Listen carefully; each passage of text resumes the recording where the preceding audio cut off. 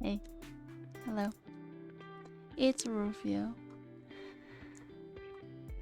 And it's Monday.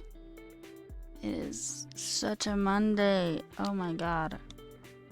I just this weekend just freaking took it out of me. There was a lot of shit that happened this weekend. Yeah, there was a lot. It was a lot. So if you watched my last stream, you'll remember that I was working on a GitHub search clone as a, what's it called? A take home for an interview process. And we worked like 9 hours, straight up, 9 hours on it. It was rough. I mean, it was great getting the help, but it was rough because I didn't know React at all, except for how to basically write it JSX wise and a little bit of the organizational stuff.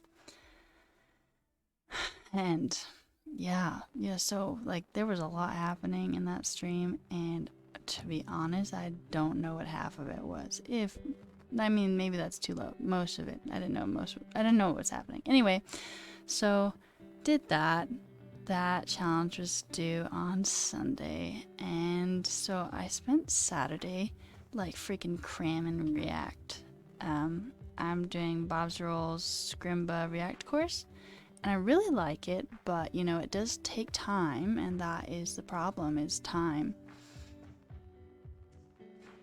So spending Saturday working on that was really helpful because I was like, oh yeah, okay, so that's what we were doing. I definitely did not know that. Would have been nice to have had that knowledge at that time, but I didn't. And then my plan was to cover useState and some of the hooks in React in the course in React, and then cram the rest of my application.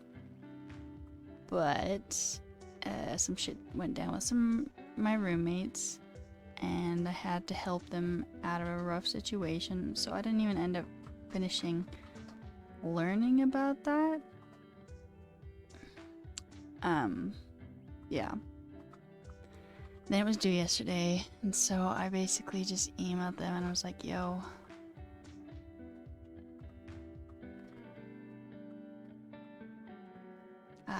it's not done, but it's not like I didn't try. It's not like I didn't write any code. I wrote a fuck ton of code, I feel like. So, anyway, I sent it to them, and they messaged me this morning. They're like, yeah, okay, we'll get back to you. And I was like, if I don't get that job, we know why. It's okay. Learning experiences, am I right? So, that takes us to today. And so today, since we're not working on that challenge anymore, which we may go back to after today, I have another challenge due tomorrow for another job interview. And guess what? It is also in React, which is great for me. I love it. Great. So that's what we'll be working on today. Now, what I wanted to do is I wanted to get up this morning and I wanted to work on Bob Ziroll's React course more, because I was just barely getting into useState and just barely beginning to understand that and getting into conditional stuff, which are exactly what this challenge tests. Let me look up the exact wording of the challenge for us. Alright, it says...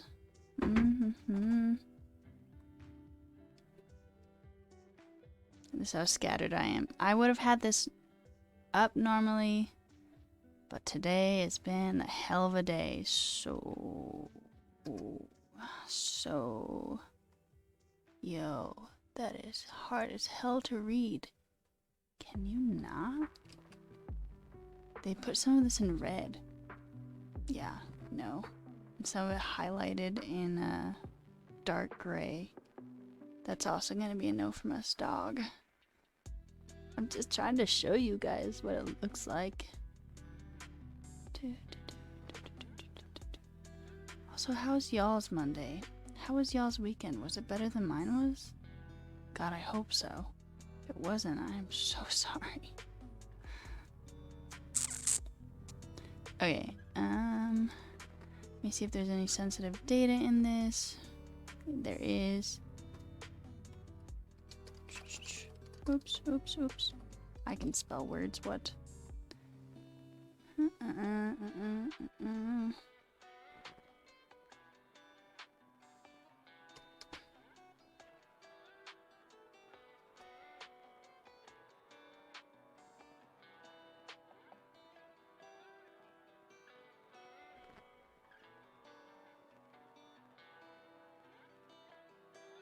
And they use their company name a lot.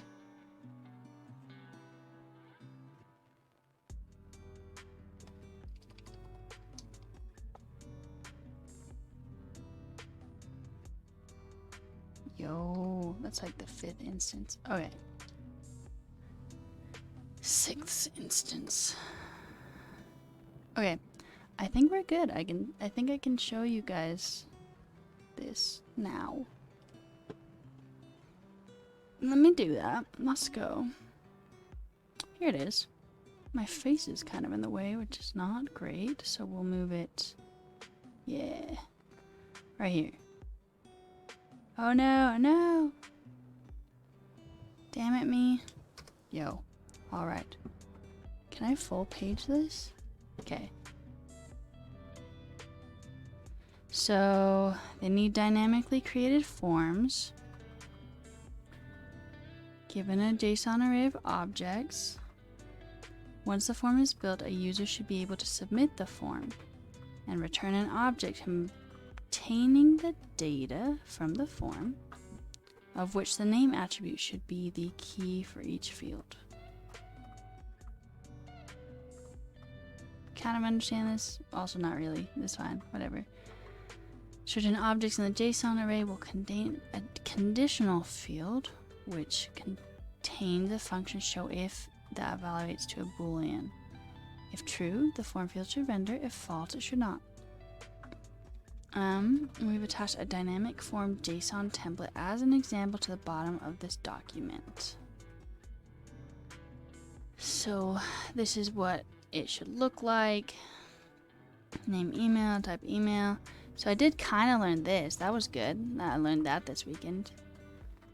It would turn into that. And it would be represented like that. And there's an example conditional field, parental consent, which is only shown if the inputted date of birth is more recent, like 13 years ago. Front-end form components only. You can print it to the console. Use React. It's alright. We good. Anyway.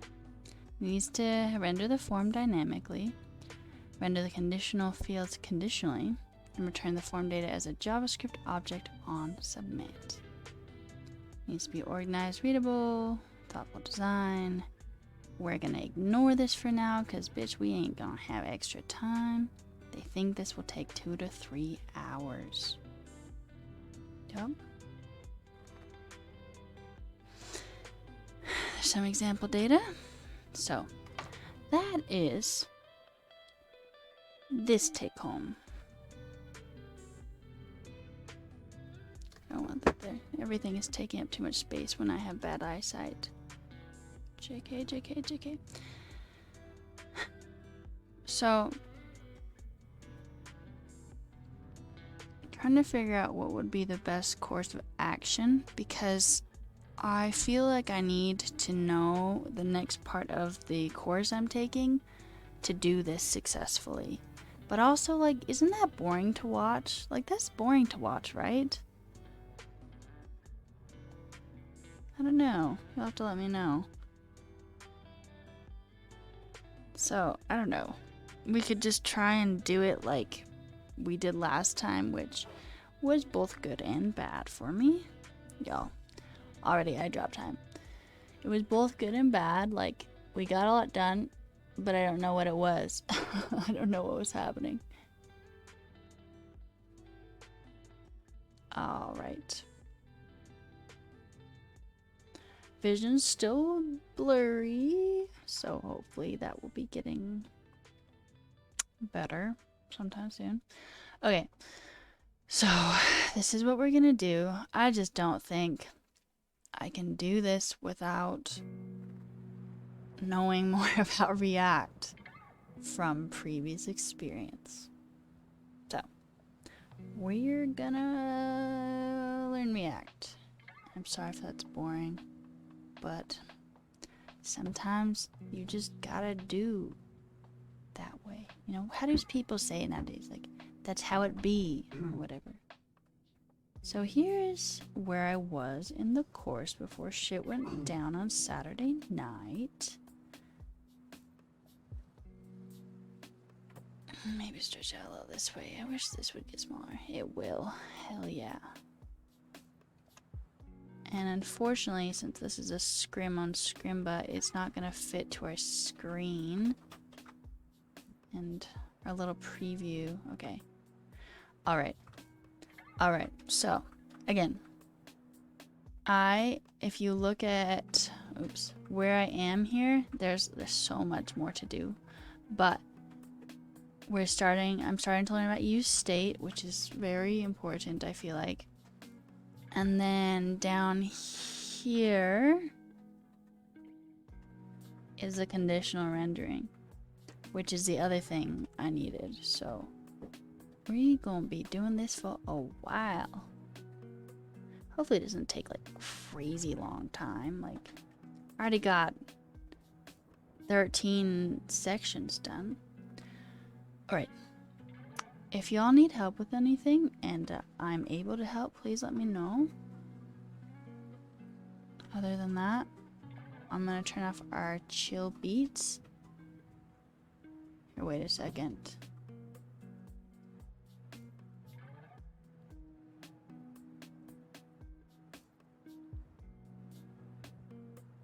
Okay, sorry to yell at my brother. Let's do this. Even if we're frazzled, it's gonna be a good stream. We're gonna be chill as fuck. Good vibes, everyone. Good vibes. Also, I got Gatorade packets again, which means I'm drinking so much more water, which is such a good thing. Well, technically it's Gatorade, but like, energy drinks makes water taste good. It's electrolytes. Straight up drank 3 liters yesterday. I think I went to the bathroom like 5 times in an hour. Anyway, not important. Remind me to drink, basically. Turn off the music and let's learn React. What was happening? Yeah, I don't know. Oh, whoa. I cannot hear this like at all, and I doubt y'all can either. How about probably now? We will create. All right, here we have something that's a little more dynamic. The idea is we will create a little counter. When I hit plus, this number should go up. When I hit minus, this number should go down. To start us off and to get your hands on the keyboard, I'm going to have you complete this challenge where you're going to set up state to track our current count. And our initial value is going to be 0. Pause the screencast and see if you can complete this challenge. Yeah, so I kind of forgot how to do that, but that's okay. So this is what I was trying to do. Ported React, made the default function. Then I tried to use state, so they say that this is the initial thing and the secondary is a function which replaces the initial thing. So, with that in mind, I tried to make a secondary function where I utilize that secondary value and I subtracted the initial amount minus 1. Same thing with the plus. I did the initial amount plus 1 and then rendered it in the DOM. Problem was this didn't work, so Yay. If we look at our little thingamajigger, hello? Hello, thingamajigger? Hello? Hello? Please? Wow, it's such a pain in the ass all other times. Yeah, so this is what it's doing right now. It's like... And I'm like... Anyway, so here we are. Good for us.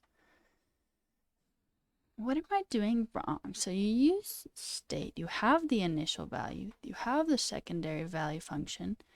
Then you call these on click. Yeah, so I call them on click.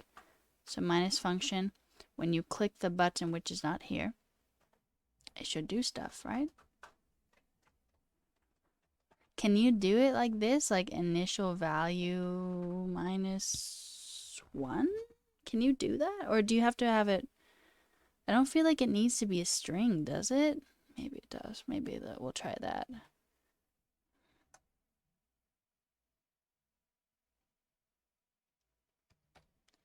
Copy. Oops. Copy. Yeah. So can anyone explain this to me? Because I get this all the fucking time. I looked it up. Yeah, but still not quite clear. Just the cross-origin error being thrown. And that React doesn't have access to the actual error object in development. So, yep. Cool. No doubt.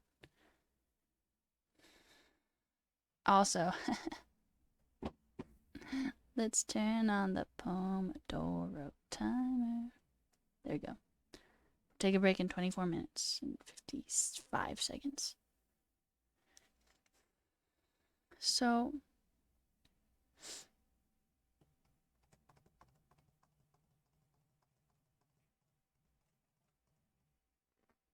I just feel like this should work.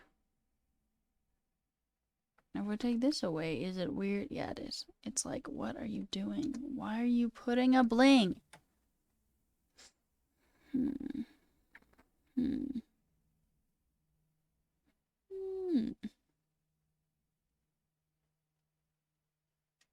On click, minus function, plus function. Rendering the initial object. Do I need to have an initial object, do you think? No, it renders without it. So if I just like hide this and save, well, in theory it should have popped up there, but it didn't. So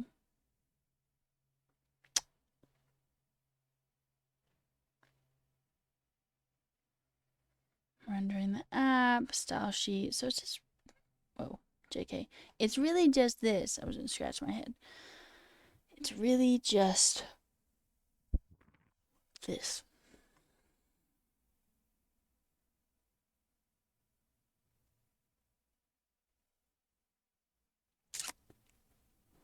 All right, use state. Hook.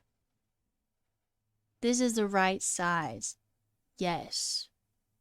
Yes. I can see this very well, I think. Function, import it. Oh, y'all. Did I? I didn't. Maybe that's why this isn't working. Oops. Use state. Well, to be honest, I was really hoping that would work. I was like, yeah, that's what it is. Maybe it just really needs some spaces. No. All right.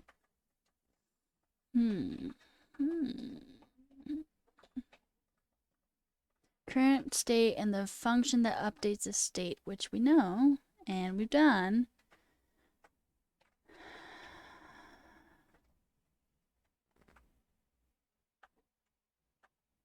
useState. So they do destructuring here. The teacher in this doesn't do destructuring because that is loud. Anyway, but he doesn't use destructuring just because he thinks it's more confusing, which is why they have this and I have this. But they have, is it because I didn't set it as an array? No, right? Because they still have a, or is it because I'm supposed to have these in like that? No.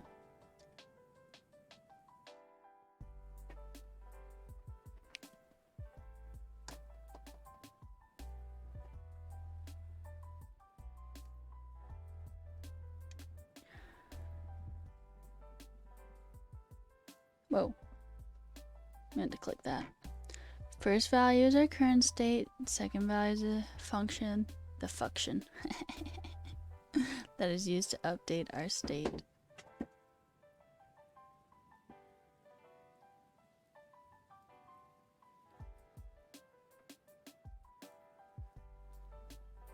Color. Set color. What if we try the destructuring? If we try it. Something like const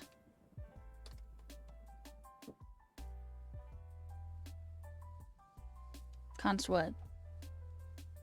Because they have color and set color, so what if we say const value equals,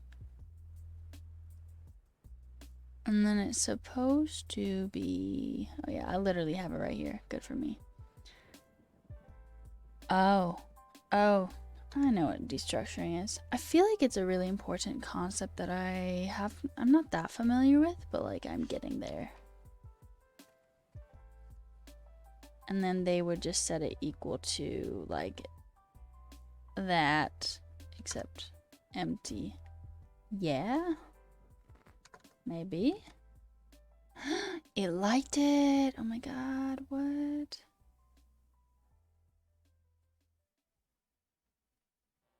What was the problem?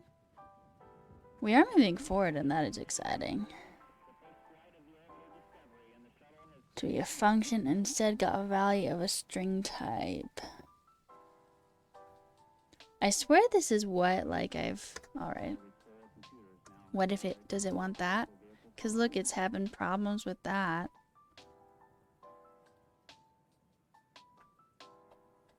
It is supposed to be in function, baby.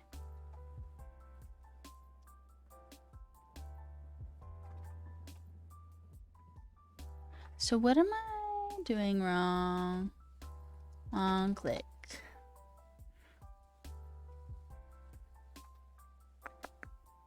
Yeah, so this is the thing that we're doing.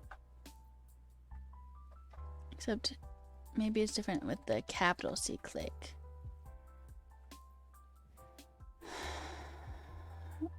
React.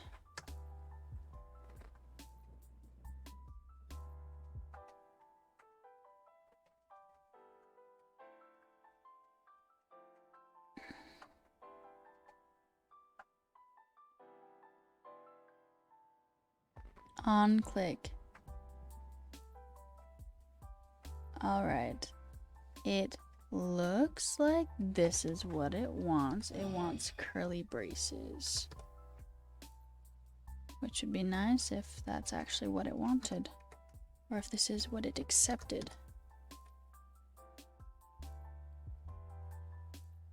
Right, well. Too many re-renders. React limits the number of renders to prevent an infinite loop.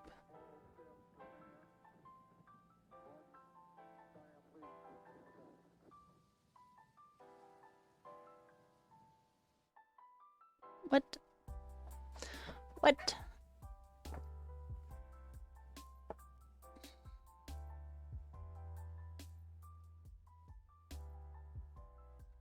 This appears to be the way in which they are doing it. You see that? Ooh. Oh, maybe it's because I have the parentheses. Maybe that's what's up.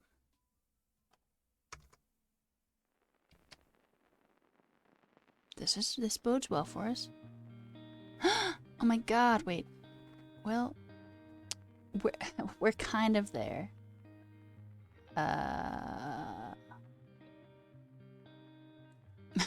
We're kind of there. It's doing something. which is exciting. Would it be plus equals and minus equals? Would that do it? No.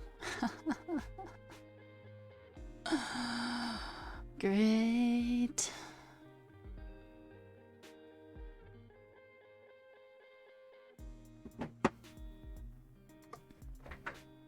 What if we do this?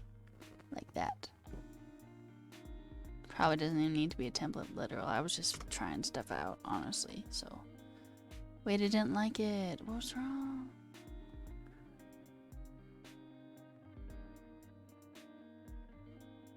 Left hand side in assignment expression. So it doesn't like what I just did.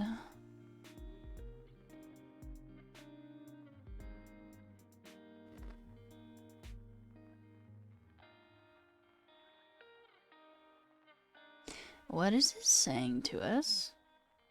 I don't actually understand.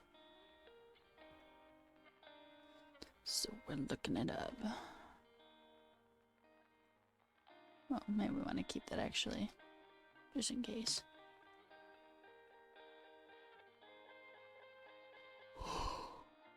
Okay.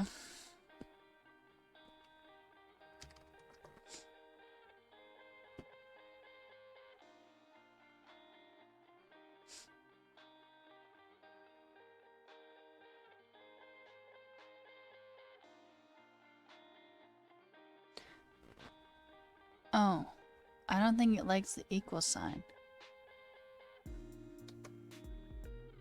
So maybe that's what's up.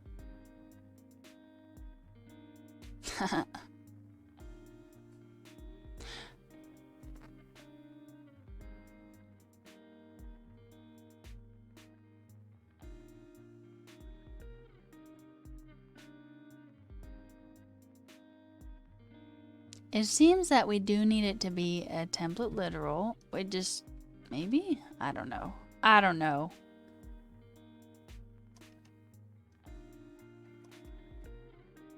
Is this what you wanted from us? It's doing the same thing that it did before, which is why we added the equal sign.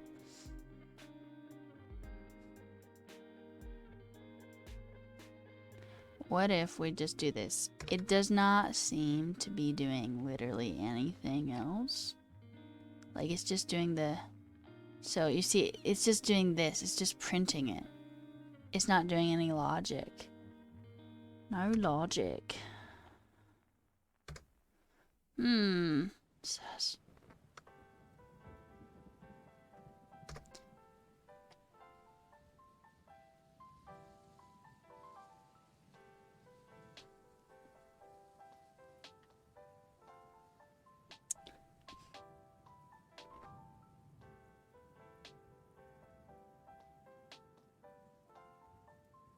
Is it because we need to pass in an initial number? Is there somewhere where we determine that?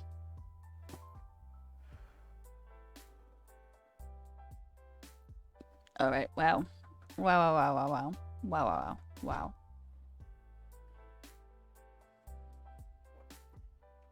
Y'all ever seen those YouTube videos? The pitch meetings? They're so good. Something about YouTube, or at least old YouTube, is just like, it totally made it into my family's vernacular. Just like wow. You know.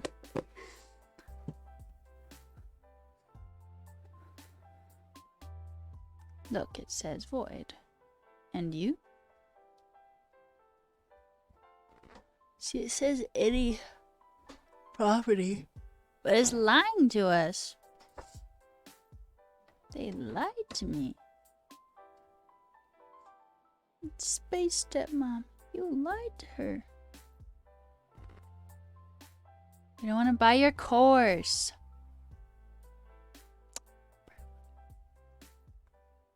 The name and not the parentheses. Because the parentheses after function name executes the function.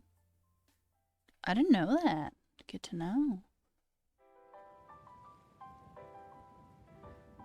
Alright, well,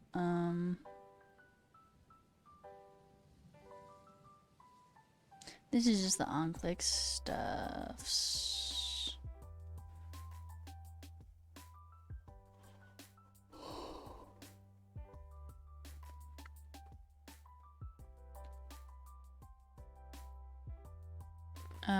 They did pass an initial value. What if we said 1? And what if we did +1 and -1? I'm very curious to see what happens now.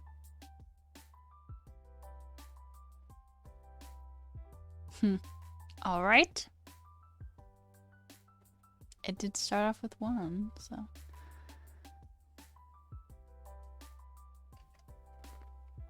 What if we just do 1/2?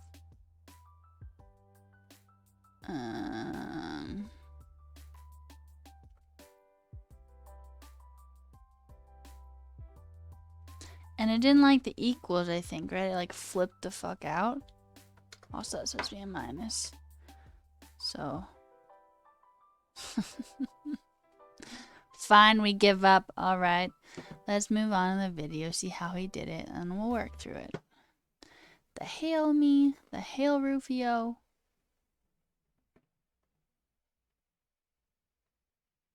How did he do it? To create new state, we simply use react.useState. Simply my and ass. we can provide the initial value of 0. And then so we need do to that. essentially catch what this returns in some variables.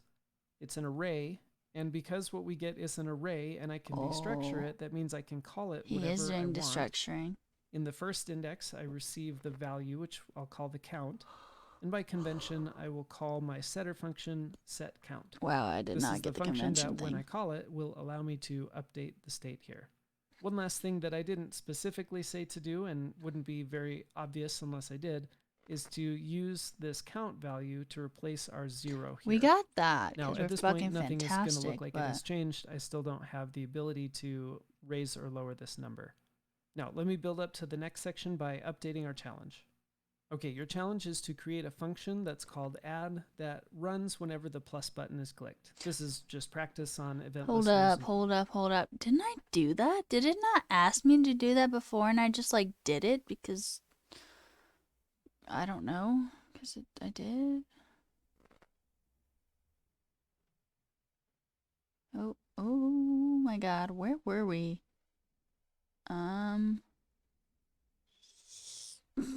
Here. We were here. But we did that. Well, in theory we did that. I was trying to do the scroll button, yo. Scroll? Sideways scroll? Okay, or not. I don't think it's saying anything extra. No, not really.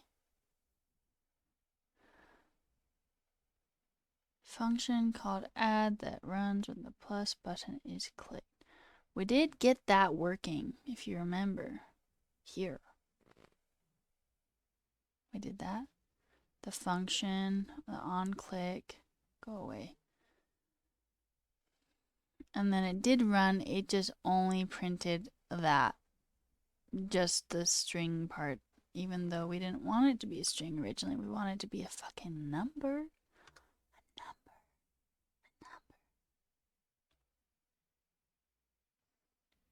But it hates us, so. And it hates it when this is here. So it just does a -1. It doesn't do anything nice for us. Slash also not a number. Why not? Alright, well, I'm gonna say we did that, so, because we did, it just didn't work. This on event listeners in general. For now, you can just have hide the console log little the string window add or something along those lines. A good rule of thumb to use is to declare these functions inside of your component. So instead of going up here outside of your component and creating your function called add, it's better to declare that function right here inside of your component. Pause the screencast and work on this part of the challenge. We did. We did it. We're fantastic. We did. Okay, let's declare a new function called add. Functiony. And for now, we'll just console log add. It's a And scam. It let's doesn't see, work. Here is my plus button, so I will add an on click of add. And now I should click this button and get my console logging add. Awesome. Okay, at this point, we're running into an issue, and that is how we can update our count. What we most recently saw is that I could say set count and then provide some kind of immediate hard-coded value. That is what we here. tried to do. However, that doesn't really help us because Apparently it even if doesn't I help provide us. a 1, if I run this code, it will work. Notice that when I click the add button, it sets the count to 1. Therefore, it re-renders our app and changes the 0 to 1. However, of course, if I hit plus again and again and again, it's just constantly setting it to 1, and it doesn't really accomplish what we want. So I want you to think critically. I'm going to update our challenge. We tried. I want you to we see already if you ran can into think of a way this. so that clicking the plus button will increase our number by 1 every time and display it correctly on the screen. Obviously, hard coding a 1 here is not going to work. Pause the screencast and see if you can figure out this challenge. Pausing the screencast just to talk about what we tried to do. We tried to stick an initial in an object wrapping thingy, and then do plus or minus 1. Did it work? No, it didn't work. See what he does. Hopefully you were able to figure out that we Wasn't. do have access to our current count. And so I can just say I want you to set the count equal to whatever the current count is plus 1. No When we hit save, way. we'll see No that this is fucking working, way. FML. I wrapped it and I didn't need to. That was the problem. Why didn't I think of that? Well, I think I have them both as negative, so let me just fix that.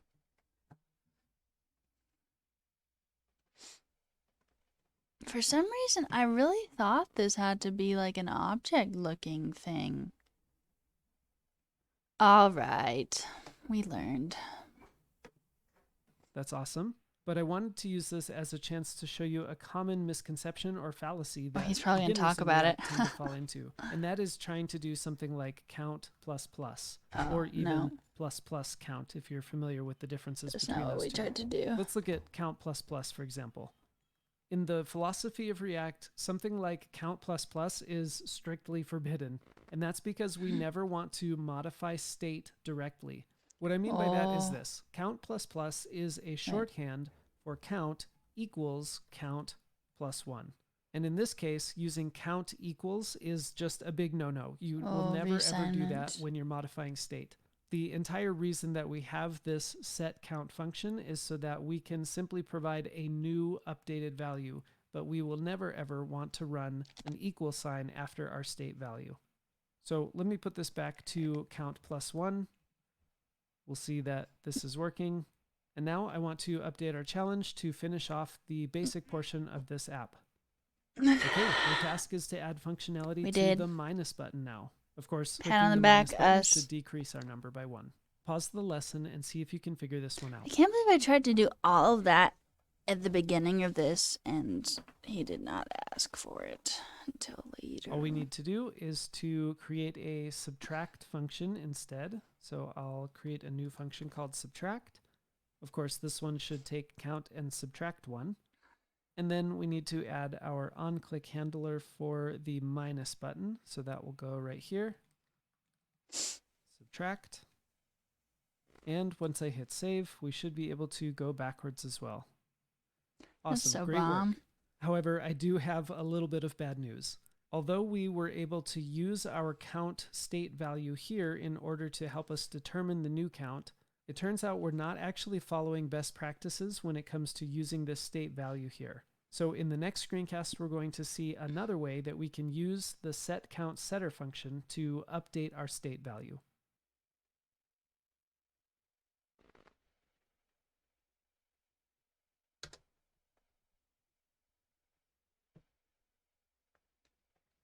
Although currently it's technically working for us to use our current state value in order to determine the new state value when we're setting our count, it turns out there's actually a better way to use set count in this case whenever we need to use our old version of state to determine our new version of state. We've seen how we can simply provide a new value to our setter function.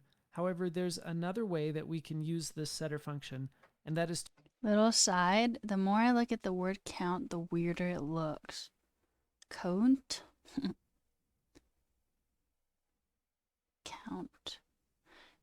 Like, why isn't C-O-W-N-T? Count. Ow? Anyway. to provide a callback function inside. When we provide a callback function as the parameter to our setter function, this function needs to return the new value that we want state to be. If we essentially wanted to recreate what we did by passing a simple value to our set count function, we could just have our callback function here return count plus 1. However, this is where the best practices comes in. Anytime we need to use our old state value to determine a new state value, if we provide this function, React will pass this function the old value as the parameter here.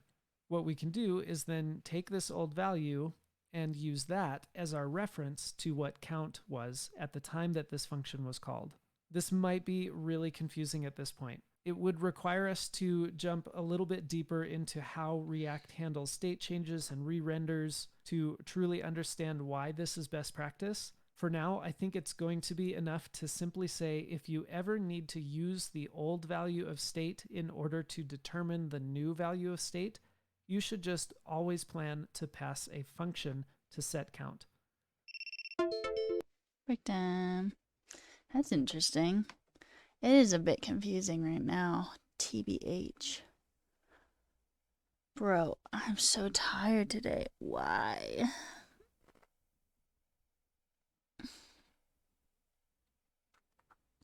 I got enough sleep, probably.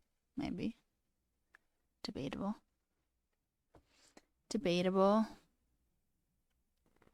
Let's turn on some tunes for our little break. Ugh.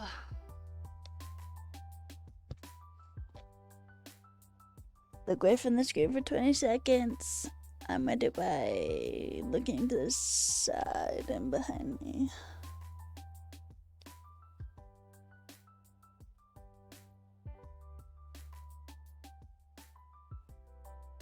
That may have been 20 seconds.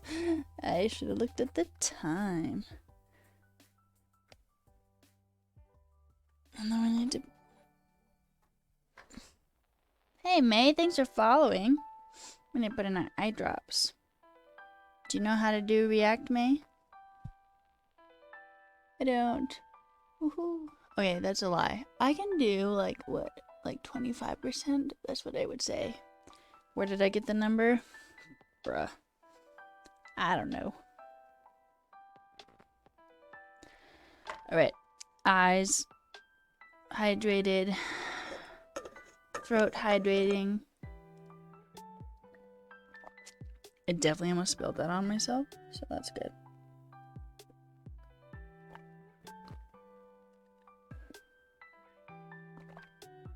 This water really cold because the water from my sink, my sink doesn't have any hot water, and so it's just like ice cold, which is really sucky if you're washing dishes or your hands, but good I guess if you have water for your water bottle.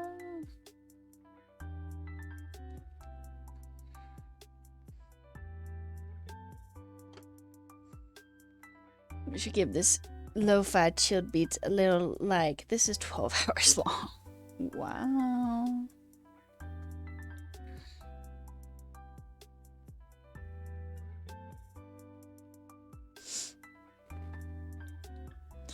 Alright. I stretch out my legs. My feet are like partially on my desk right now. That's probably why I'm so tired, is because I'm like somewhat comfortable. If you're comfortable, you get tired. Maybe. Is that how that works? I don't know. Alright, legs off the desk. Stretching calves. Whoa, shaking the whole table. So my brother just pointed out today that the screen actually that you're looking at, but like my actual monitor has little lines going across it. It doesn't really bother me, but I've never noticed it till now. Does anyone know why it would be doing that? Like the flicker lines across? I wonder if it could be like my VGA connection or something. But everything looks good, so.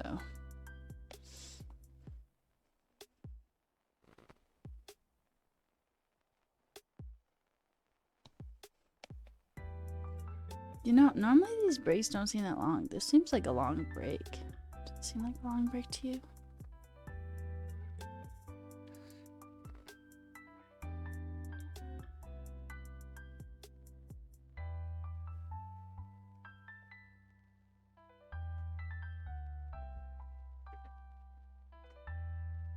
Well, let's have more Gatorade. Straight up though, if you need to drink more water, get like a flavor packet. It works wonders.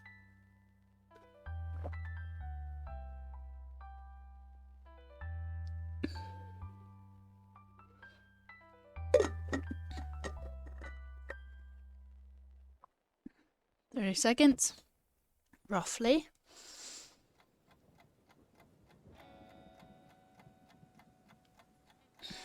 He was saying stuff, right? We weren't doing a challenge. I don't think so. Something would be written if that was the case. Ooh, that water's cold. I'm cold.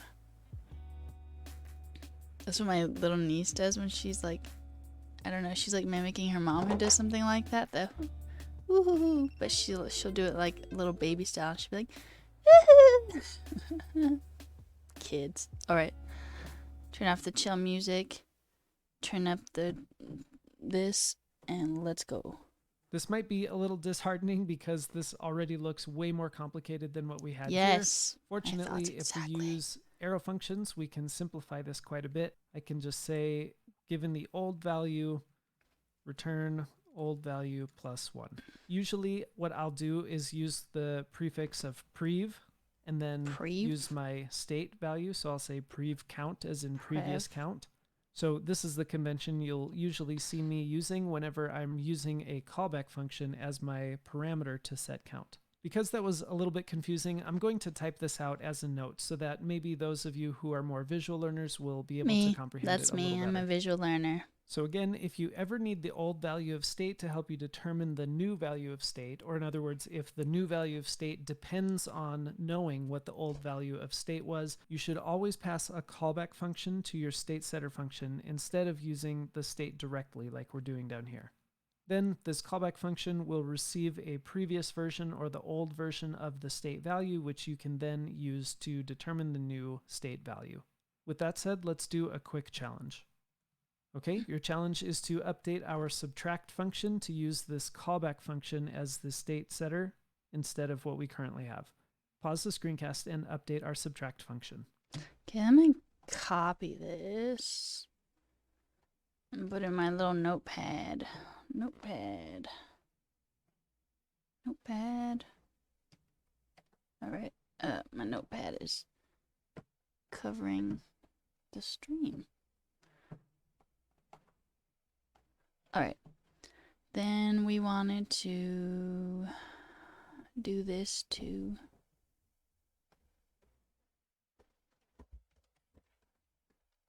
subtract.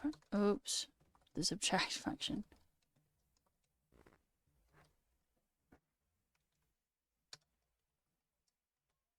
Beautiful, just chef's kiss. Wow. Fantastic. Let's go. I hate how this maximizes every time. Fortunately, with arrow functions, this is still very concise. I can say prev count, arrow, prev count -1. And just for demonstration, when I refresh this, you can see everything is working exactly the way as it was. You're obviously more than welcome, if you're really curious, to deep dive into this, do a bunch of Google and YouTube searches to truly understand why this is better. Frankly, I would say probably 90% of the time you would never notice a difference between what we used to have and what we currently have. However, it is generally accepted as best practice to do it this way. And all of this is not to say that there's no instance in which you would want to just provide a bare value for your setter. That certainly does happen still. But in the spirit of teaching you best practices in React, it's probably good enough just to understand what I'm talking about here in this note and to move on. A good practice at this time might be to delete everything that we're dealing with state here, and to try and recreate it from scratch, maybe as a way to test your own skills to see if you are truly comprehending what we've done so far. Wow. All right. Let's do it then.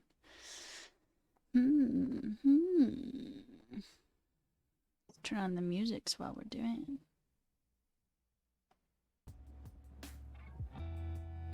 Nice. Alright, so we had to say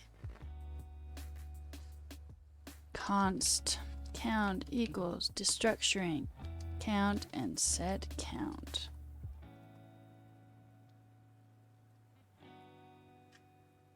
Equals useState? Nah. Dot useState?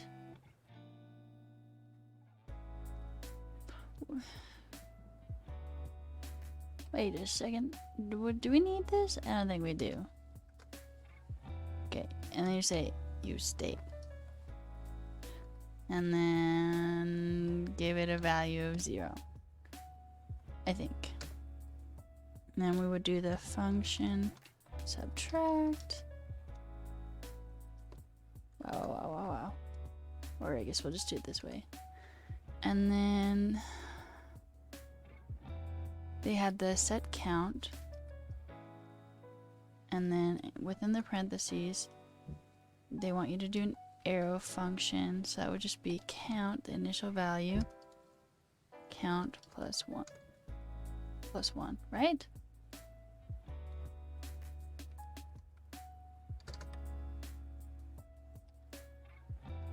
I love how he used way more concisive like words. Oh, it didn't like it. Well, damn.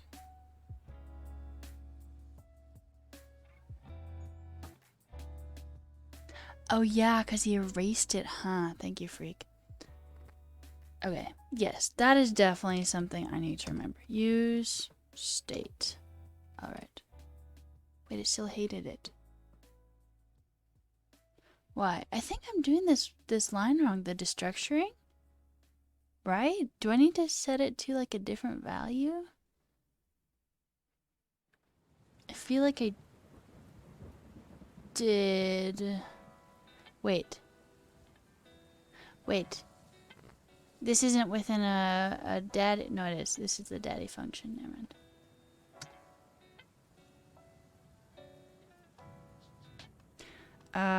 Okay. Thank you. I thought there was a constant in here somewhere, but I didn't think you could do 2 equal signs. Thank you. Except I fucked up somewhere. Whoa. Maybe I need this to be something like this because it's doing some funky shit. Oops, old value. Old value. Cool. No. Okay, what am I doing wrong now? When I did the thing that it told me to do. Wait, they're both plus. Wait. No, wait, that's supposed to be the plus. But still, I think it's gonna be having some problems.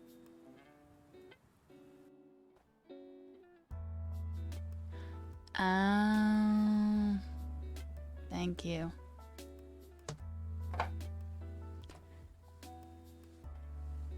Thank you. Programming. You get one tiny thing wrong, it's like, sorry. I guess you're gonna have to die. Okay. Well, thank you, freak.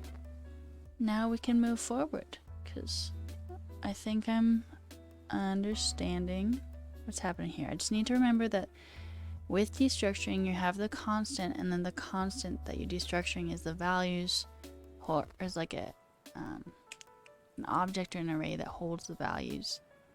And you set it equal to useState and the initial value. Then you can use the function from the destructuring and do the logic to update count. Alright.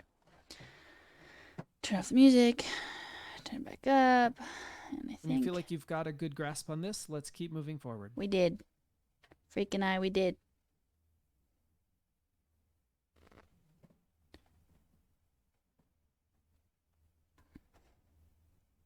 Quiz. Let's pause now and do another quick quiz. Like you've done before, pause the screencast, click into the editor here, actually type down your answers to the questions that you see here, and then we will go through the quiz together. Pause now and work on the quiz. All right. Go away, please. Thank you. You have two options for... Now we can turn back on the music. I feel like we're going back and forth a little bit, but that's okay. You have two options for what you can pass into a state setter function. Like set count. What are they? So it's like the end. Okay, I'm in a different page right now. Initial value of the state and the value function it needs or is going to update to. I think roughly that's what it is. It's probably not, I probably haven't worded it particularly well, TBH, but I feel like that's right. When would you want to pass the first option from the state setter function? When you want to change it. To change it, but not directly.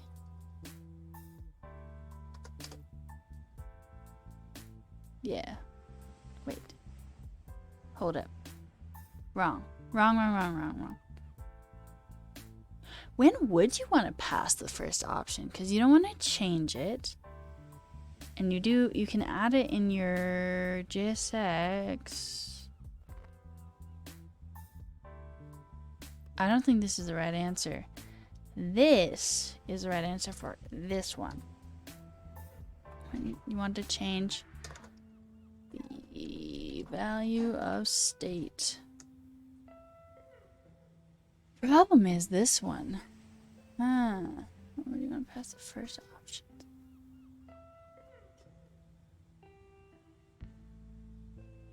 For some, like, I feel like now there's no reason to even use that if you're just going to use it to like update the value, right?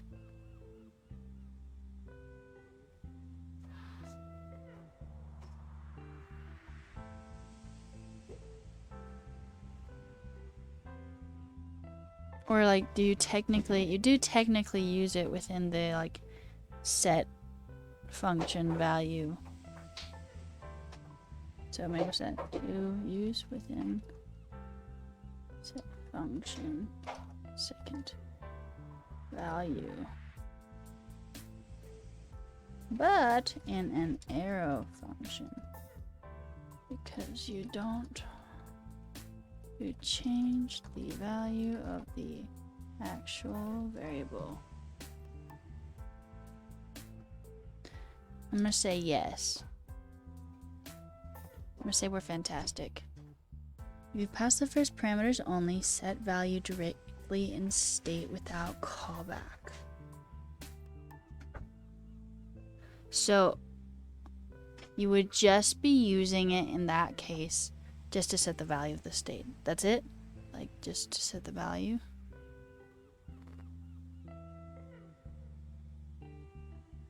First parameters only, set state directly, or set value directly in state without callback.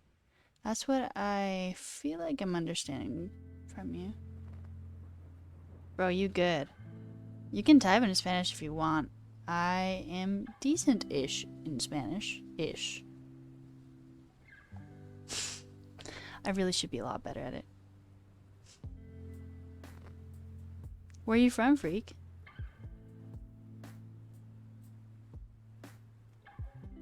Alright. Let us... Olivia. I saw on, you know, the Windows pictures that it will just like show you when you're on your loading screen to enter your computer before it's like turned on. Anyway, they showed me a national park in Bolivia. Now it's on my bucket list. Far, far long. I've been to South America. I've never been to like interior-ish South America. Just basically the edges. Yeah. I don't know why. Sounds like you have a decent amount of experience in React though. Yeah? Do you work in it? Or you just know it? Alright. Pause the music. See what Bob Ziroll has to say.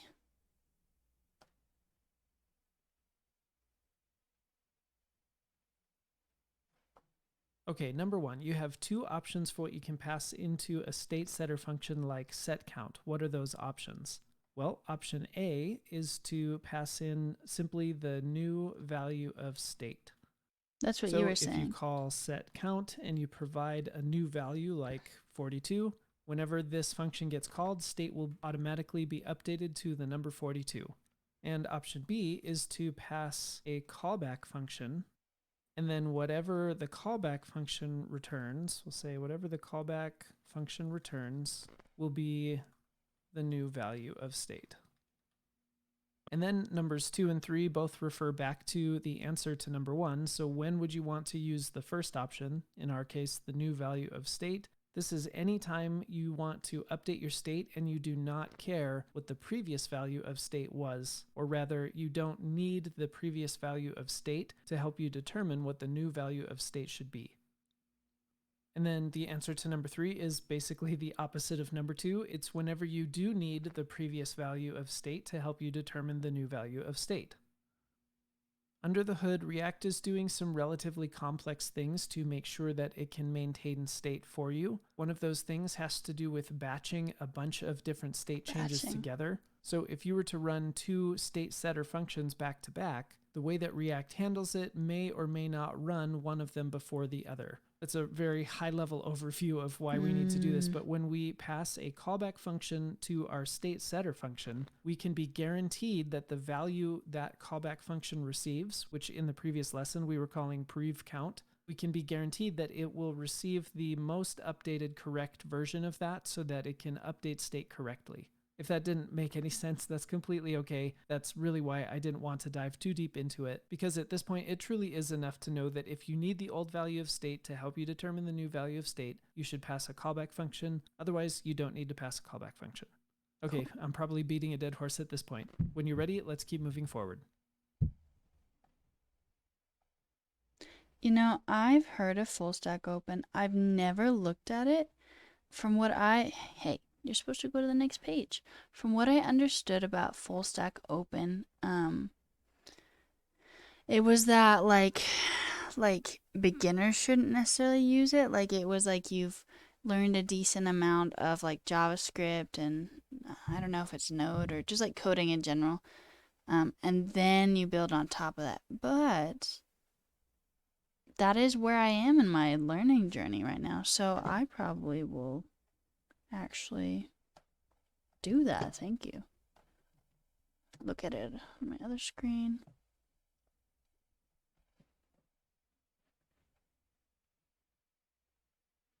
So this is just, okay, so you learn React, Redux. I need to learn Redux. Node, Mongo, GraphQL, TypeScript. That seems pretty good, TBH. It says focusing on building single-page applications with React.js. I use REST APIs, but with Node.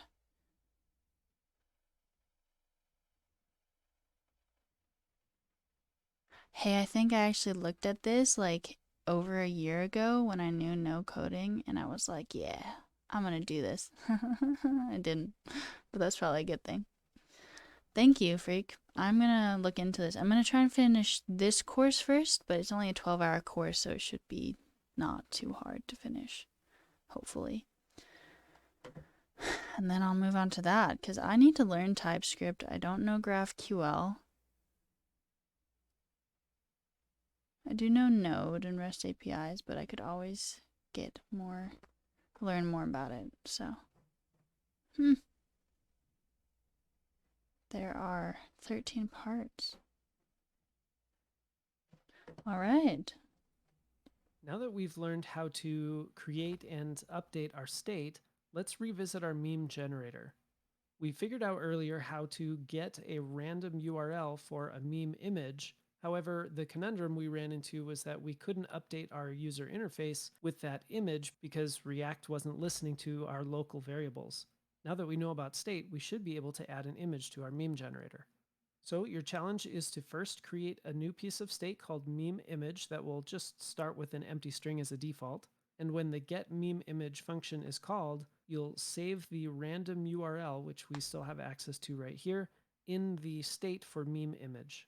Once you've done that, you should be able to add an image element below our div here with the form that has its source set to the new meme image state that you created. As a bonus, you may want to add some styling so that the image stays confined within the space that we're working with here. Pause the screencast and work on adding an image to our meme generator. This is going to be interesting. We'll be all right. All right. So this is the page, and basically right now we're supposed to generate the meme image.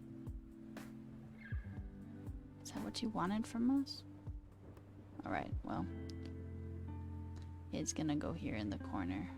It's vanished. Save the random meme URL in state. Create new state called meme image with an empty string as default. Meme image.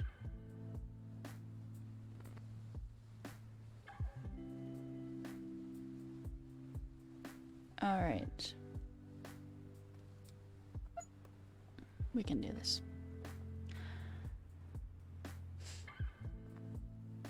So, let's do it here. So it would be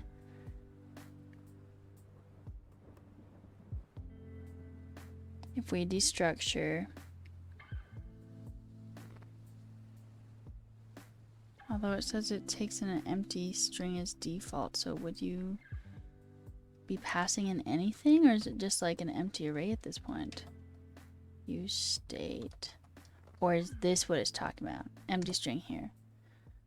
Probably that's what it's talking about. When the get meme image function is called, update the meme image state to be the random chosen URL.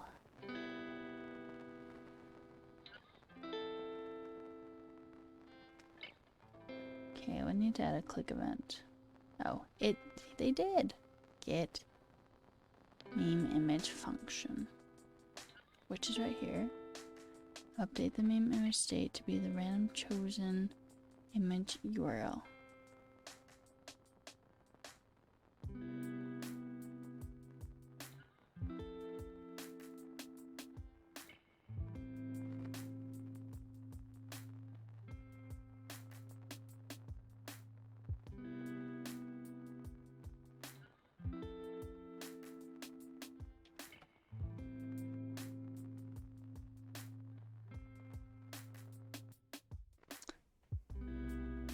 Would we just do this, you think?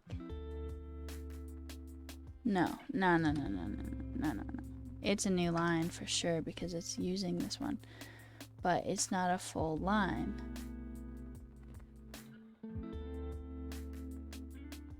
Update the meme image. There's the useState. Alright.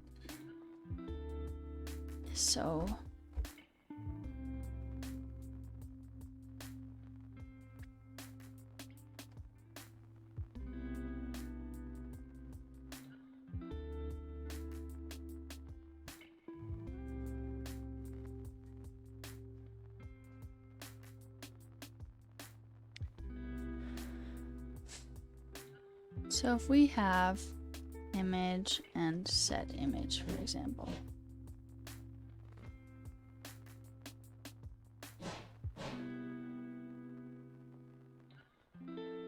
I think you're right. So we don't even like need this then, yeah? Except if we do what you said, freak, would it fit? Because you're calling the function, right? Wouldn't it be a part of the function? Oh no, never mind. I'm just confusing the name. You're right, you're right, you're right. Here we go. Random number.url, memes array, set meme image. Is that like a whole line? Is that a whole line? Set meme image though. And do you need this one in that case? If you don't need the original value, probably not. But how is it gonna know that this one is a function if we don't put the first value? Y'all know? Set image. It hates it. Fuck me. Alright, so... Wait, we need to do an arrow function, I think, right? We want to say...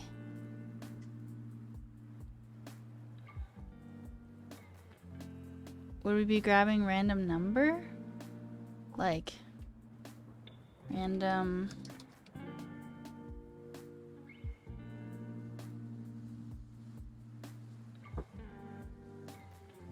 But wait, if we just say random, that's not going to do much for us.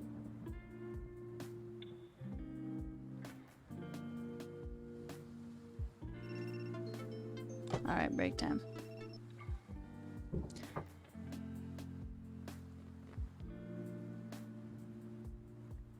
I'm not using arrow functions rather than normal function for all. Are you talking about like for this as well? Is that what you're talking about?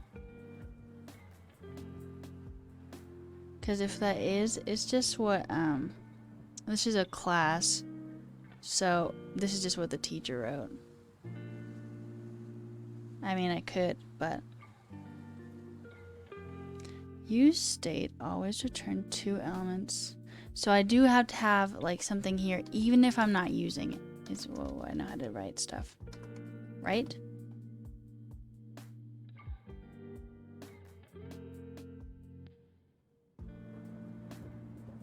It's good practice. Yeah, I mean, I do generally use arrow functions.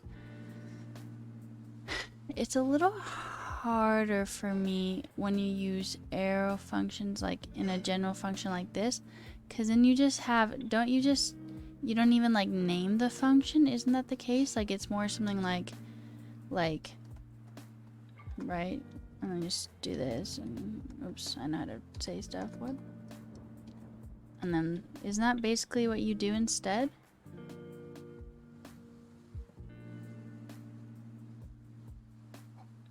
And then you don't name it.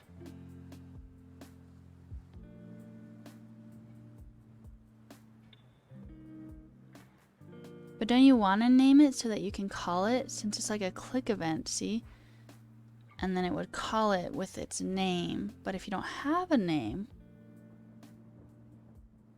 what's it supposed to do? Alright, everyone look away from the screen for like...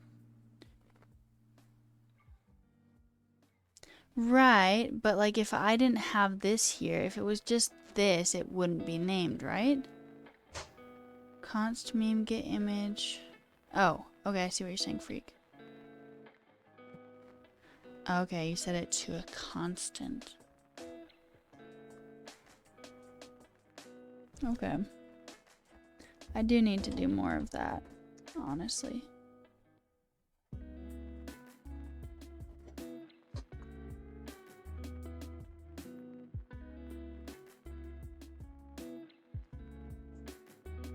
Equals. Ah, I get you. But how is this any more efficient, honestly? Like, I know generally arrow functions are more efficient, but I feel like this isn't any more efficient than just saying function get meme image, you know?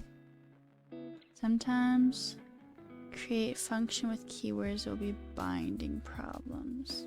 Like parameters.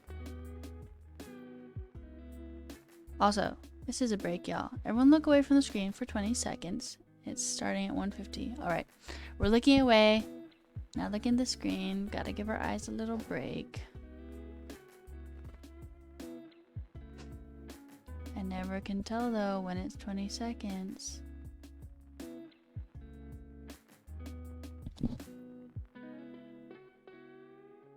It was 20 seconds. I was like right on the money.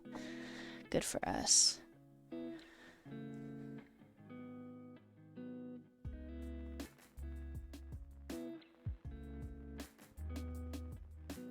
Alright. Break. Why am I looking at this? Stop it, me. Stop it. Stop it. What up, Hooded Intruder? What is an RP server, though? I think I've heard you talk about that video game before, but I don't know what an RP server is. It is R, right? Yeah, it is. Hey, Freak. Thanks for following.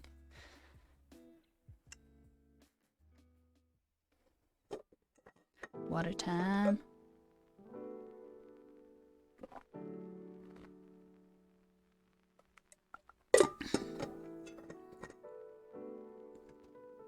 Chapstick time.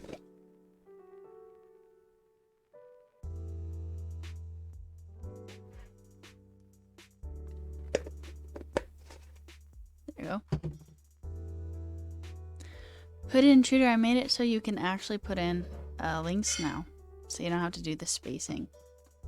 But I'll open it up. An entire movie? Shit.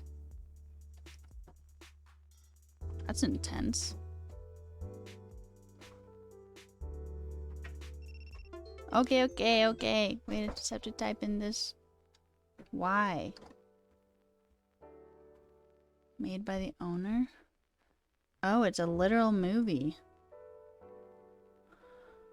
Whoa, it's a 2.5 hour movie. Holy shit. That's a lot. It's a zombie game, right? A zombie game? Alright, let's get back to this. We got it. Okay. So,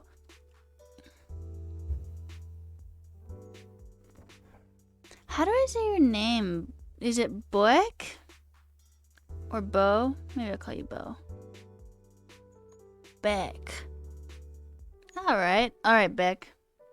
Wait, what language is it from? That's so interesting. We are working on... So I got another take-home challenge for an interview process, and it is using React again. If y'all remember, last stream was a little rough because I didn't know React at all. So this weekend I've been working on this Scrimba class, Bob Ziroll's React Scrimba class, and it's been helping a lot. I'm understanding a lot more, but I feel like I don't know that I can like really code the take home when I don't understand like useState and conditional whatnot. Alright, thanks for dropping in, Hooded Intruder. I'll check out the movie. Good luck with your homework and with your test. No, don't prepare and failing it. You gotta have the mindset to that you're gonna like freaking rock this. Like, I don't know how I'm doing this thing, but it's okay. I'm gonna do it. It's gonna work.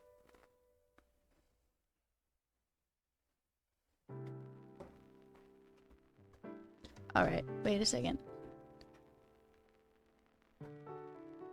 I don't know anything about hoisting.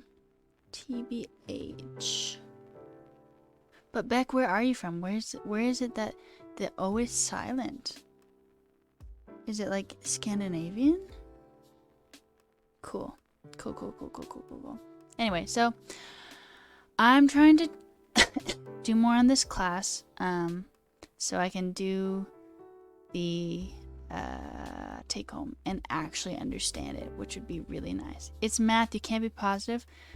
Hood Intruder, this is logic, which is math, except math is just quantified logic. You can be positive. I'm being positive-ish, sort of. It's your last name. Pretty sure it's Dutch. Okay. Cool.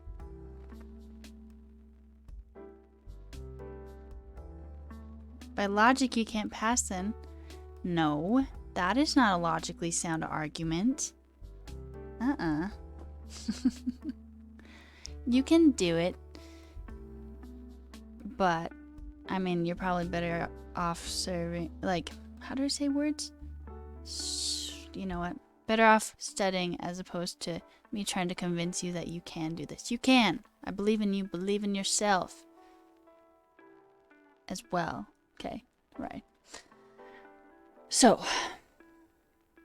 for example, if you send a function created with a keyword as a prop to a component, there might be a binding error.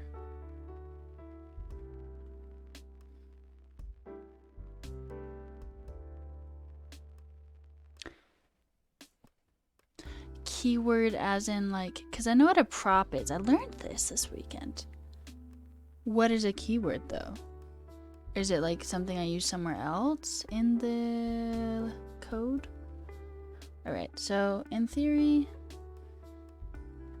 because we did the useState, freak had set the image, and then this was not working yet. You mean the oh, so if you send a function created with a function as a prop to a component, there might be a binding error. Is that right? Because that would make sense. That would be very complicated. Alright. So if we want to replace it, like with random, or I guess we could do image. How about that image? But there was no initial image. So it would just be this, I think, right? But it didn't like it.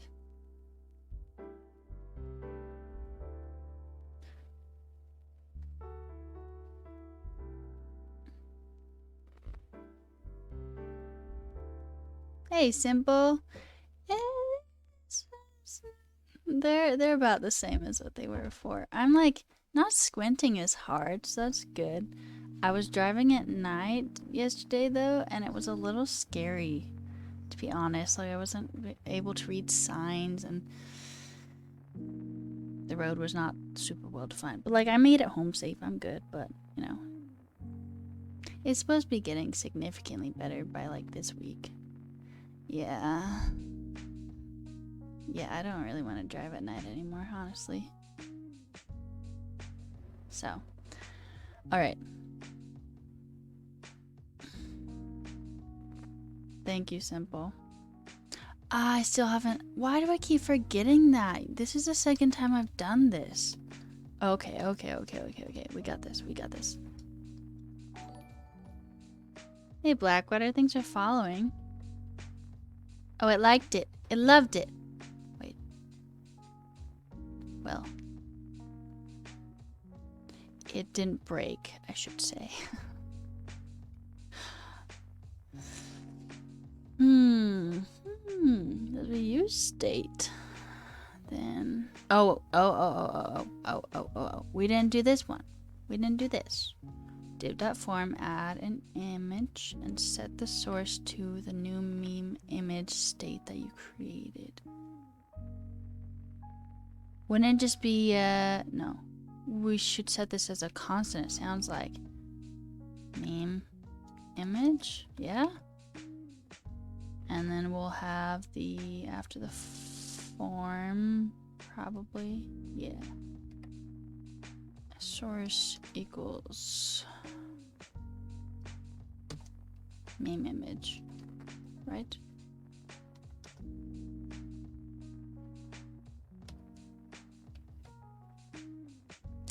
Wrong. Did it not want us to set it? Go away.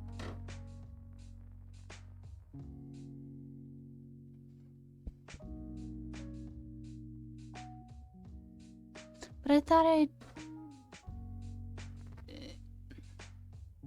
Isn't this the state? When I use the state here?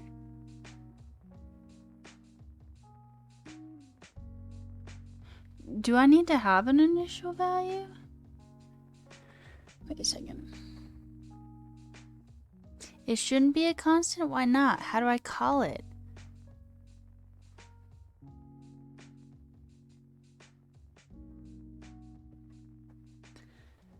Okay, but how?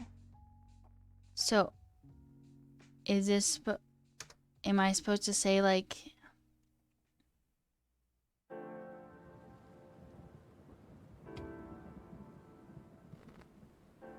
yeah, but we need to render it. Oh, okay. Oh, I get you. I get you.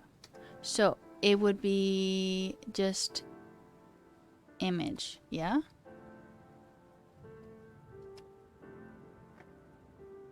Unknown error. Oh, but it worked. So what was the unknown error? Oh my god, it worked. Y'all.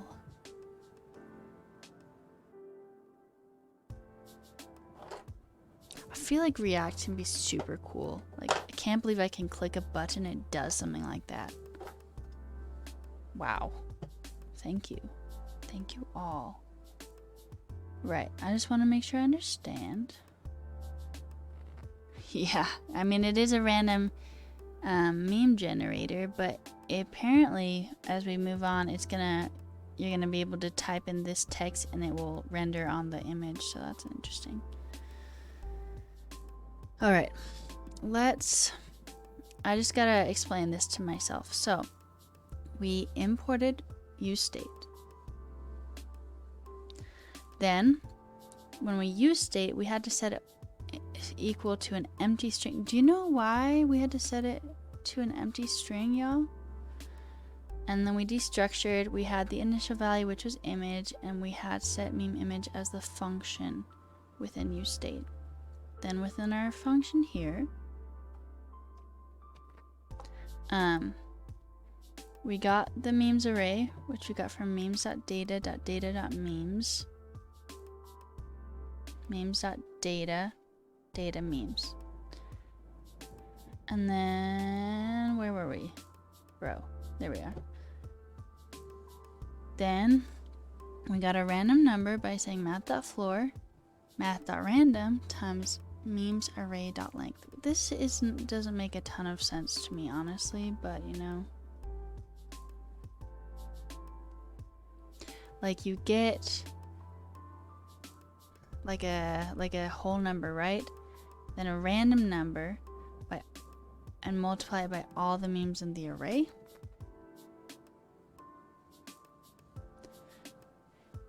But should you be using anything? Can you just leave it to be like empty? And then we're using state by saying set meme image, grabbing the memes array and the random number and the URL. And then we are rendering it down here with the initial thing. Why can't I have it be empty? Like, why can it be anything but empty? Why have it be an empty string?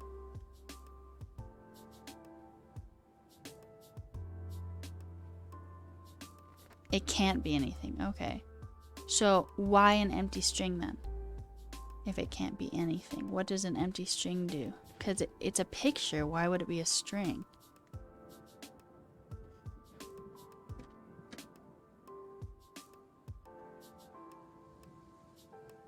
Usually people leave it empty because they use effect to load the data from the API.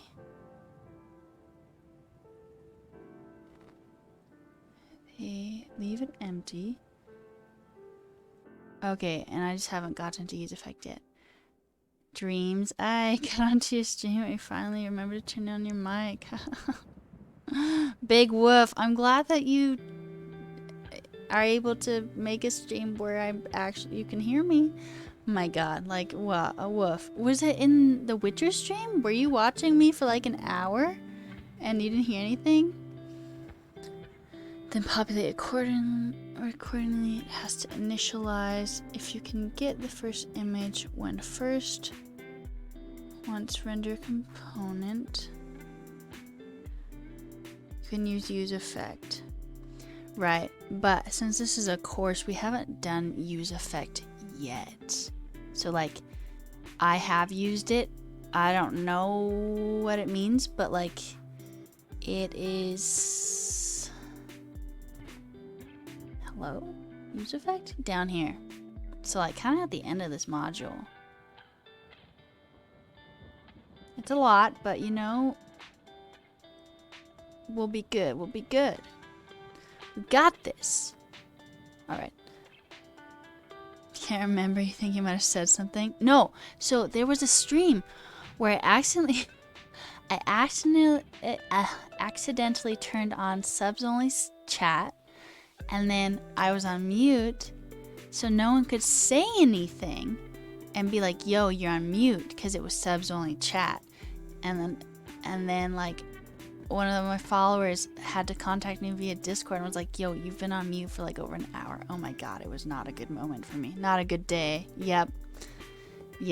It was, yeah, yikes. Big yikes. Oh god. Okay, anyway. We're doing better now. It is a less exclusive chat. I don't even know how I did that, to be honest. You thought you just really picky with who is chatting? No, I love it when people chat with me. I want everyone to chat with me. Alright. You can divide it into two functions. Only one gets a random meme, and others set in state. I'm not sure if I understand. You can set it to anything. For instance, you could grab the URL of an image and use it in the set state function instead of empty. That is constant. Array meme image set meme image equals useState URL blah blah blah. When you do this, when your app initializes, it will pull this image first instead of being empty. Oh, and so this is just saying like there's nothing there yet. Found me through 100 devs. Sweet. Did I start coding from last year's cohort, or have I been developing longer? Nah, it was last year's cohort. Yeah, I started in October 2020. Yeah, and it's been a long ride, honestly. I kind of half-assed, okay, let's be honest. I half-assed the whole, like, class just because I was, like, depressed as hell and I just couldn't, like, get anything done. But that's why streaming has been so amazing for me, because I'm, like, held accountable. I'm like, you know what, I have to show up and I have to do stuff because I have people who are wanting to watch me. So it's like really, really helped me be accountable and actually get stuff done. And then I have people up in here, like the people you see, who are helping me, and I feel like that's even more amazing, honestly. How about you, Dreams? Did you just start the new cohort, or were you part of the old one? Or neither? Alright. Turn off the chill music. Let's hear what he's got to say. Because this is a class I'm watching, because, yeah, yes, it is.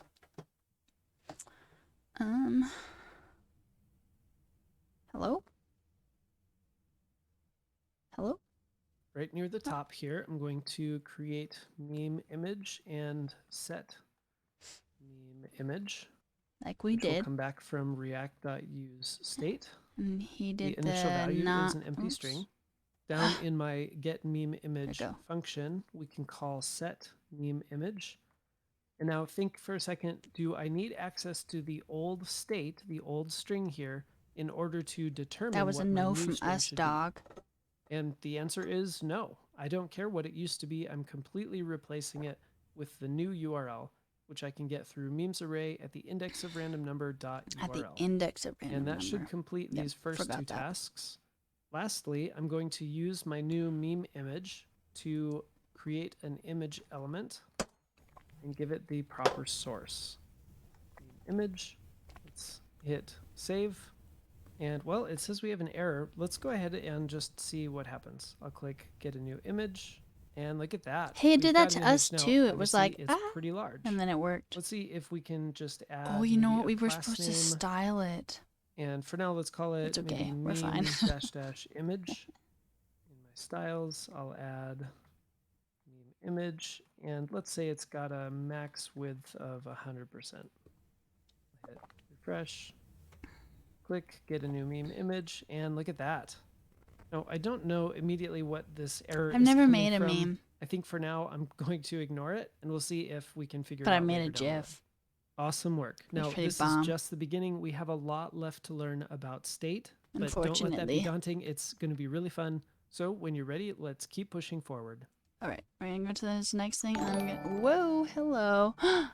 Thanks for the subscription, Dreams. Wow, thank you. So what a great GIF that is. You're my 5th subscriber. Oh, I love all y'all, subscribers and followers. All right, let me read what you said. Tried to join last year.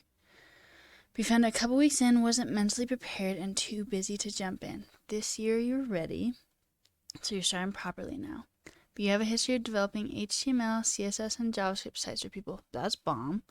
There's a lot of gaps in your knowledge, so you've already learned so much. Yeah, well, like, props, and, like, good for you for, like, finding, like, a mental state in which you felt like you could do it, you know? That's great. So you've already done some sites for people. Have you, like, freelanced already? I haven't freelanced yet, y'all. I probably should. I keep, like, talking to people, like, recruiters and people for interviews, and they're like, what are your projects? I'm like, well, I got this big project. It's a talking dictionary. And they're like, anything else? I'm like,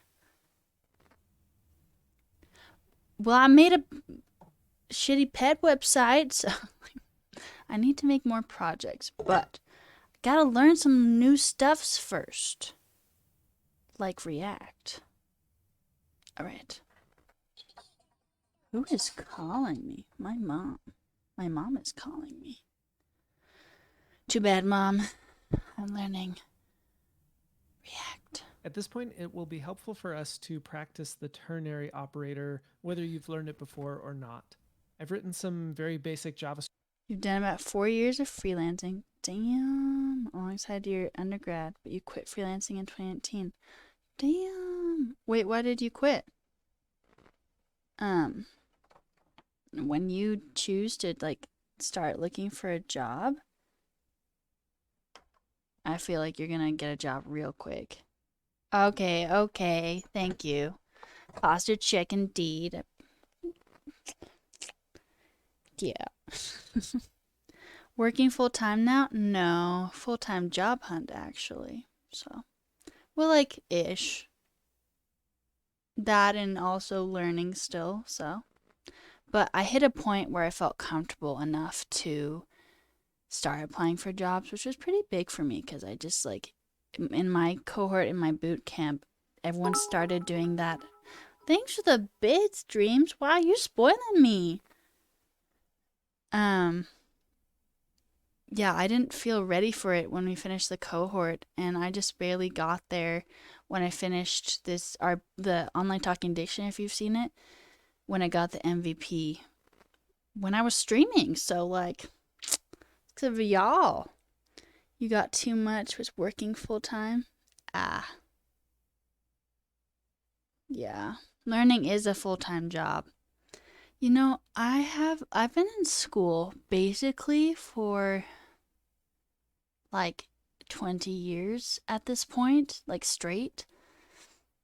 And I graduated university, so like I didn't have to be, but then I started coding like right after. Like I think I had like a 3-month break.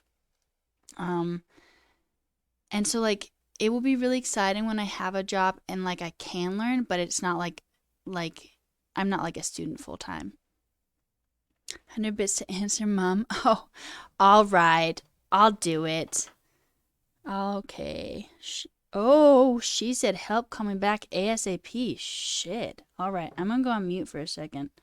That's very alarming.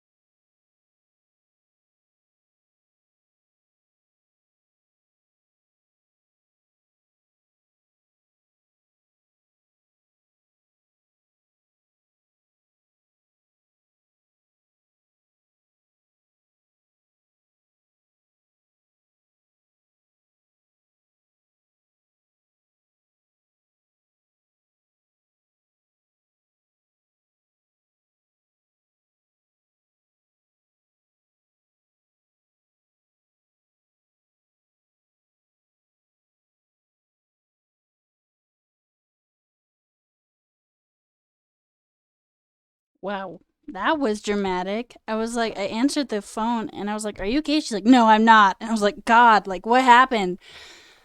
Uh, it's the day to file taxes in the United States. That's what happened. So I have to add some math for her really quick. Hope y'all don't mind. We'll turn on the chill music that I forgot to turn on. Thanks for your patience. I thought someone died or something, or she was like, something like that. It was very alarming to me. I'm glad she's not dead. So that's good. We're not dying. Yeah, James is a kindness person. All right. Let me just add some maths for her for the taxes. Whoa. Wow, that was dramatic. It's a good thing you had me look at my phone, I guess.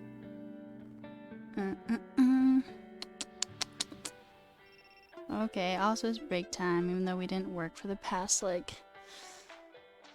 10 minutes. It's okay.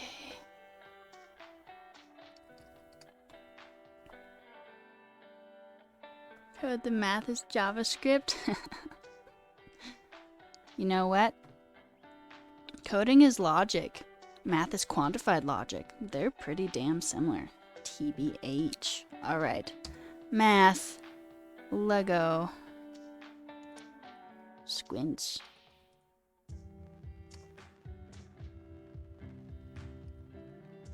Also, I'm supposed to find my brother, and I don't know where he's at.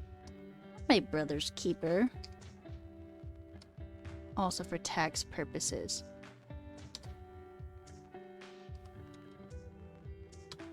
Alright, got the number. Hey, Araz. I think I'm saying your name wrong. Araz? It's probably the way you say it, not with a gross American R. Alright.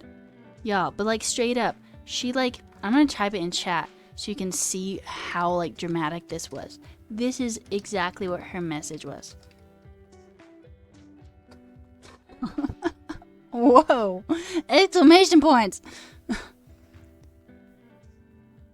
0.1 plus 0.2 equals 0.3 is false. Is it really? You've never done that before? Are you glad you did? I'm glad you did too. JavaScript is magic. It can be. Coding is magic, straight up. Hey, thanks for the... Hey! Thanks for the follow. How have you been? Didn't you get a job in, 100 devs? I think you did, right? I see you in the Discord. How have you been? Yeah, I've been doing it since October. It's been really great. Second one was better, but there's no wrong way to say it. Aras. Alright. On my part, it's going pretty good. Since I got all y'all chatting with me. Alright, gotta send my mom this number. Send number to my mom. Alright. Bam. Stopped working 20 minutes ago, doing some GraphQL. Ooh. How great. Yeah, we're learning React, so it's fine. It's good. It's good. Yeah. We're learning React specifically for a take-home, which has been a little rough. I just failed to take home, basically. You love React, you think? I feel like what I do know of it, I like it, but I'm not quite at the love part. Right, now I gotta text my brother. Brother texting. Hey, did...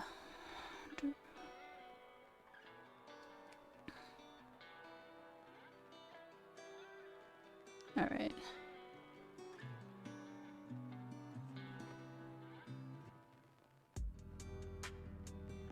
Alright, I've done my duty to my brother or whatever.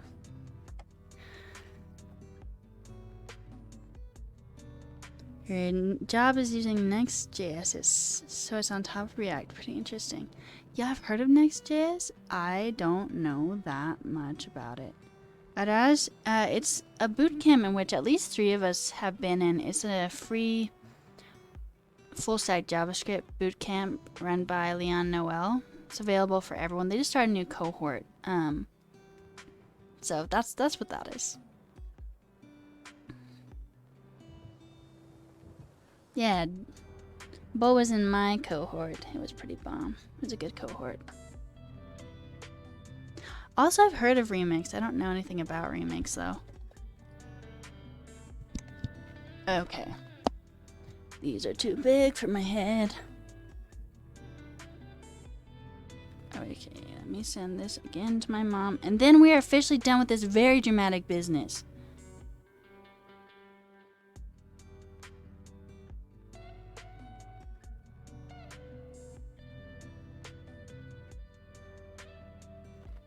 Alright. Block it. Block it. You have to try to remix it you want to in personal time.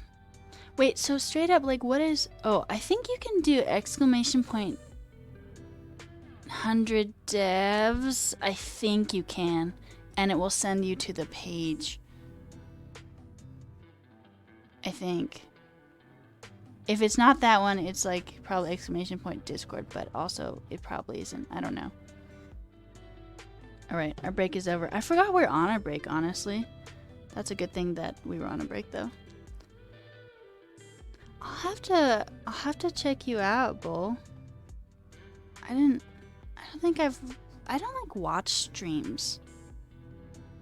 I love having y'all watch me and I love talking to you, but like I feel like it's hard for me to watch other people stream for some reason. I just get really distracted. I don't know. You started your 5-day semester project today working on Ruby on Rails, so you'll have to check out 100 devs after. Well, good luck. Hey, Super, thanks for the follow. Wait, are you in university? Remind me, Edas. Ruby, though. Oh, I know, like, literally nothing about Ruby except for the name, so. Yeah, you can't watch coding streams, but you do coding streams. Mostly because all the coding streams you've seen are way too complex. I mean, but you're here. This is technically a coding stream. Granted, I'm a little baby, so. And it says I'm literally watching a lesson, so that's good. But I appreciate having all y'all here. So I have to say, thank you for being here. Thanks for chatting with me. This is like how I get my social interaction. You came because you were specifically looking for 100 devs coding streams? Ah, I see. Tested Playground Run JS? I've never heard of that. I don't know if you're asking me, but I've never even heard of that. You're doing full web dev bachelor. You're finishing your 3rd semester in 5 days. Holy shit. That's a lot. Good luck with finals in your project. It's an 8-semester program. Alright. Let's turn off the chill music. Which I lost. Hello? Chill music? We know it's still going. Found it. 6. Okay, so you're halfway there. That's good. You mostly stream games, but you get bored doing coding streams. You think you prefer doing it offline? See, I just don't feel like confident enough, like, in my coding skills to do that. Like, I get help from y'all, and that's so helpful to me, like, straight up. There's no way I would have gotten as much done as I have if I hadn't been streaming. So, but to each their own. I normally stream Witcher on Sundays. I didn't yesterday, but you mostly stream business development. Oh, for your startup. Oh, a startup. Hey, what's your startup about? Business development. You occasionally stream code and games. All right. Let's go stock.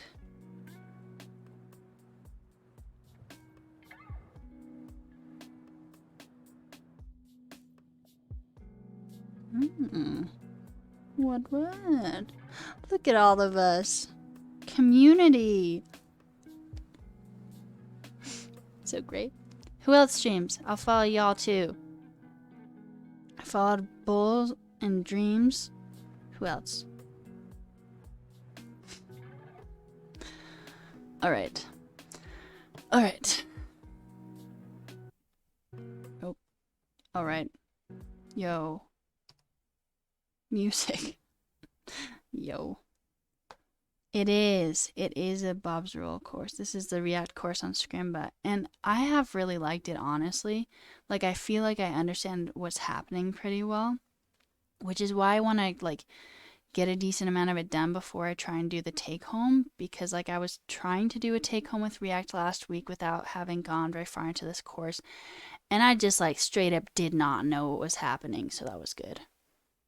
All of us are amazing people in the making. I love it. In the making? Nah, bro. We're all just amazing people, okay? You love the 100 devs community, but you're trying to find your way into it. You figure Twitch would be the best way. Wait, do you have the Discord? But, like, happy to see you here. Wait a second. Oh my goodness, my vision sucks. Hey, Hanu. Hope you're saying your name right. What's up? Alright. Oh, right. You're working? What are you working on? Script here, we just have a variable called isGoingOut that is set to the Boolean true. Refactoring a lot of jQuery to Vue. Wait, is this a link? I allowed links now, actually, which has been good. I think a good choice.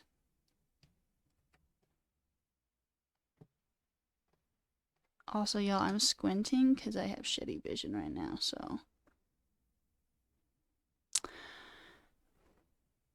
Yeah, it's a lot. It's so hard to make connections. You have one connection with the last cohort, but that's it so far. Really? I had two accountability buddies. And both of them reached out to me when I was posting in the channels and being like, yo, I have no idea what the fuck is happening. And they were like, you good? Like, do you need an accountability buddy? And I was like, yes. And so that's how that happened.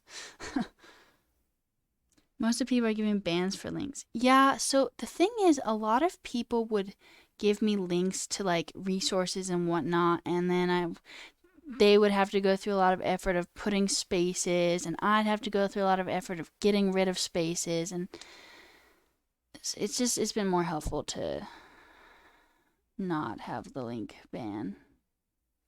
All right, we got this. Love it. Hey, yo, you want to be accountability buddies right now? I mean, I'm not in, like, the course anymore technically, but I have a Discord community. Also, you could just add me on Discord. I don't know what to do with the Discord community. Discord is very confusing to me. Like, what do people do with it? There's so many communities. There's so many chat channels. It's just overwhelming. Anyway, that's my rant about Discord, so. And then we are using that value to determine what the answer should be that we display in our H1 over. I do have Discord. I think you can access it on the main page. I may have made a link to it with !Discord. Yes, I think I did. That may be it. That may be the 100 devs. I'm not sure at this point. You know what? I'm a good streamer. What? You don't have link bans on yours. It's pretty easy to manage with your amount of followers. Yeah. Yeah, agreed. And like, most of them are really nice. Like, they're like, here, look at React documents. I'm like, thank you, you know? Well, thanks. There's not a lot happening in the Discord, to be honest. But, like, if y'all want to see anything, let me know. I don't know what to do with it. Like, I don't know. Discord. It's not my generation, you know? I think the kids are having, like, their high school classes literally have, like, Discords or something, but I'm not sure. Wait, why am I here, Araz? I'm just a person. We're just all people. All right. Here we go. On the page. Obviously, if isGoingOut is true, then we'll say yes. All right, pause again. S6, it was due. Andy and S6.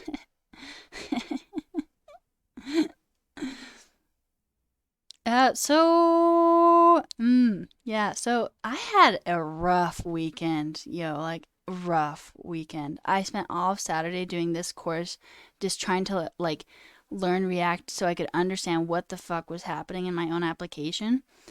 And then I was going hard Saturday night, and then my roommates stumbled downstairs into my office and they're like, help. And I was like, what the fuck? And then they had just like drank way too much. And so I spent the next like 4 hours cleaning up, like helping them as they vomited their guts out and making sure I didn't have to take them to the hospital. Yo, it was fucking rough. Like, rough.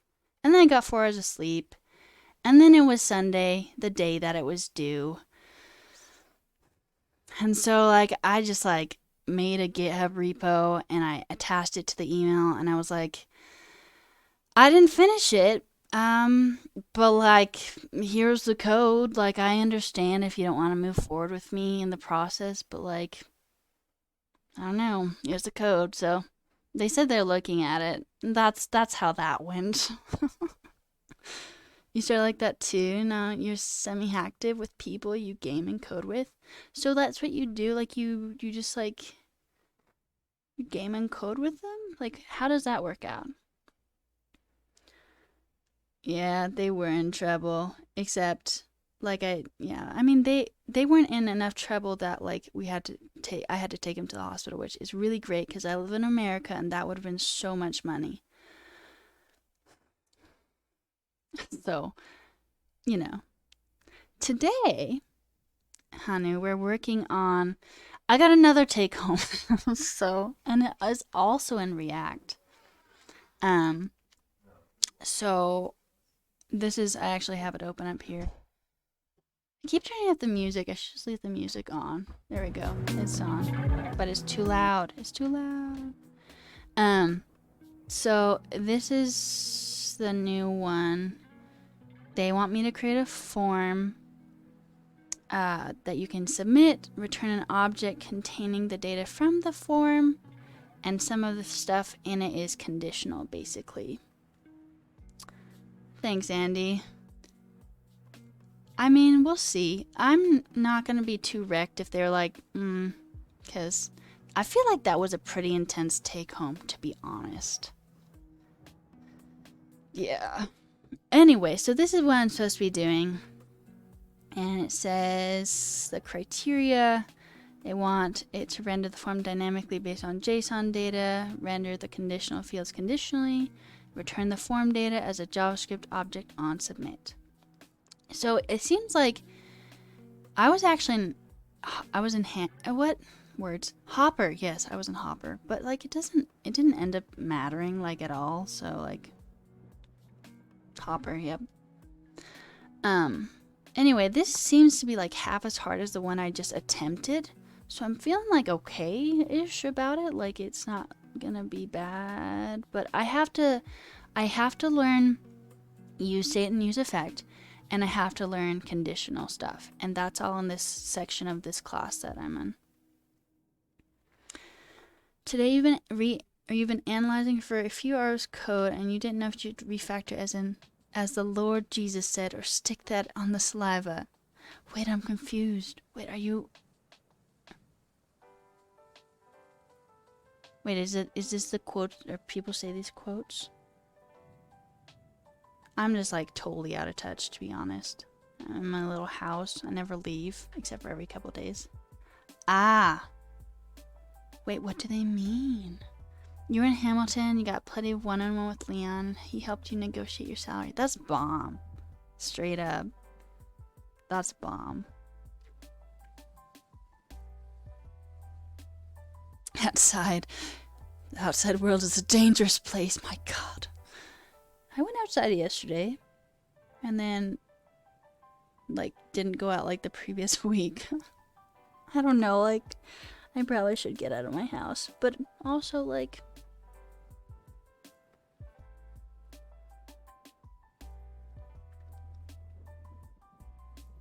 well, I really hope you get your job dreams.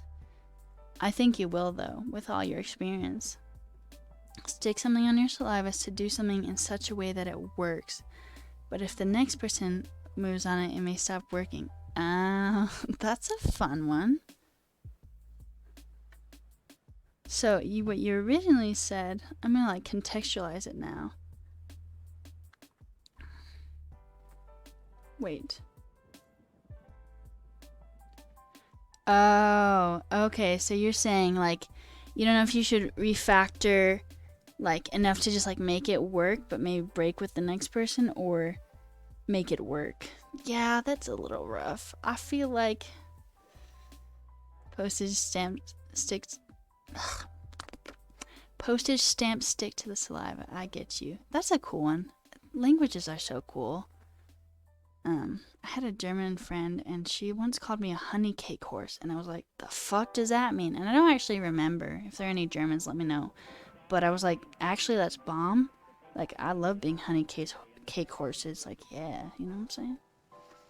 Anyway, well, I mean, I would just do it so it like works very loosely, personally, but also like I'm not the best at coding, so yay.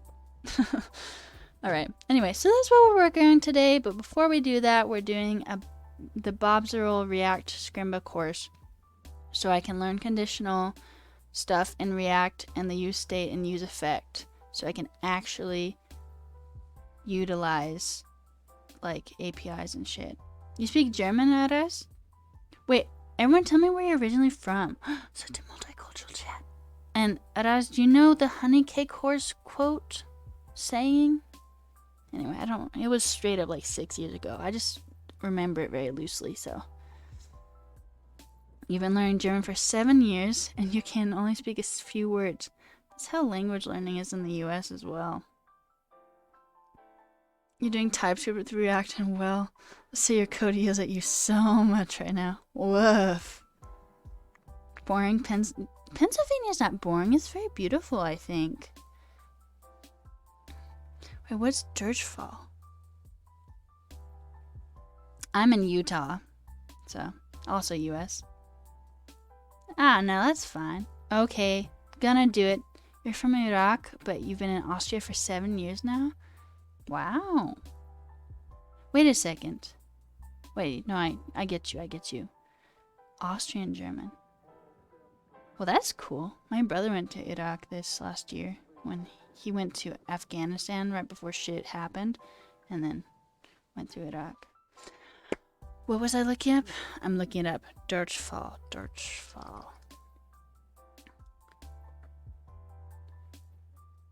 Alright, I'm not gonna try and say it. I briefly tried to learn German because of my German friend who wanted to teach me. But then I started learning how to code, and I was like, yo, I can't do both of these at the same time. So it's been a while. You're from the UK. You've been here forever. Nice. I'm going to ask what part of the UK, though I actually don't really know parts of the UK, so. Cool. London. I hear London, like, I was on, like, a CS questions on Reddit or something, and someone's like, I moved to London, and it fucking sucks. Like, everything sucks, like, housing-wise, and I was like, damn, never heard that before. Is that the case? I hear it's very expensive and whatnot. Das. Yeah, I'm not gonna try. I'm not gonna try to say it. But, is there a saying with it? The honey cake horse? Alright, I was looking up the Dirtfall. Oh my goodness. Everything is in German. Whoa. Is Austin a good place to live in USA? I mean, I've never lived there. I visited once. It was very hot. And I was like, yo, it's really hot. I think it was fine besides that. I went to a famous Mexican or Tex-Mex restaurant, and it was fine. I personally am not a big fan of like I don't know that I would ever live in Texas, because Texas has some interesting political policies that I disagree with. But like, it probably is good for some people. Housing is expensive in London. Average UK first-time buyers now older than 30. Not surprised. I feel like it's that way with a lot of people in a lot of places. No one can afford anything, damn it. There are more tigers in captivity in Texas than in the wild. Hey, that sounds like a Tiger King fact. I believe it. That was an interesting dog. Yeah. I mean, again, I wouldn't live in Austin, but I hear there's a good tech community there. That's why we become devs. True. Straight up, I was like, you want? I'm gonna become a dev because it makes good money. I'm probably always gonna find a job, can work remotely or in lots of places, and it like doesn't seem to be like a toxic work environment generally. So here I am.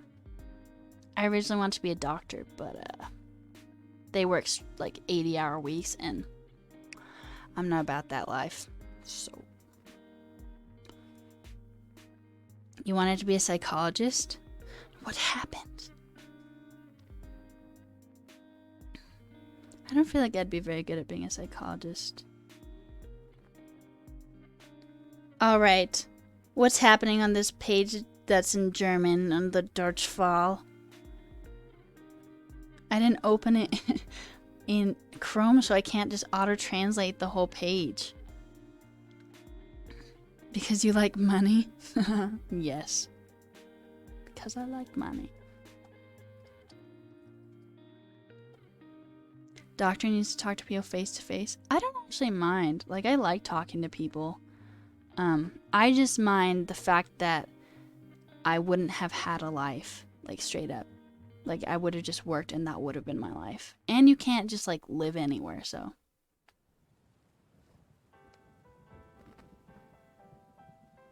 You don't have any problem speaking with people face to face? Same. 2 kidneys. Lol. Oh my god. Wait, why did we say Durchfall in the first place? Y'all, it means diarrhea. Alright. And I had to translate, like, I had to go to Google Translate to do that. You're starting to get the impression high-paying professions in the US equals high hours worked. God, I hope not. Your stupid brain remembered that. Damn. Although, if you look at, like, some of the CS career questions and programming subreddits, a lot of people, like, they've had the question several times where they're like, actually, how long do you work every day? And they're like, I earn big bucks and I work 4 hours a day. So I'm hoping that's what happens for me as well. Yo, Andy, it's about tax time, isn't it? How's that going? My mom did a very dramatic thing earlier in the stream related to tax stuff, so... Speaking of, let's see if she said anything. She said, thanks. You're welcome, Mom.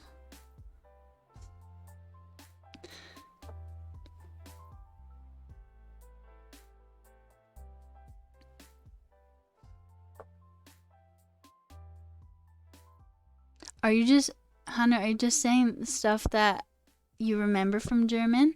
Because if we're doing that, I also can say some stuff.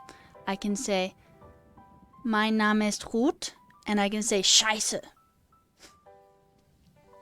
Which mean, respectively, my name is Ruth, and shit. So, good stuff.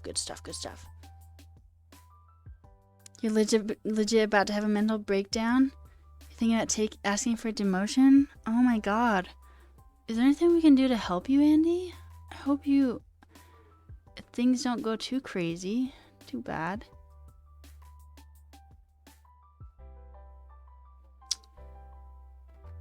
I actually had... Isn't it kurwa? Like that? I had some Polish friends who taught that to me, and I'm just remembering it now. And they thought it was so funny when I kept saying it. That's it. She speaks the language. You know me. I'm great. I do speak some languages, but I like to learn funny, like, little phrases. Like, je suis un pomme. I am an apple. Hell yeah. But now I actually speak a little more French than that, so. I can say, pas de problème. No problem. You're Googling here as you don't know any of the stuff off the top of your head. The average property value was, holy shit. That's crazy. La baguette. Wait a second. What are all these languages you're saying to us? It's great. I love it. But like, which ones are they? Also, Polish is like impossible to read, so that's fun.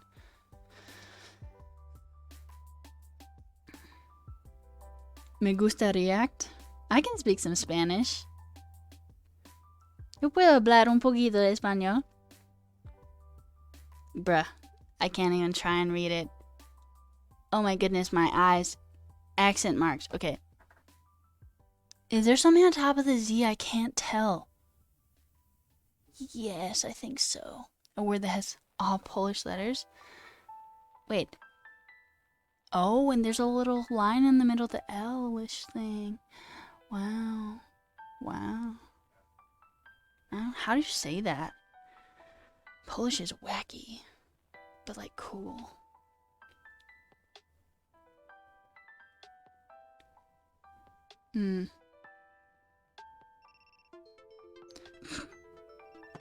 That's break time. I only talked for like 25 minutes. It's okay. It's good. Alright, we can do it. I'll do it.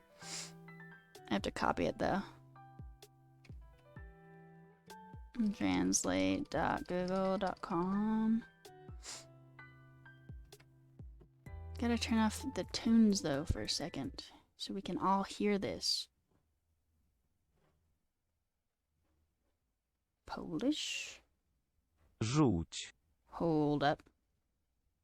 Rzuć. Rzuć. Rzuć. Rzuć. Rzuć. Rzuć. Alright, Dreams. Likewise. Thanks so much for the subscription, the bits, and I hope you sleep well. And like, hit me up if you ever need any help in the boot camp. Although it seems like you have a little more expertise than I do, honestly. The first time was good? Damn. What did... Okay. Rzuć. Rzuć. Is there an R sound in there? Like a like a... Zruch? Like that? No. Rzuć. Rzuć? Like that?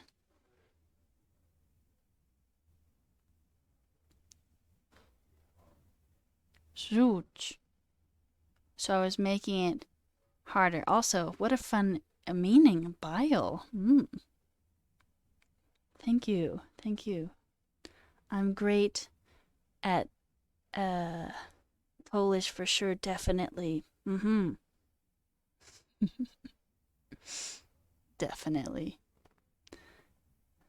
Whoa. Whoa, whoa, whoa, whoa, whoa. That was so loud. Such. Kurwa. Say that right? Scheiße. You trying to pass the C1 certificate this year for Polish or for what language? Also, congrats. For English, damn. Well, I haven't seen any problems with the English. You worked through many burnouts over the past 4 years. You got promoted, and you just took the lead position and ran with it. There's no one to show you how things work. It's just constantly guessing and winning it. Damn, that sounds rough, Andy. She speaks German, Polish, English, and Spanish. Conformed. You know, I also speak Indonesian as well. So, you can add that to the list. Bruh. What language is that? I want to try and say it, but I know I'm going to say it wrong. Klingon? Lol, I cannot speak Klingon. And I can't read Cyrillic, unfortunately. Although I did start learning briefly once. Briefly.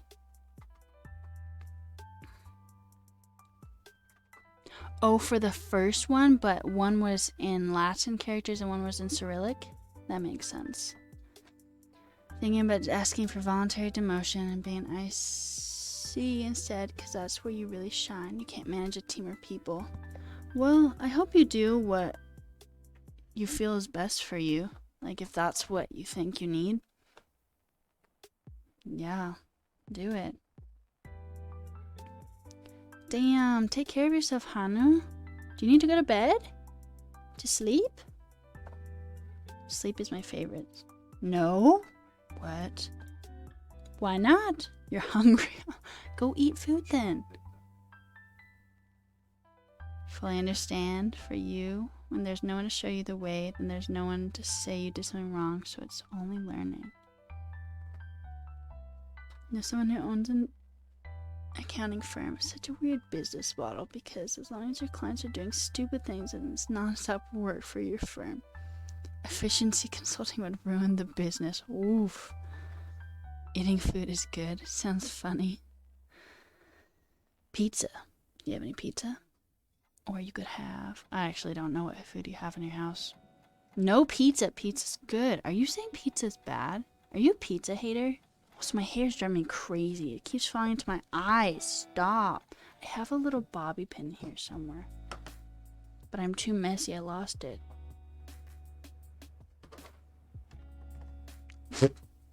Bruh.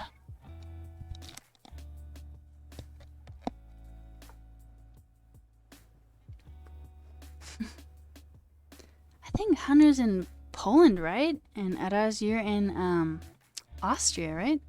You have meat, vegetables, and pasta? Well, you could make your meat and fry it with vegetables. Fry your meat and vegetables, and don't do the pasta.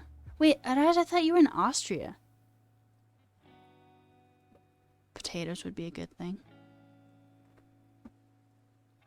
That's what you're going to do? Hell yeah, do it. Shouldn't be that bad.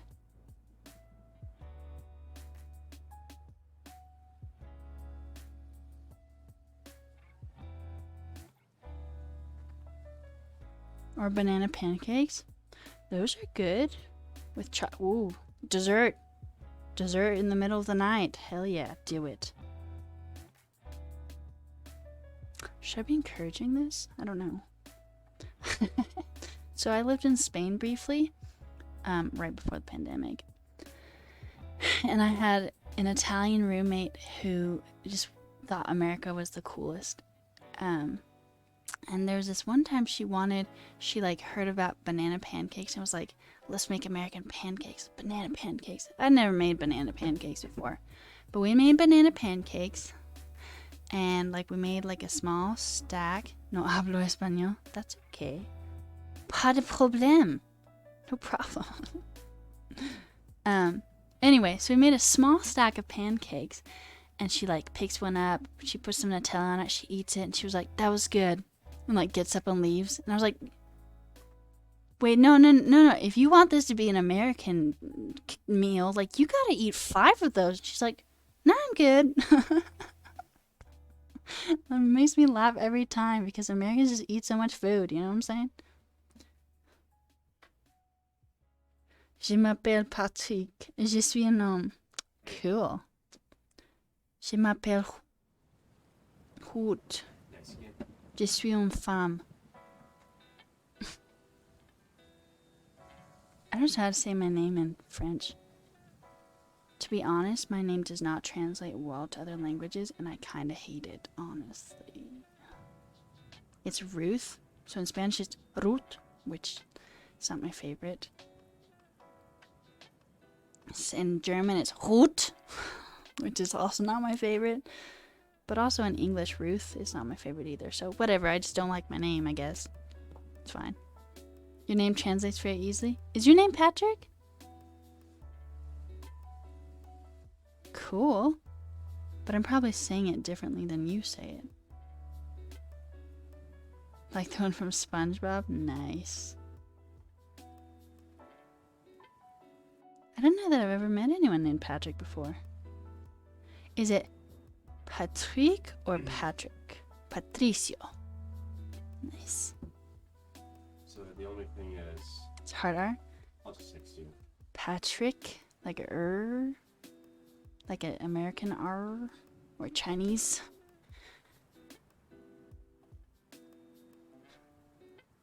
Patrick, like that? Oh, Patrick. Cool. That sounds better than Patrick. Patrick. That's a tapped R, which is not super common in American English.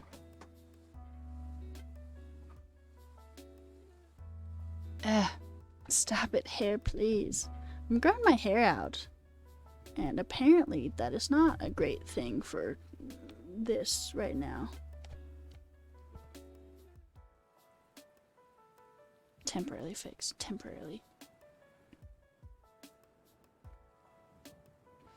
Alright, chapstick time.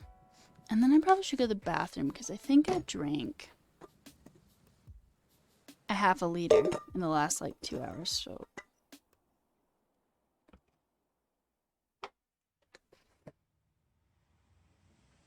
The sounds come out of the pear. Wait, is this another saying? Or what do you mean? I guess I could do a little chatting thing. Huh, we've been chatting for like half an hour. I've been small the entire time. Good for me. Alright. I don't have a gun right I'm gonna go to the bathroom really quick because I need to go to the bathroom. And then I'll come back, okay? So, we're gonna look at my cool bird. Make this big so you can see exactly what time it is. And I will be right back.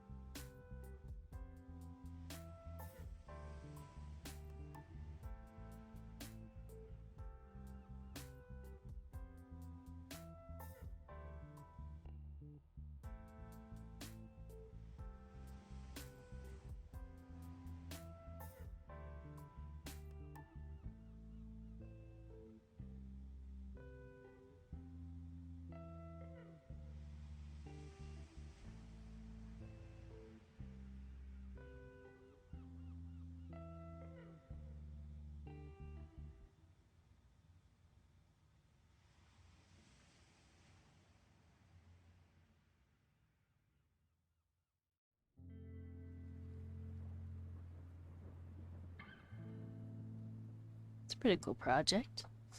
Good luck for her. Alright, my mom called me again, so I'm gonna do some partial work for her calculations off screen and we can keep chatting.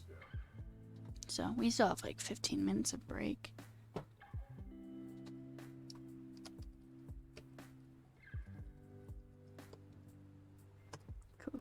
Cool.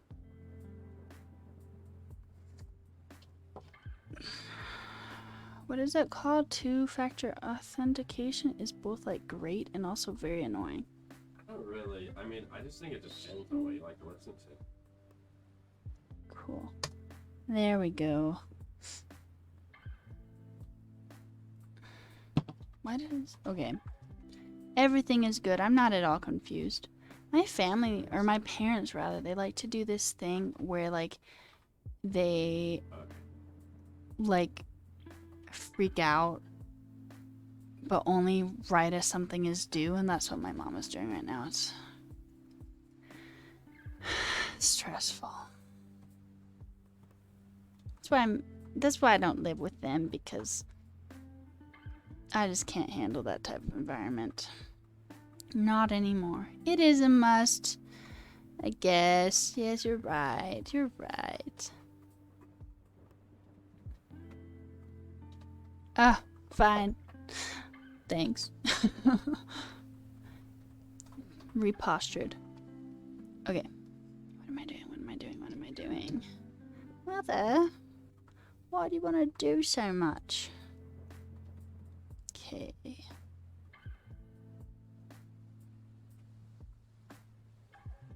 don't think anybody planned to do that. Do.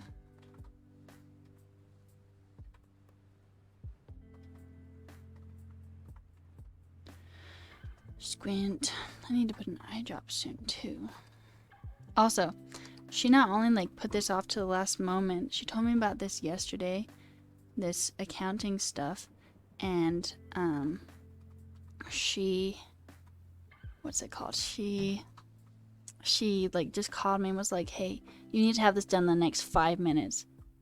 Finding what? Why? Like, really? Really? That's Really, not- mother? Okay. I mean, you're right. But you could just get like the Xbox Game Pass and stream on your PS4. You made applications work, but now separate logic to services. Why 5 minutes? Why not 4 minutes and 37 seconds? Less than that now. Like, But you're right. You're right.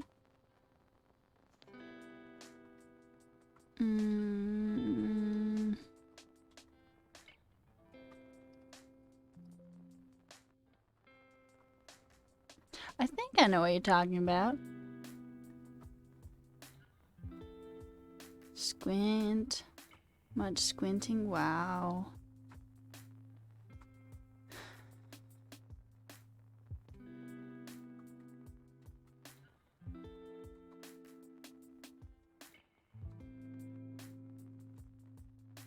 I'm on my way over to you.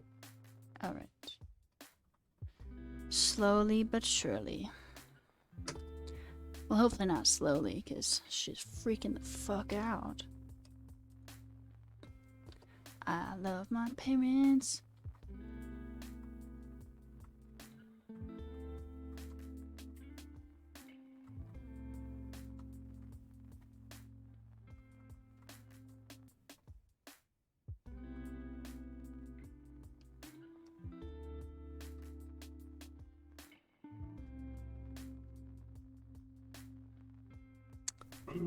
I'm not. I don't have a job yet, actually. Yeah.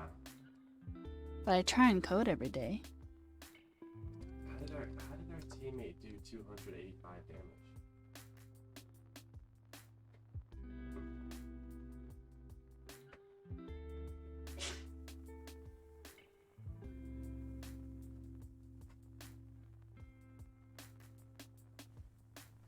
Sorry, y'all.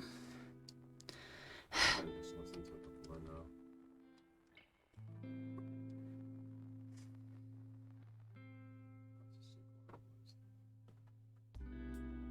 Hey, that skin you've got on Valkyrie right now, what is it? Oh.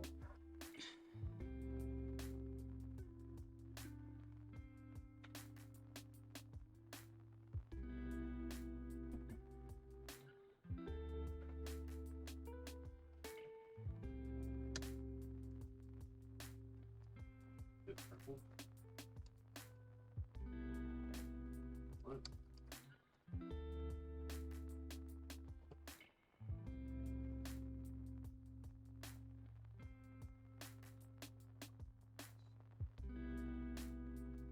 Yeah, I don't think I have that one.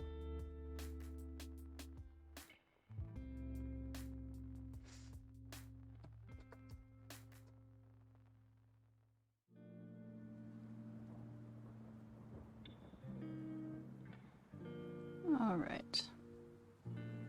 My portfolio looks good for junior, so where's the problem? I don't know. They want me to have more projects, honestly, I think. That's what I've been understanding. But thank you. I don't know. I feel pretty junior, honestly.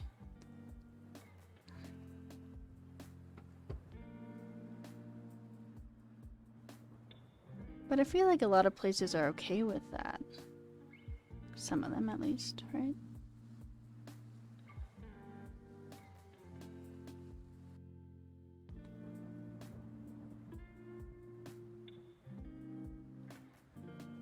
Okay.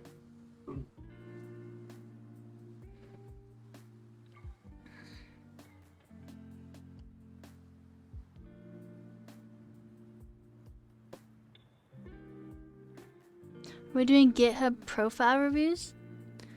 I mean, we can if you want. Let me just finish this thing with my mom first, and then we can look if you want. What am I doing? What am I doing? What am I doing? Story of my life. This needs to be done in 5 minutes. Yeah, there's like no fucking way. No way.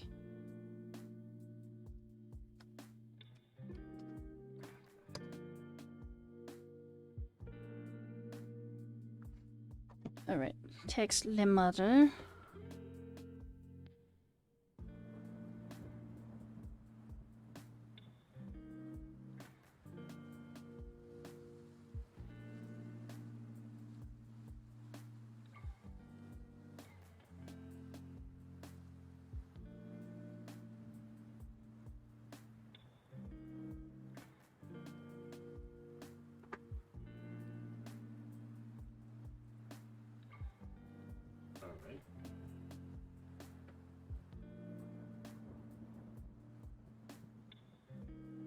Alright. Alright. We'll see if I'm done with that. She'll probably call me and be like, wow, you did it wrong. Anyway. Alright. I'm looking at what you guys are saying now. Better do some small projects. Yeah. After I do this thing that I'm doing. What's it called? I don't even know. Using projects too. Let's clap. You know, straight up though. Let's do it. Maybe that's what the Discord can be for. Yo. And Hanu, y'all. Are you guys on the Discord yet? We should make, I think, okay. I've like looked at it once, so. You should order kebab. Kebab's freaking delicious. Alright, she asked for another thing. Mom, stop. Okay. I fell down.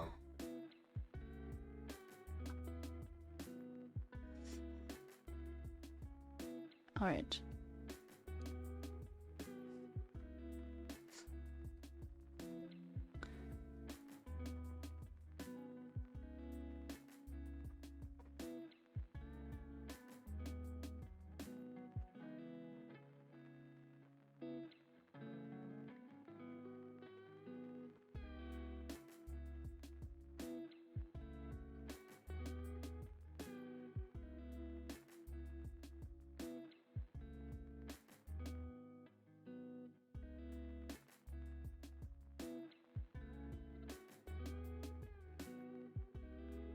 Okay, sorry y'all.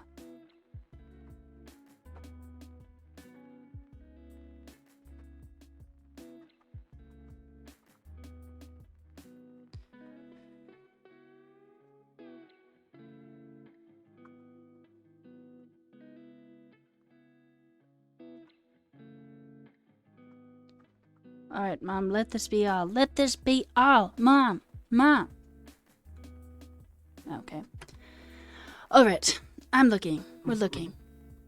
You know tortillas? You're so sad. Make tortillas. With VS Code Liveshare? Coding. I don't actually know what VS Code What? You joined the Discord? Sweet. Time for some falafels? Damn straight. Falafels are some good shit. I also agree with you. Can't go wrong with kebabs. I haven't eaten them in like 6 years because I've been vegetarian, but I remember them really I really liked it. Hanu, fry the meat and the veggies together. Remember you were gonna do that? What? Falafels never like that.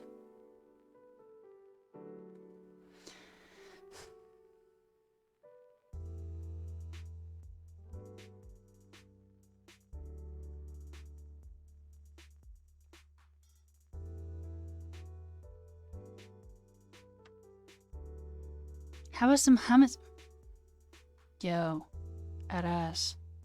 You know where it's at? Oh my god, Middle Eastern food is so good. Turkish food too. Oh my god. Fucking love that shit. Okay, what am I doing?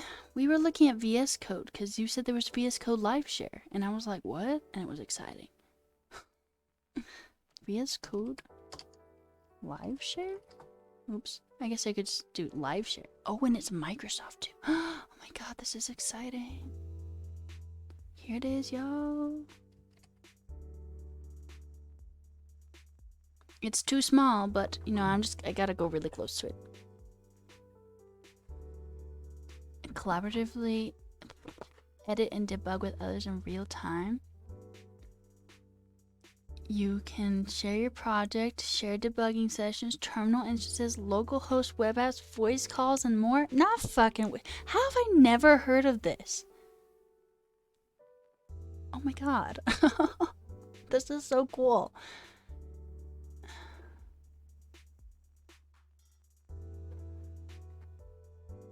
Yo.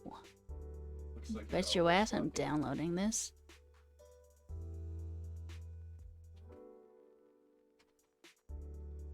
Oh my god. Seen the Arabic in you? Nothing wrong with that. Trying to eat 500 grams of vegetables every day? I mean, props to you. Hey Shy, thanks for the follow. It is for pair programming, but we've recently decided some of us were doing a project together. Those of us who want to. Hey Hanu, thanks for the follow. Ooh, ooh, everyone say ooh. Alright, we gotta restart it. Hey, Shy. Hey, Poke. Is it Poke? Like the fish? Or is it Poke? Anyway, thanks for following. What's up, Shy? How are you doing? Alright, we were looking for the... Where is it? Oh, here it is. Oh my god, yo. No fucking way, that is so cool. You know you're a nerd win. Oh my god. I'm like geeking out, yo. Alright. Doing great. I'm doing a lot better than I was at the beginning of the stream, to be honest. I was like, well, I'm dead inside. And now I've been talking to y'all and it's been great.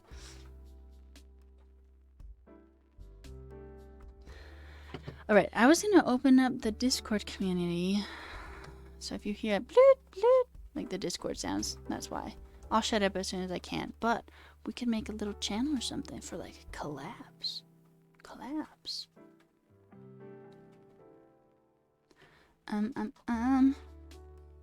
There are too many communities, damn it.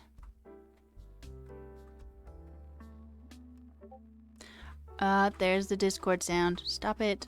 Wait, are you talking about for VS Code? Because I actually really like my theme. I chose the most colorful one I could find. Nice.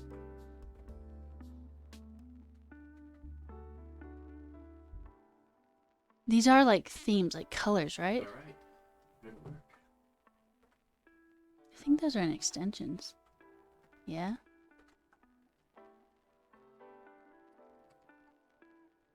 Whoa, whoa, whoa, whoa, whoa, whoa, wow.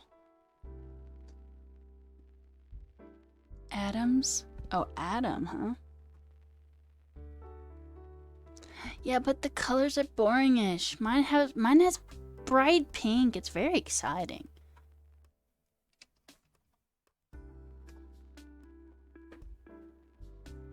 But this one also isn't super colorful, but like y'all do have good taste. Synthwave. Hello? That is pretty colorful, but like only like a range of colors. The one I have is Monokai. I really like it. Dracula?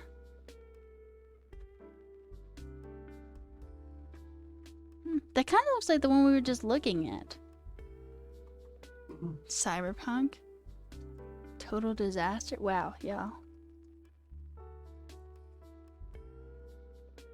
Wait, is it the disaster theme, this one? No. What is this? Number of lines in the file? I feel like that's already a thing, right? Never gone that way before. At least you're happy from Witcher? Wait, what do you mean? You know I play Witcher? I really like my theme, honestly, because, like, check it out. Pink, blue, green, white. Yeah, okay, shh, be quiet. I know, I understand. Yellow. And then CSS is even more exciting. Whoa. Green, pink, purple, blue, white, orange. Very exciting. Where? Right. Oh, I read his first 2 books. I wasn't the hugest fan of how he wrote, but I do love Witcher. Played Witcher 3, and that's what got me into gaming. Now I'm almost done with Witcher 1. It's been an interesting experience. Dark Plus. Oops, hello. I can type what?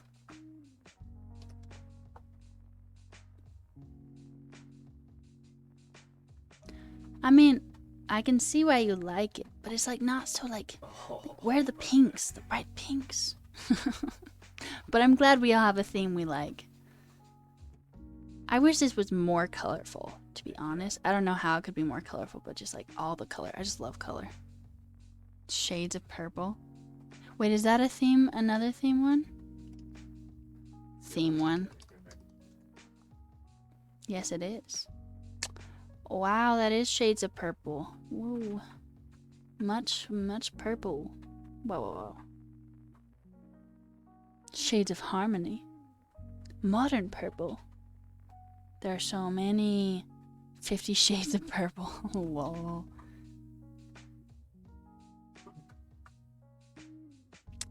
You're a designer, so forgive you if you ask stupid questions. There are no stupid questions here. None. Zero. Is it going to be a web app or a mobile app? Web app. So I do web dev. I don't know anything about mobile dev. Yeah, yes. Shades of Grey is another one? Is that what you're saying? Because, like, I know the book. I've never read it, but, you know, whatever. Good for the people that do. It's not a thing. Alright. We are so off track, it's insane. So let's get back on track. Wow. Here we are. Ternary practice. So, right now, Poke, I don't know how to code what I'm trying to code. So that's what we're doing. We're learning how. Or we were before we, like... Alright, freak. Before we got, like, crazy off track and we're looking at all the themes. I think I looked up Andromeda, actually.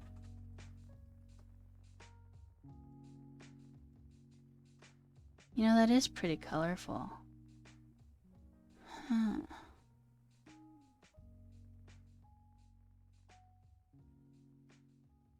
Wait, it only has one picture, though. I'm gonna keep that one in mind. I still kind of like mine better because it's got pink, but that is very colorful. What do I want to code? So, my coding challenge is... Where did I put it? This one. I gotta make a form in which a form that... okay. Form built from given JSON array of objects each of which represents a form field. Once a form is built, a user should be able to submit the form and return an object containing the data from the form. And then it has conditionals, so certain objects in the JSON array will contain a conditional field, which contains a function show if that evaluates to a boolean. If true, the form field should render. If false, it should not. Etc, etc, etc. And then they say they want working solution that renders the form dynamically based on JSON data, renders conditional fields conditionally, returns form data as a JS object on submit. I do know him. Is there a GitHub theme too? I do. I've watched a couple of his videos actually. I don't know that I ever watched them all the way through, but I definitely like started and I was like, yes, I'm learning OAuth today. Also, fuck OAuth. Like, it's great, but also like, oh my god. I'm still a little bitter from my experience with it. It's fine. Anyway.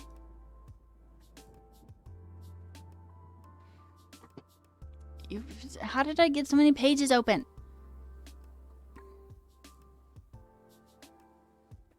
Right. I mean, that's where I'm at, basically. Basically. But still, I don't know. One thing at a time, right? What is the challenge? Why is my nose always itchy on stream? It's a curse. I swear to God, it's a curse. I can't. No way. I do not have that short of this bone.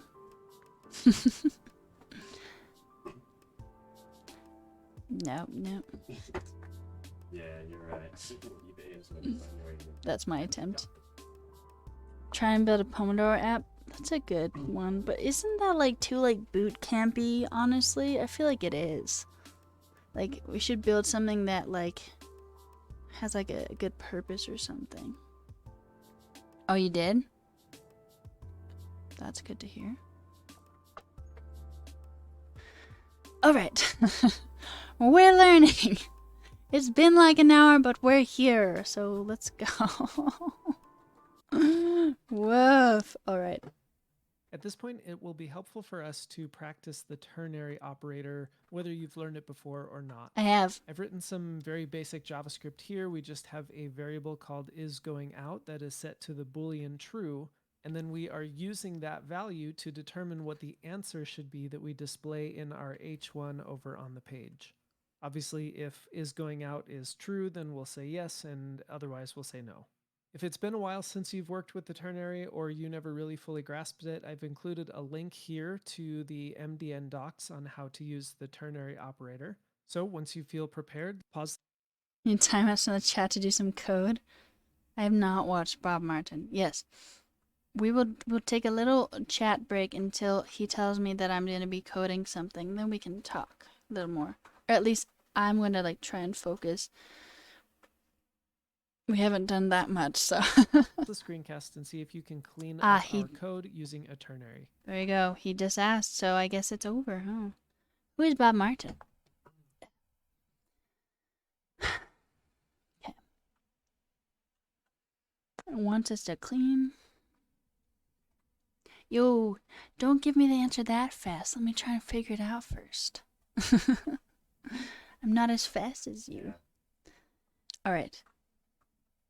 If else below the ternary to determine the text that should display on the page is going out true. I like ternaries a lot. Yeah.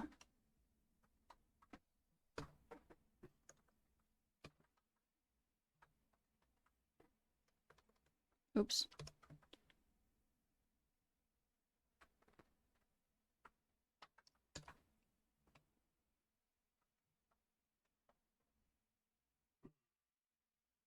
Oh, actually, this is wrong.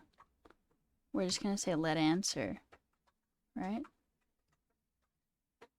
And we would say, if we do a little spacey thing, do that, else? Yeah? Alright, looking. That was a short break from chat. Oh, okay.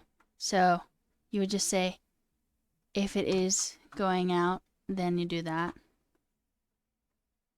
Does that look good?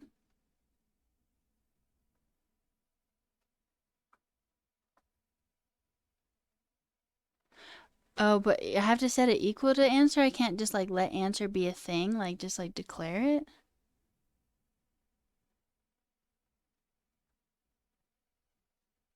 Right. I got it, I think. Didn't I get the structure right?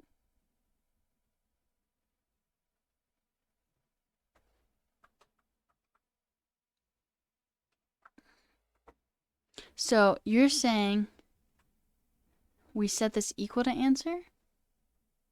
Also, we haven't put in eye drops, y'all. I'm like squinting hardcore because if my eyes get too dry, I cannot like see details very well. So hold up.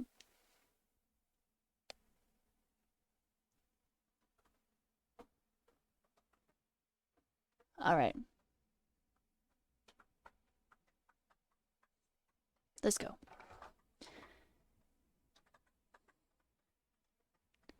It says, wait.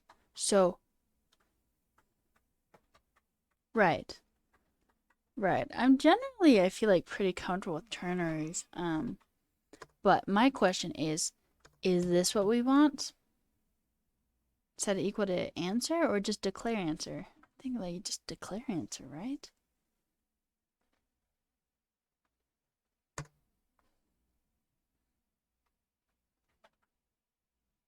mean, I don't really need much more.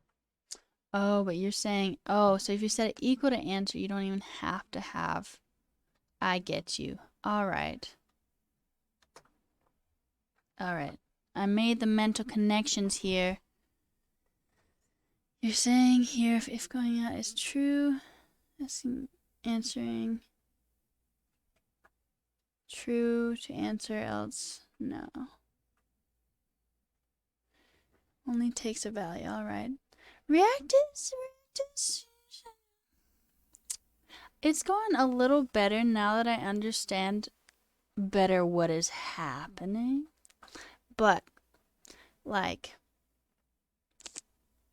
I don't know, like, we're just barely getting into the use state. And so I'm looking back at the code you helped me write, and I'm like, okay, like, I see what was happening there now. But at the time, I was just like, I hear some gunshots. so that's how it's going.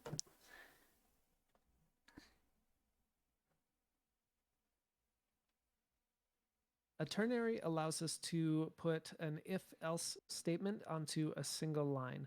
Technically, you can also manage if-else statements and get as nested as you want by using nested ternaries, but at that point, I really don't see a reason in using a ternary. It becomes much more difficult to read than a simple if-else statement. So here, what we're going to do is set our answer equal to, and then we'll use a ternary to determine if we are going out. So I could say is going out is true, and then I But use see, a they question wrote mark the that true. says if this is true, Maybe then I want because you it's to for use beginners. this expression.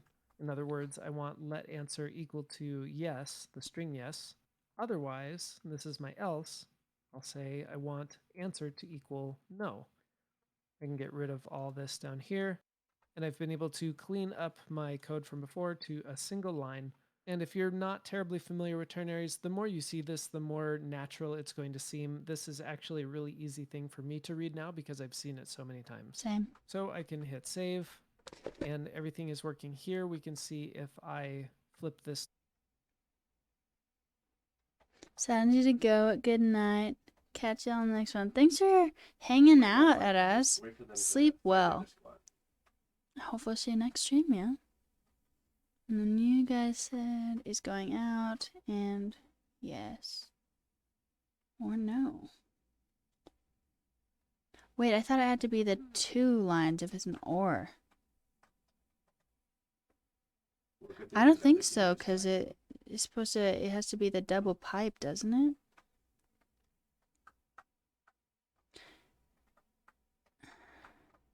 But I think it should generally work the same way, right? Bro, we gotta head out. To false, hit save, then we get the answer no. I can simplify this ternary even further because is going out is already a Boolean. I don't necessarily need to equate it equal to true. So I can simply say if is going out, in other words, if this is true or a truthy value, then set answer equal to yes, otherwise set it equal to no. And of course, we get the same values. Switch this to true, no will change to yes. Awesome. Okay, let me tweak this challenge just a little bit. There's one more way that you will oftentimes see a ternary used in React, and that is when the ternary actually exists inside of our markup. If you remember, our curly braces allow us to put JavaScript, not just variables, but entire expressions directly inside of our JSX. So your challenge is to move the ternary inside of the H1 in the JSX. No spoilers yet. And as a hint, you will no longer need the answer variable at all. Pause the screencast and see if you can figure out a solution to this challenge. That's the thing about just this game, you can hear gunfire from a mile away. Need to know short circuiting? Oh, interesting. Wait, so why isn't it a double pipe then? Alright. Alright.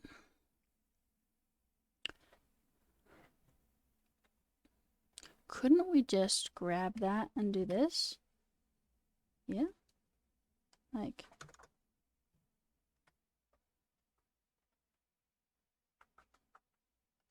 The storm's coming in though. Haha! Fuck yeah. Truthy and falsy values.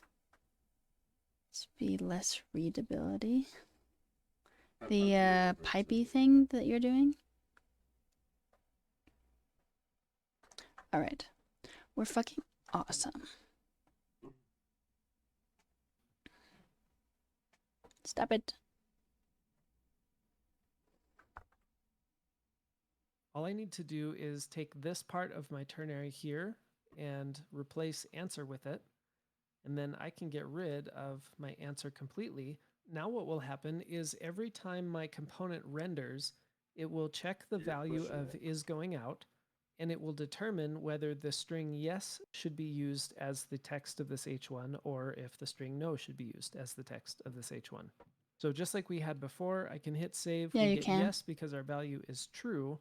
And if we switch it to false, we get our answer of no.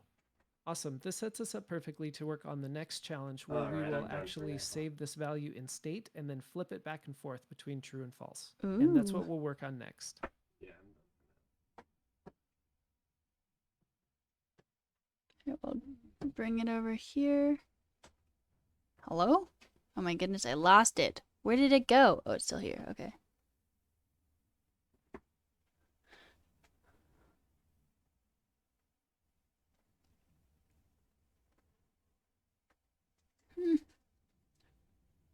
Wow, how many listens are there? 2 hours long. Damn. Hello? Excuse me? It's not letting me do it. How to write readable code? It's pretty long.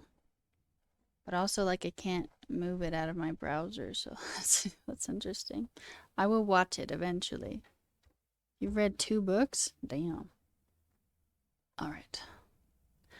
Let's go. Similar to last time, we have the question, do I feel like going out tonight? I've hard-coded this time the answer yes, but you will want to change that in the challenge. So your challenge is to initialize some state for a variable called isGoingOut, and you will just begin it as a Boolean. You can choose true or false as the default, and then make it so that clicking anywhere in this div will flip that Boolean value from true to false or false to true. And then instead of a hard-coded yes, you should display yes if isGoingOut is true. Otherwise, it should display no. This rolls together the topics of the past few screencasts. So if you need to look back and remind yourself how everything works, that's completely okay. Pause the screencast and work on this challenge.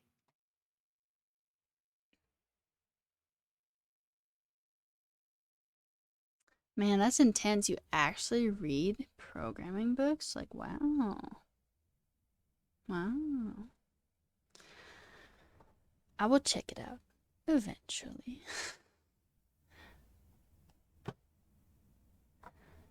Oh my goodness. Wake up, me. Alright, initialize state. So, look. I'm doing it first so I won't forget. State. Okay, never mind. Will that land on a pile of shame? Are you meaning like, will I ever watch it? I don't know. I mean, I gotta have priorities, you know? Can't do all the things. Like, I need to learn TypeScript, I need to learn React, I need to do so many projects, you know what I'm saying? So.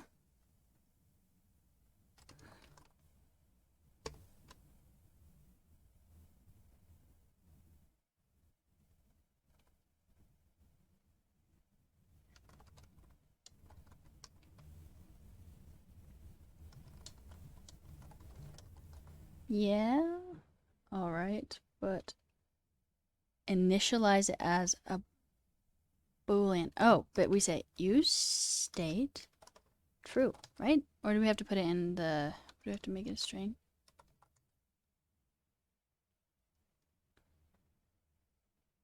I keep forgetting the import.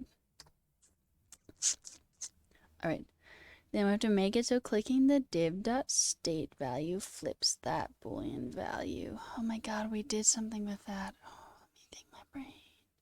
Want to learn TypeScript, you'll understand this whole book without much trouble, as most of it are examples in Java. Script? JavaScript? Or Java? Alright. Oh my goodness, I just learned how to do this. Well, like a couple hours ago, but like still. I don't know Java yet though. How did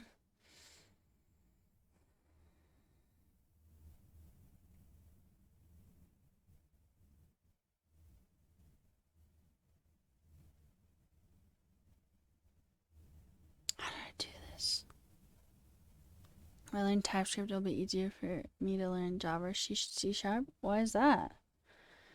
I'm gonna skip to the ternary because I forgot the middle part. We'll get there though. Oops.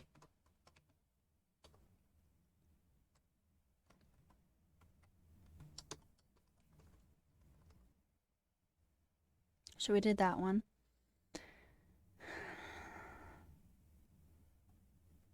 Set is going out. I remember us doing that. Is going out. And then within that, we would say out, given out.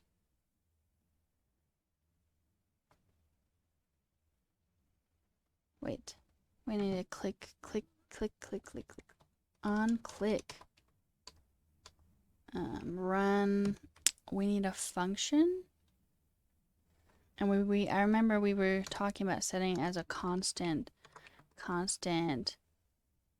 Are we going out?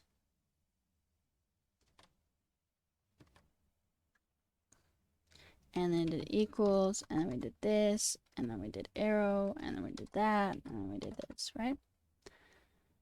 And then this would be within it, right? Firstly, JavaScript, yep. First we learn to crawl, then to walk. We don't get into the new Mustang right away. Don't know if I learned it yet, but you can see the state on the click. I don't think I have. All they've shown me so far is the on click part, and then it linking to a function, and then we changed it somehow, and I forgot how because it's been a couple hours. Good practice to call such methods on click handler, probably, but the teacher in this so far has just called it on click. Not going out. Wait a second. Wait, why would I say not going out? Why? Oh, that just switches it. Bruh. Okay, I get you. I get you. Right? Like that? Easy for you. I'm still learning.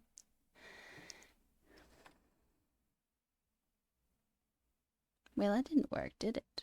What did I do wrong? Oh, I get it. All right. Oops. Now we try. Yay! But yeah, so we did it, right? Okay. All right. We'll stretch. Damn, I actually really needed that stretch. Wow. Ah, that was great. Thank you. And when using JavaScript, you don't need quotes, you need the curly braces. Unless it's a string, but I get what you're saying. I always forget though. Alright. We did it. We stretched and we did it, so we're gonna say, let's go.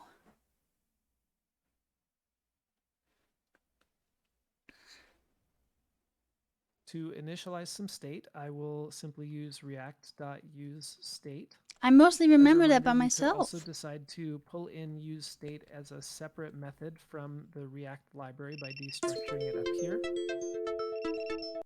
God, that timer's so annoying, which is like, you know, it's intentional, but like, well, we're on break, so probably shouldn't actually be on break because we took like a really long, like just chatty break, so, but we're on break regardless, so. Turn down the sound, turn on our chill beats. All right. We've been going for 3 hours.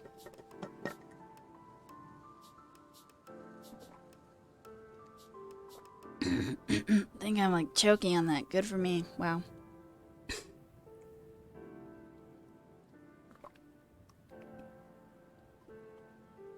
Wait. So, Bull, going from the boot camp to a job, like how was that transition for you? Was it hard when you started working? How are you feeling now, having been in the job for a bit? I have a programming course and 3 mentors. True. That's why I like streaming, cause like I said, I get held accountable and I get help, and it's fucking bomb. So.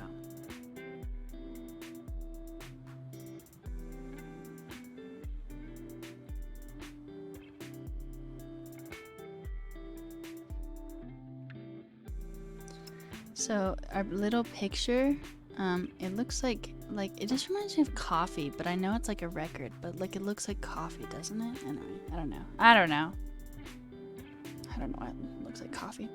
They put you on a 4-week learning curriculum before working. That makes sense. They have you doing stand-ups to get acclimated with their agile methodology. Alright, you're on week 4. You're doing Next.js, TypeScript, GraphQL, Nexus, Prisma. Wow. Okay. And has that been like stressful, or has it been like good, easy? Your amount of knowledge in the first 6 months of work increased by at least 500%. Oof. I mean, I believe it. People always were like, you know what? You can learn how to code, but like you just need to do some projects. And I was like, yeah, I believe it. And then I did it. I was like, okay, I get it. I believe it. I've learned so much. I imagine it's just like that on steroids when you get a job.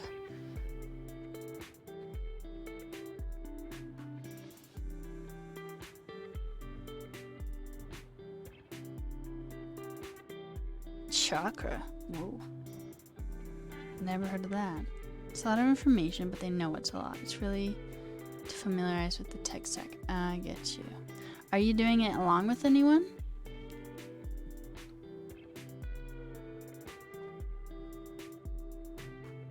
It's so great that you have a job. I'm so happy for you found one.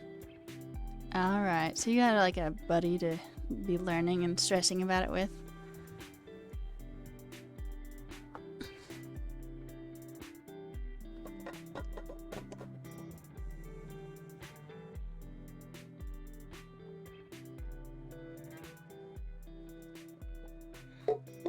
It's really fun and they're super supportive. Well, that's great.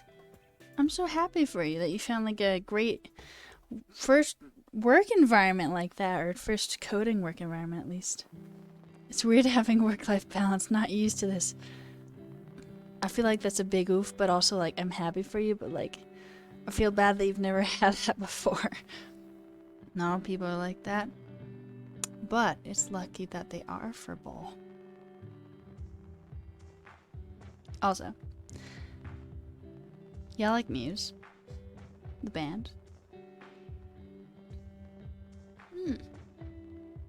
Chakra UI based in Tailwind CSS. I've heard of like Material UI, and that's about it. I don't know. What is Coolab? I don't know anything about that.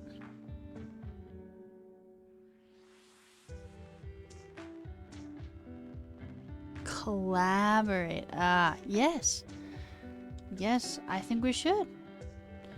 We'll go to the Discord. I was doing this briefly earlier and then I got distracted because of course I did.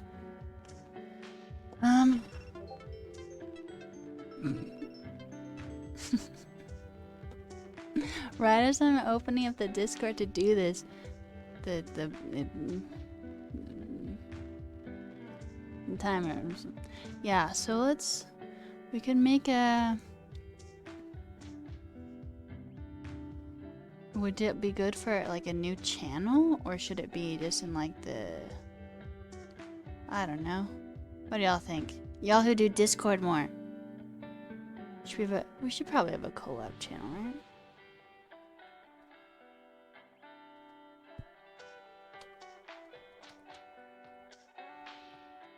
Alright. It is made. We'll write in it, we'll say, hey y'all.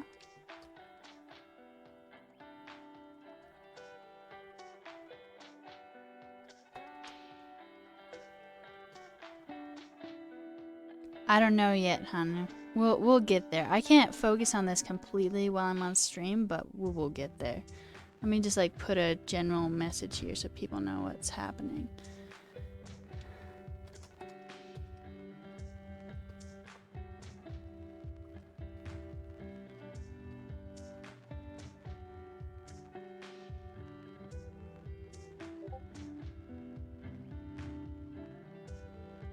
Cool. Did it. We're fucking awesome. I swear I muted this. Again, y'all, if you want to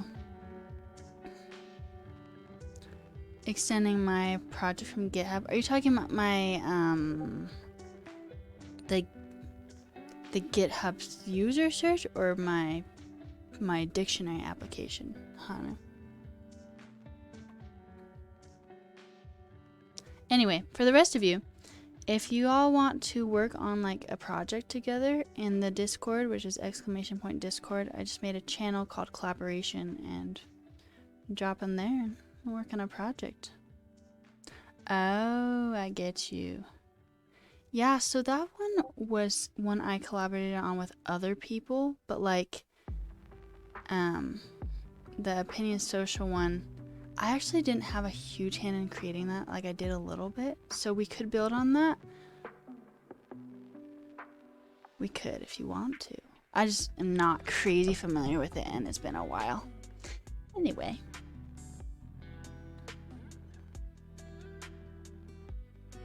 I see y'all saying thumbs up here.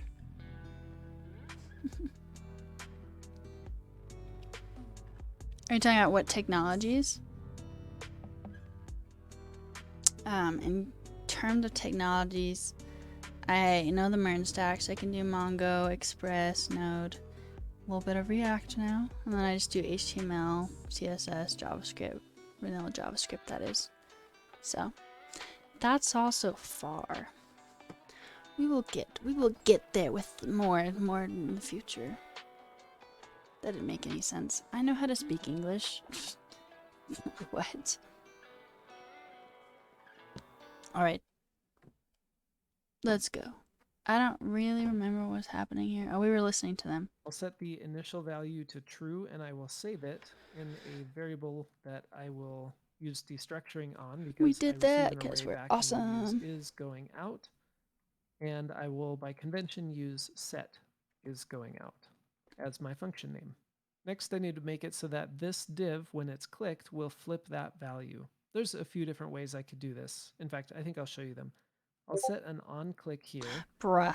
And one way that you may see from time to time is somebody providing an arrow function directly inside of your on click. One benefit of this is that you can just declare it right here, and it is What? nice and concise, short and sweet. In fact, I'll start going down this path, and then I'll probably change to move this function into its own defined function outside of my return. But let's go down this road for a second. When a click on this div happens, I want to run this whole function, and the main thing I want this to do is to use set is going out. And now we need to think, do I need the old value of state to determine the new value? And yes, in this case I do. I need to know if it used to be true, then I want it to be false. If it used to be false, I want it to be true. Now think to yourself, when I need to use the old state, what do I need to provide as my parameter to my setter function here? Oh, he's asking me. What? Wait, what? If you said I need to provide another callback function, then you were right. And that's because this Yes, I callback said that. function will give me the previous version of state that will help me determine We the didn't new do that, version of though. state. And now And that it I've typed worked. that out, I can see that this is already a little bit crazy. I have an arrow function calling this function, which takes a function as a parameter, and it becomes one too many levels of inception for me. So I'm going to move this to a function out here. Let's call it change mind. And it's going to run set is going out. And then I can replace this all with just change mind, which looks a lot more concise and, to me at least, is a little simpler to read. With set is going out, I'll take my previous version of state. You can call this whatever you want, and we will return the I didn't opposite do this, of whatever though. previous state used to be. Now, this is a little I mean, shorthand we trick did that I've learned a over the little bit. years. If you did something more like an if statement that says if prev state was true, then set it to false, and if it was false, then set it to true, that's completely okay. This is another instance where a ternary might be useful. We could say if prev state is true, then return false, but otherwise return true. But all of that is a little bit unnecessary because I can simply say just return the opposite of what it currently is.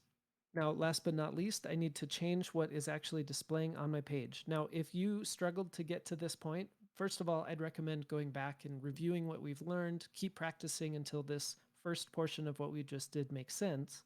But before you do that, I'd also like to encourage you to pause the screencast and see if you can apply what we learned about ternaries and what our current value of is going out is to determine what we should replace our yes with here. Didn't we So do if that? you weren't able to complete this far, then pause the screencast and try to figure out what we should put here in our H1.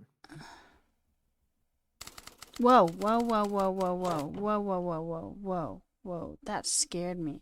Well, we can just put a Whoa, ternary. whoa, whoa, whoa. I said pause, everyone. Okay. All right. What are y'all saying? You like sports, so an app related to sports is a nice idea. Okay. Same way if you create a function. Gonna code a Twitter clone. Oh, wow. Wait, is that something you're already making, Freak? I don't know anything about Firebase or Superbase. Honestly, slow down, Bob. You normally create databases from Docker, but you wanted to taste Superbase. Wait, are you streaming, making like a Twitter clone? Also, Hanu, I like know very, very little about sports, to be honest. So like, happy to do something there, but like, what would we do? They're just database Postgres under the hood. All right. Another thing I need to learn. I need to learn SQL databases. Oh yeah, I do know that actually. I know the FitnessPal one. Just like tracking your like exercise. All right. And I do remember we did the ternary. We did it. We said if it is wait. Gotta do some mental brain stuff so I can recall. Oh, they didn't import useState.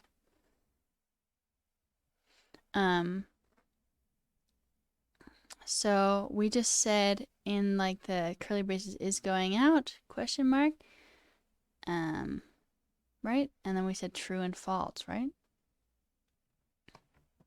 Directly in line by putting a set of curly braces to tell us that we're going into JavaScript. And I can use a ternary that says is going out is true. Then I want you to display yes, but otherwise I want you to display no. And at this point, we should have everything completed. Let's open this app, we'll refresh it. And when I click, it changes us from yes to no. One thing I like about using a Boolean for our state here is that it's a lot more realistic to a real scenario. Move. I could have possibly made things a little bit simpler by just having this be the string yes or no. I would obviously need to change this down here and say if previous state was yes, then change it to no, and if it was no, then change it to yes. But personally, I like the separation, especially if I'm going to use variable names that start with is or has that indicate a Boolean, to just use a Boolean like true or false, and then translate that true or false Boolean value into something that makes a lot more sense for a user to actually see on the page. Again, if any part of this was overwhelming or too confusing, or you weren't able to do this from memory, then I highly recommend going back, reviewing this, trying to do this challenge again. Don't just push forward, but all in all, you are doing a great job. Whether you understood this or not, Stop you've gotten it, Bob. very far. Also, don't forget to take breaks, stand up if you need to, go get a drink of water, and when you feel refreshed and ready, let's keep moving on. Do we feel refreshed and ready? I mean, we've been taking breaks, sort of. Although next break, we need to stand up and walk away from our laptops/devices that we're on, okay? We gotta do some walking.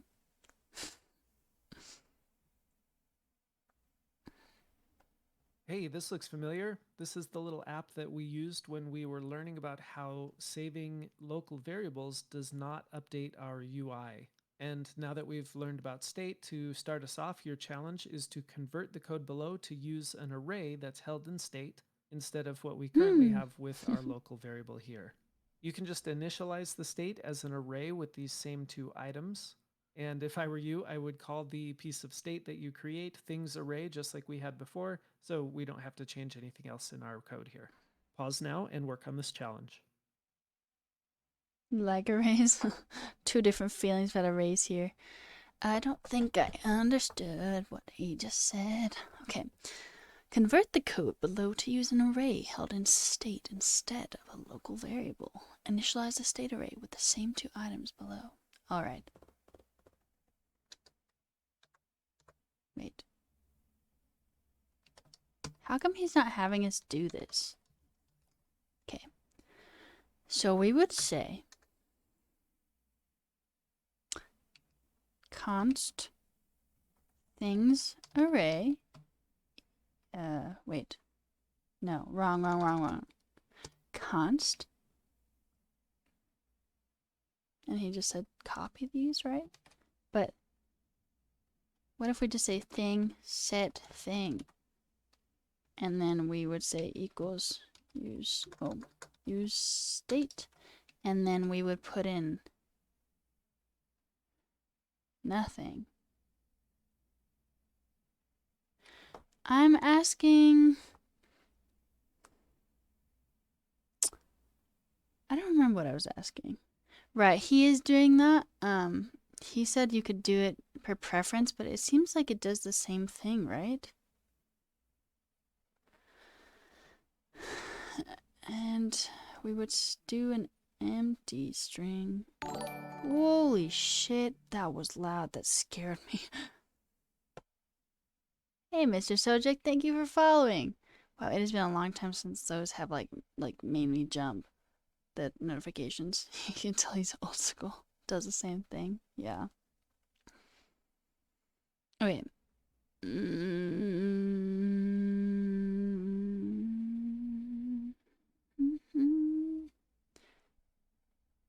So, isn't this all he wanted me to do? Or did he like want me to put in thing 1 and thing 2? Or should we put in thing 1 and thing 2 into the empty thingamabob? No problem, Bull. Empty string, empty, yeah, that thing. I'm gonna say, like, I'm feeling pretty good about it, maybe. Who knows? Quién sabe?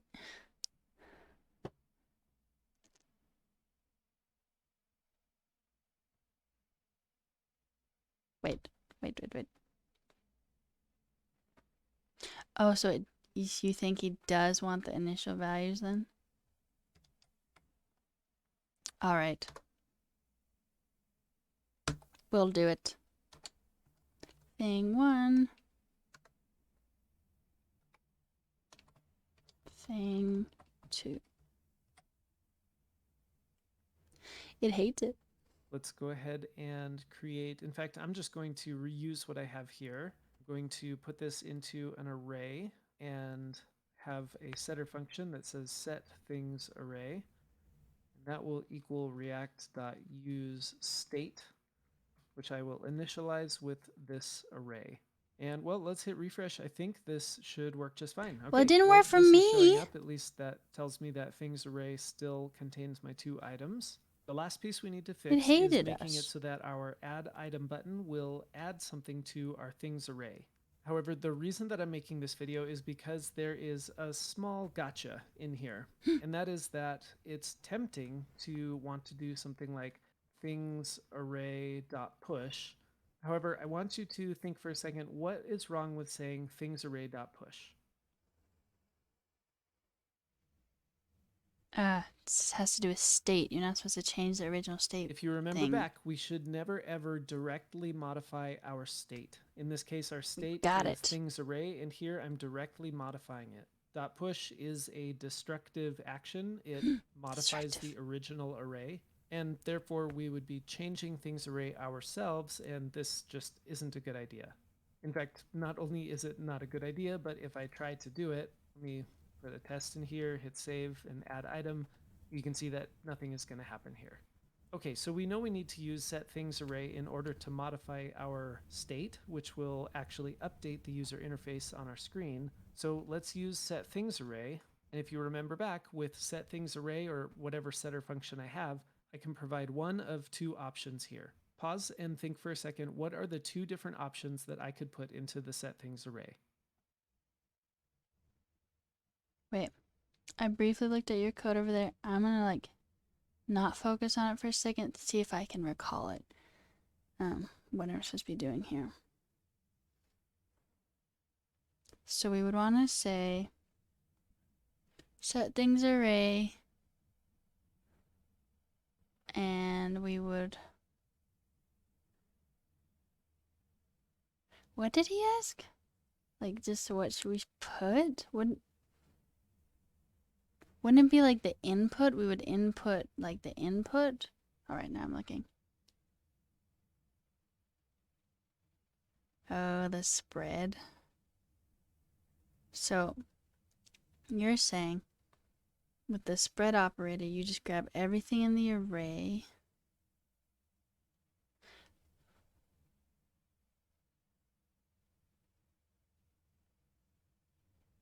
Wait. This can take in 2 values?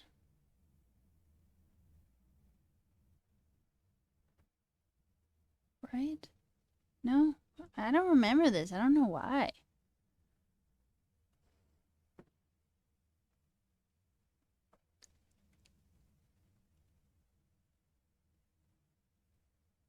Well, I can either provide it with, and I'm going to put these inside of angle brackets to show you this is not real syntax. I could either put in a bare new value, completely replacing the old value of state with this new value, or I can provide it with a callback function, and that callback function would receive as its parameter the old version of state, which I can use to determine the new version of state. So now I want you to pause for a second and think, which of these options should I use? Should I use the new value option, or should I use the callback function option? Callback function, because we want to add it to a list on the to the list. Can add many values. Right. Oh, okay. So we would need...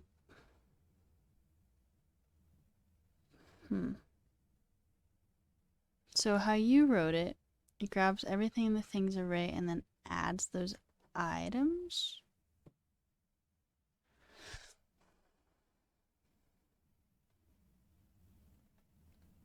Well, if I just provided a new value, then I wouldn't really be able to add anything to my existing array. I would be simply replacing my existing array. Because what I want to do is add an item to the array, that means that I do depend on what the old version of state or the old array is in order to determine my new array. So I need to provide a callback function here. I'll do this as an arrow function, and I can put in my, let's say, prev things array, or I could simply say prev state if I wanted to. I'll keep it as prev things array so it's contextual. And now that I have gotten us this far, I want you to pause and see if you can figure out what I need to add or what I need to return in this callback function to correctly update my array with the new thing that I want to add. And if you remember, every time we click add item, we want to determine the length of the array and just add thing space and then the new length of the array. So it should automatically put thing 3 when I click add item. This one can be a little bit tricky. If you spend more than maybe 5 minutes or so without figuring it out, you can just hit play again and I'm going to show us how to do this. But I do want you to pause and see if you can figure this one out. All right.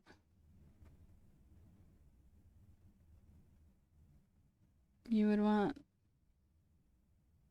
to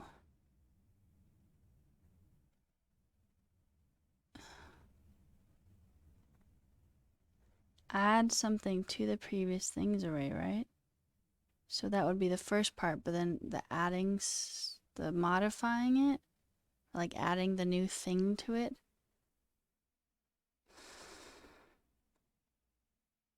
That's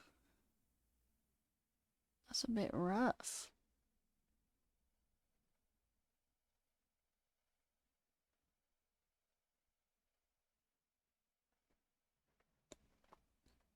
Get your cursor out of here. No, he says. There it goes. Thank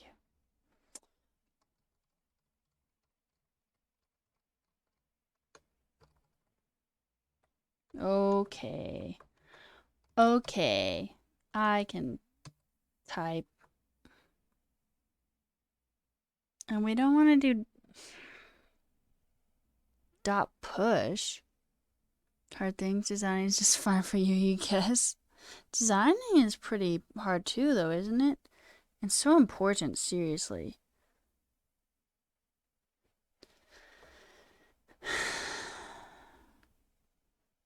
Come on, brain. Like, he's gonna, like, write it down, and I'm gonna be like, oh my god, of course. But, like, this happens all the time where I'll be, like, thinking about something, I'm like, and I won't get it, and then, yeah, anyway, it's fine, whatever.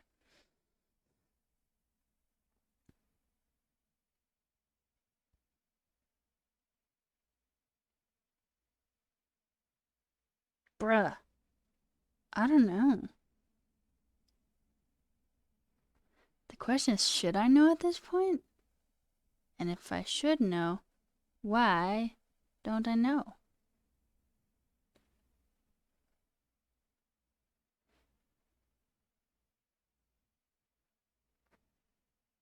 Oh, we would go grab the original value.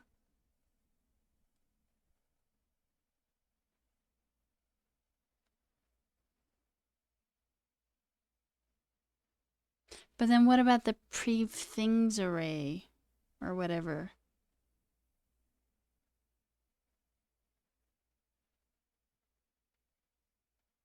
It doesn't want push.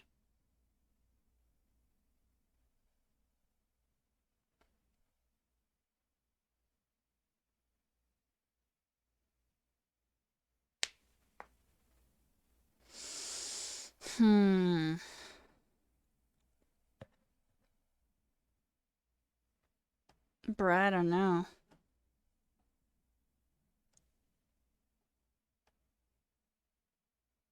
What is it? Another really tempting thing to do at this point is to say prev things array dot push. It was However, tempting, but we again, this didn't is do it, not remember? correct. This prev things array is still a reference to my existing state, and using dot push on it is not a good idea Ooh. because that would be modifying state directly.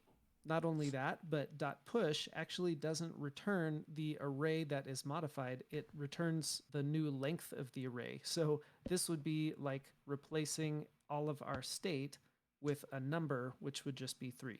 So I guess in 2 ways, this really isn't going to work for us. Remember, I need to return a new version of state. And my state starts out as an array. In fact, my program expects things array to be an array because I'm using .map on it.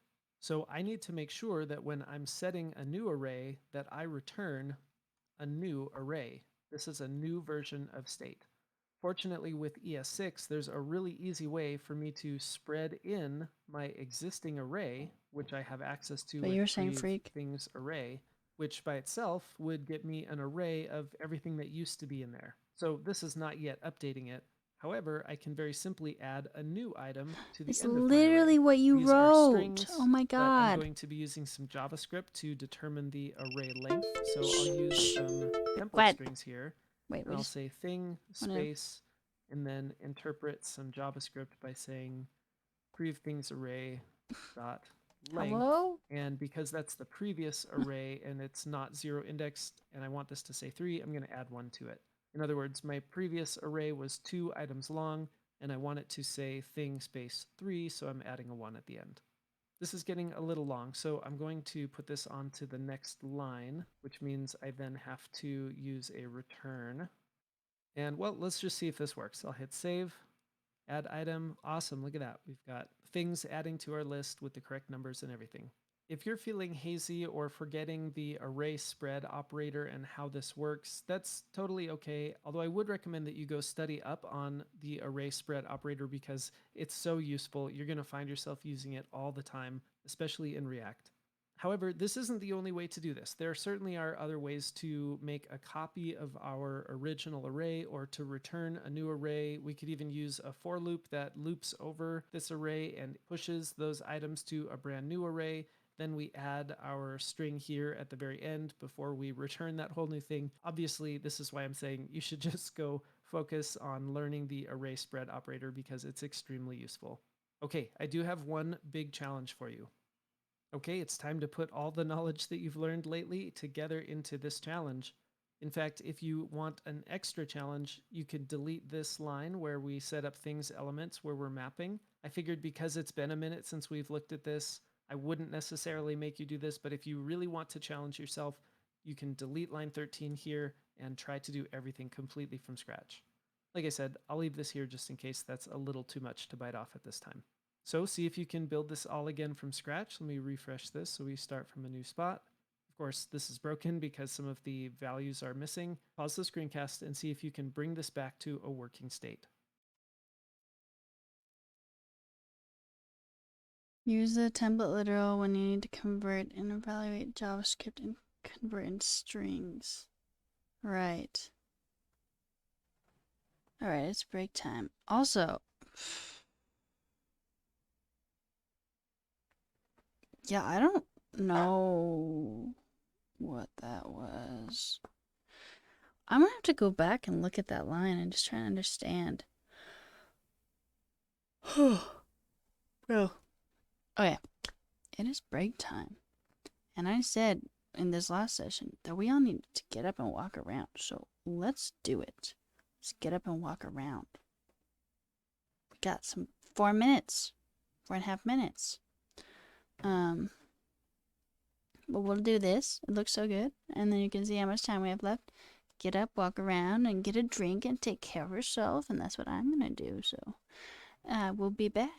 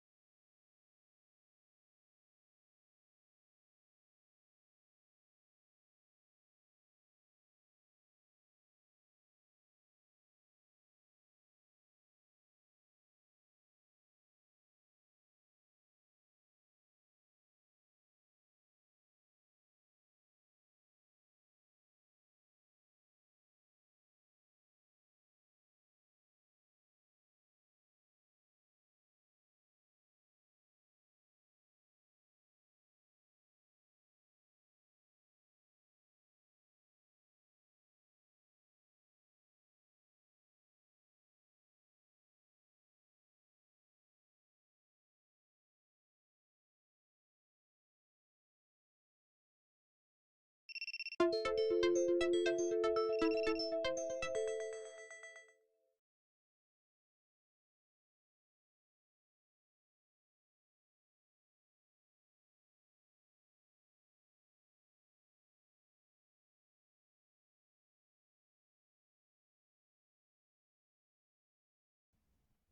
that was pretty relaxing, I think. I did a little walk, changed into pajama pants, got some more blackberries. Here we are. Okay. Right, we were gonna figure out what the... Wait, where did the line go? Wait, I needed to understand it. Okay. So. You take the modifying function. You grab like an element, right? The previous array, right?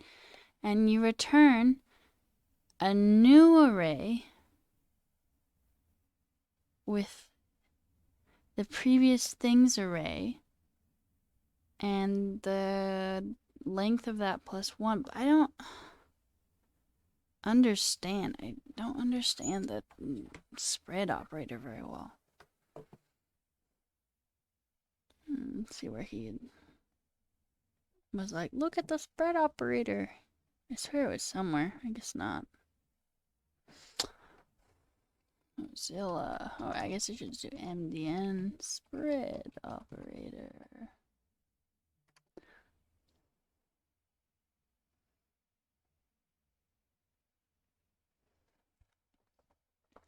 It allows an iterable, such as an array expression or strings, to be expanded in places when 0 more arguments for function calls or elements for array literals array literals are expected.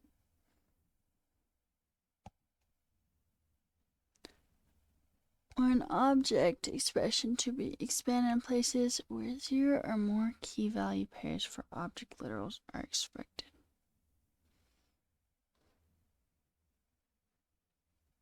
What?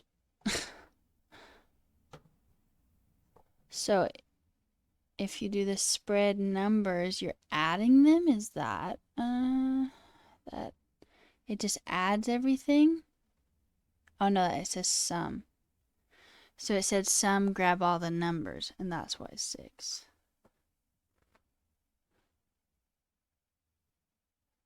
And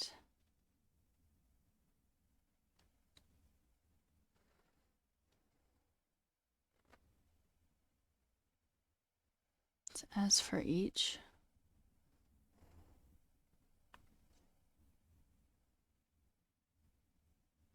Okay. Take 1 per 1. So like for each element in the array, do this. And that's what the spread operator is? Like it does the exact same thing?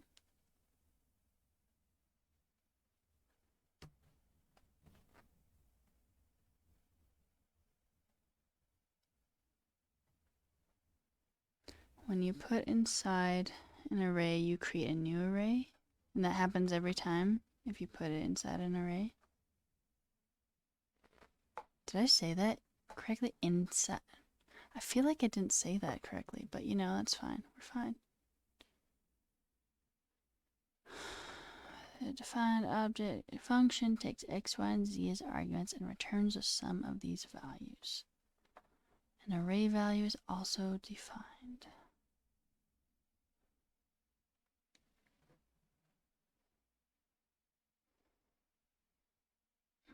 Pass all the values in the array. Pass in all the values in the array. So, in this, we say, grab everything in the array, and then also add the previous array, grab the length of it so that gets the number, and then you just increase it by 1, and then you have thing. So how come we have to make a whole new array? Why? Because we can't like push it, but like, why do we have to make a whole new one? But I think I'm understanding it more. Also, my belly's all grumpy. I need to eat some food, like some blackberries.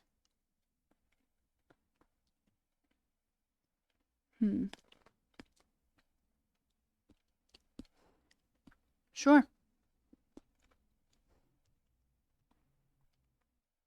Tell me the program.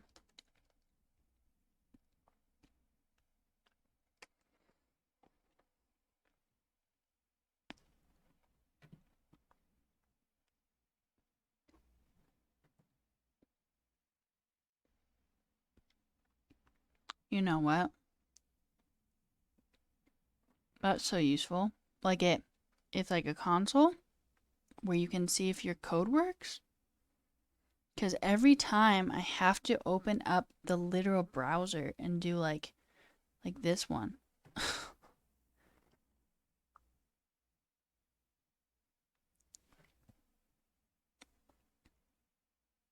Yo, thank you. Actually, this is so useful. I don't know why VS Code doesn't like have like a console, or does it? I haven't been able to find one. Thank you. All right. New array. We could even use a for loop that if you can bring this back to a working state. All right.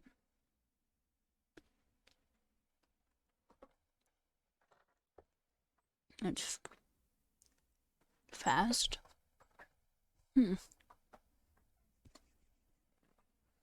Okay. So.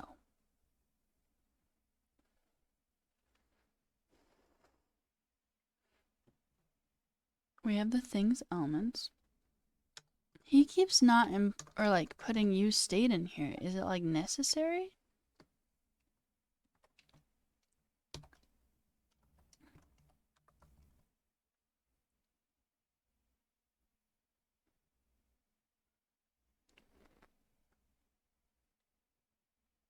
Add things elements, which is mapping to the things array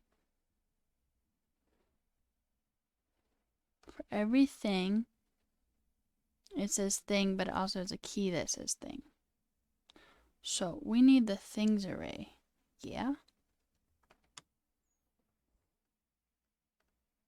Wait.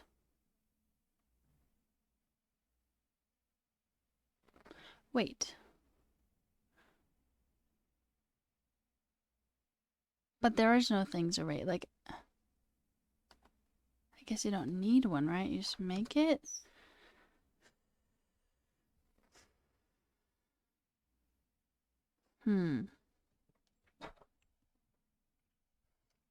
So, do I remember this? We're about to find out. Did the useState, because we were looking at the spread operator like very closely.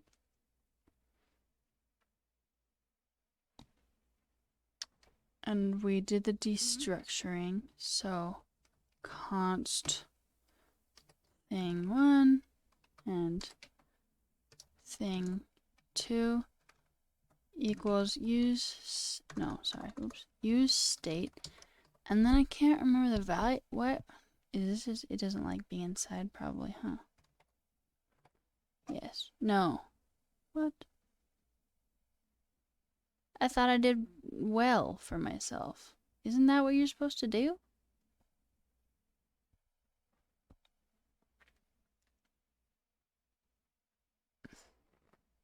Oh, never mind. I didn't name it. No, you don't need to name it. It's destructuring.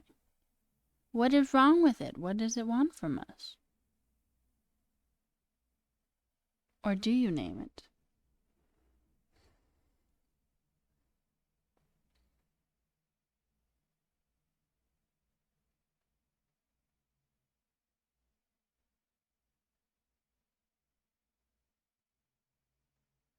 But these weren't the values. They had like thing and set thing. Oh, so that's what it wanted. It just didn't like it was a string thing. That was funny. Unintentionally. So you say set thing, I'm remembering.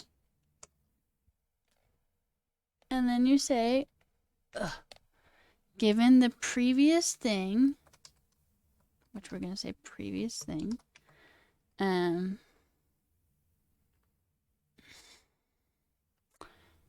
a spread operator. I don't know if I'm doing the right thing right now because I'm just like remembering, like I'm trying to remember how it looked on the page as opposed to like the logic. We made a new array in which the first thing was the old array with the spread operator, and the second thing, whoa. Hey Calico, thanks for following. Surprised me. The second thing was like a template literal, and it says thing, and then the template literal, and then it said the old thing. I know you wrote it. I'm gonna try and avoid looking till maybe I get it right. Let's see if I get it right. Probably not. But then I don't have anything called things array here. Am I supposed to? Was this supposed to be called things array? I think it was. Alright, let's do this.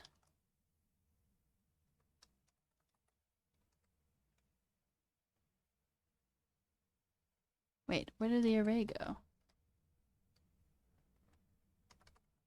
Right? But this would also be things array, I think.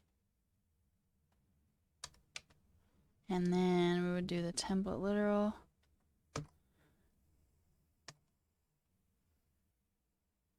Where we would say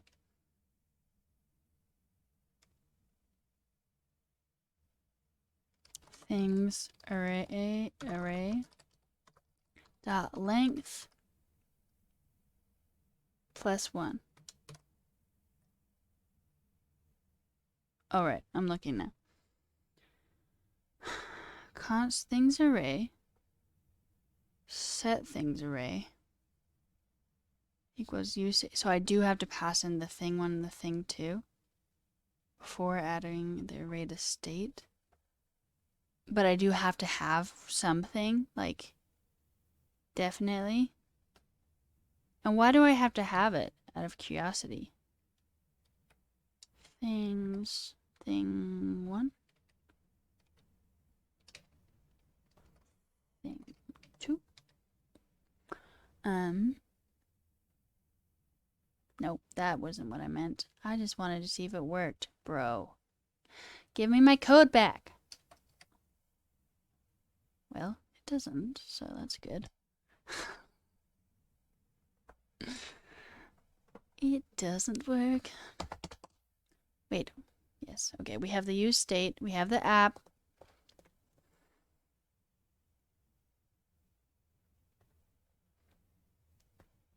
Add item, which doesn't have a click thingamajigger on click.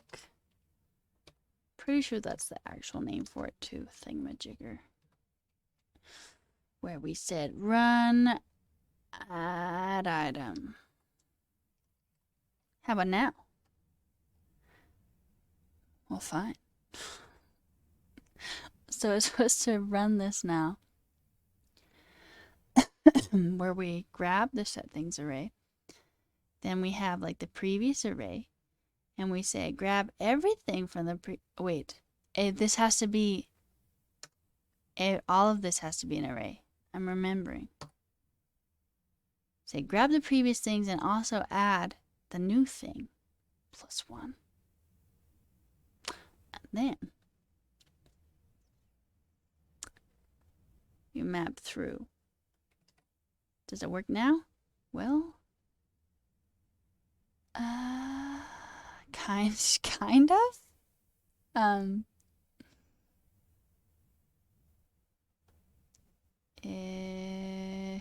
It's because it shouldn't be in the string, right? Oops.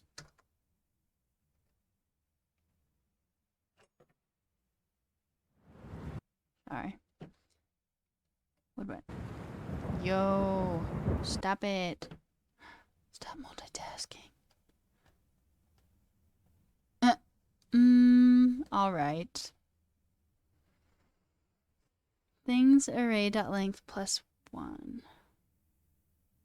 Oh, it has to be inside with it? Guess that makes sense.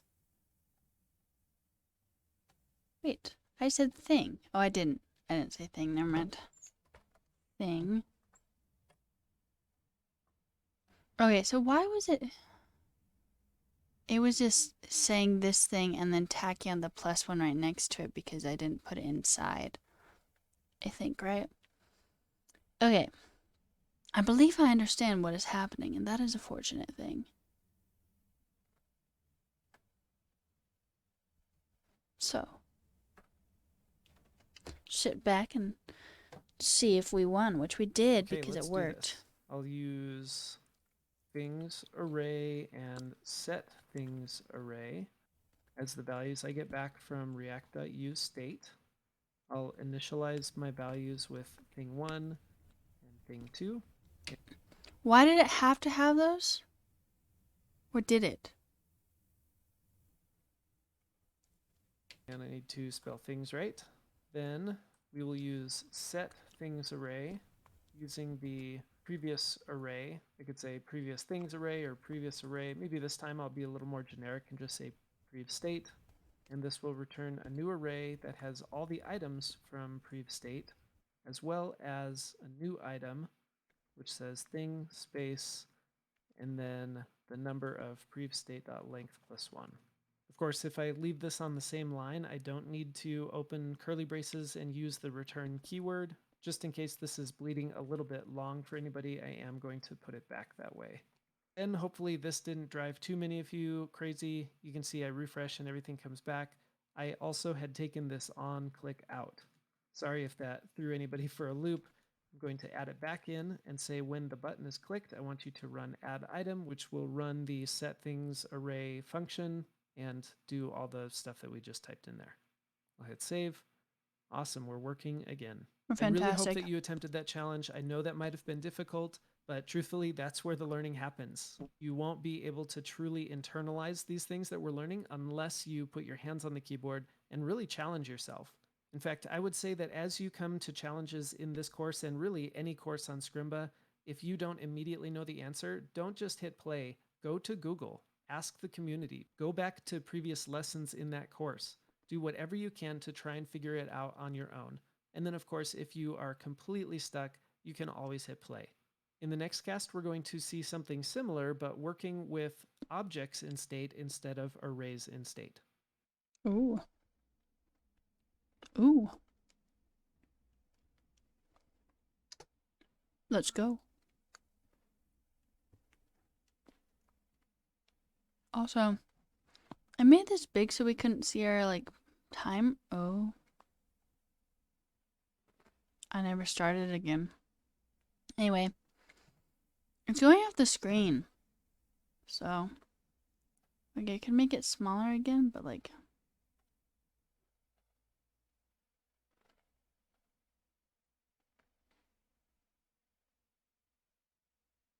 seems like a good size, right? All right. Now let's see what it looks like to use an object in state. Here we have a simple contact card. That's It's my got a real first name. last name, phone, email, and a property called isFavorite. To kick us off, I want you to see if you can figure out how you might fill in some of these values below instead of using the hard-coded values, using the properties from state. Of course, they will look exactly the same because I just copied and pasted these values from the state up above, but you can always test it by changing one of these values in state and seeing if it reflects on your card there. Pause the screencast and work on this challenge. He doesn't want me eating my berries. All right.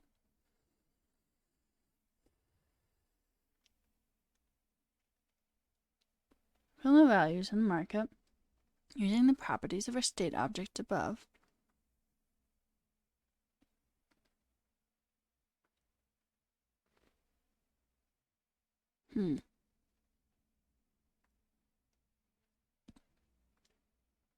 Toggle favorite, which does this.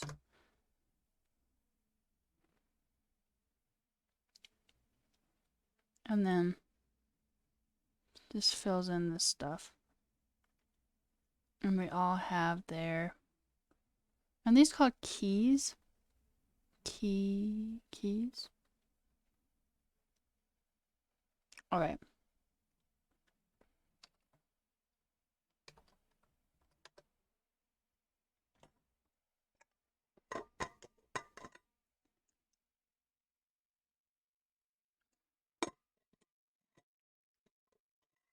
We got this. We're going to use state. We're going to say const destructuring.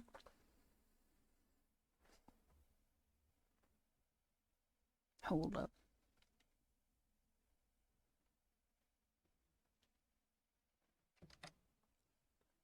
And we'll just replace this with an object, right?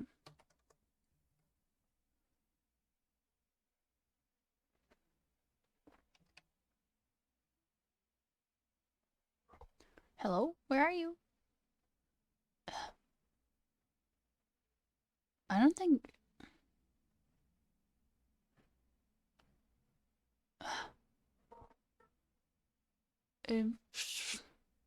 Is this missing stuff, or is it supposed to be like this?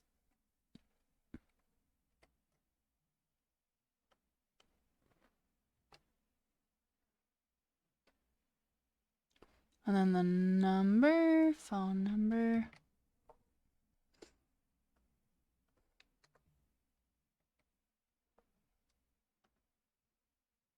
Here, we're gonna turn on some musics really quick. Cool.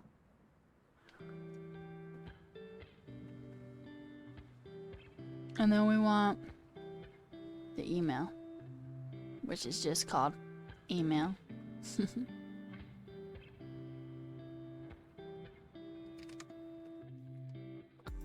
All right.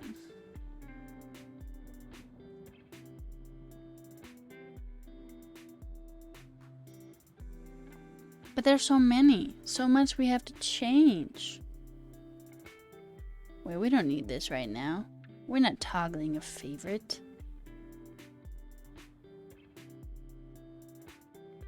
Wait, they already used state.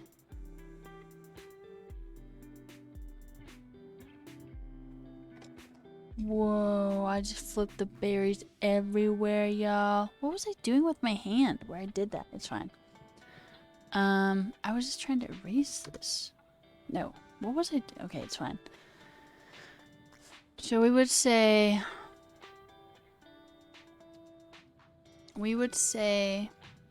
set contact.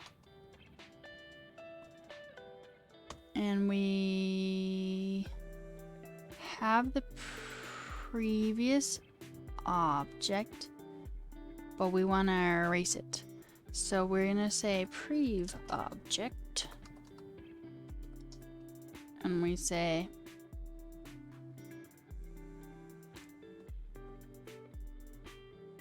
we just want to erase it with this, maybe?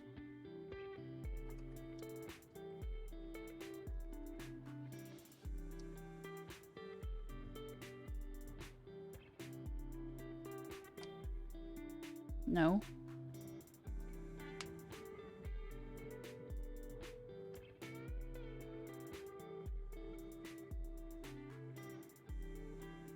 But like, so this was the previous, we're not using the previous object here.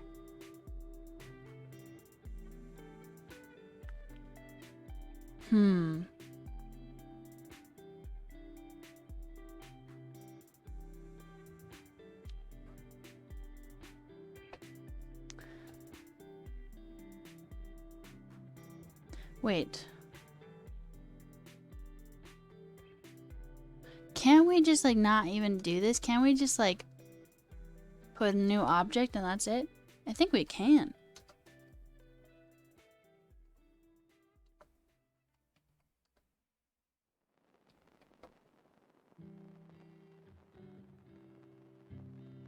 I feel like that's more correct.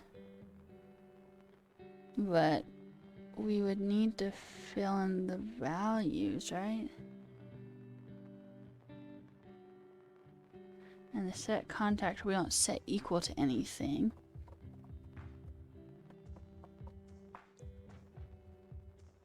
I think.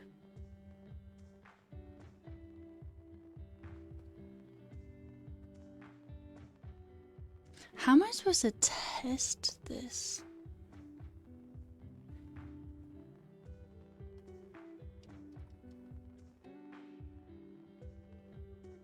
Whoa, okay, it's just broken. It's just broken.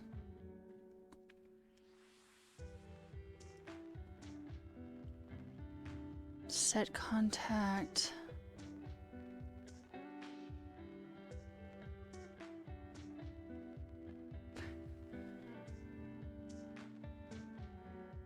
Can you? I don't know. You can't map through because it's an array. I mean, it's not an array.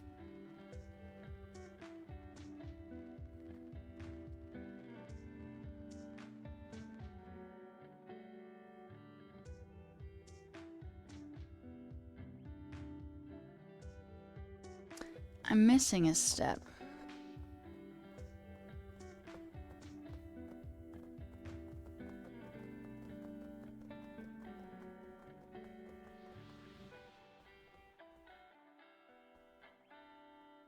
Okay, so if we remember what happened with the last one, we had set things array, which we had in a parentheses, and then we put it in a new array. Then we use the spread operator to grab all the stuff out of that, which we don't want to do here. We don't give a fuck. And then they added a template literal by just doing spaces. Right.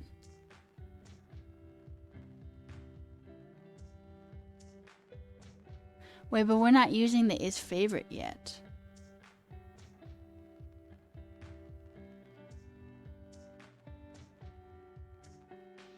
Unless the is favorite is like necessary. Or do I have to say true here for it to show up? No, probably not, right?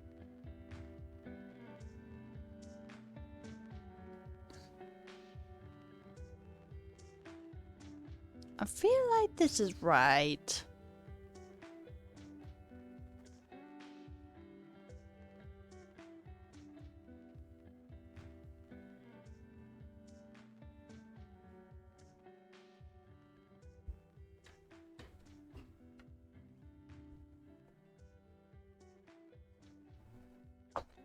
Yo.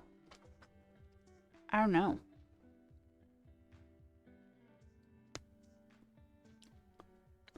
But I feel like that's right.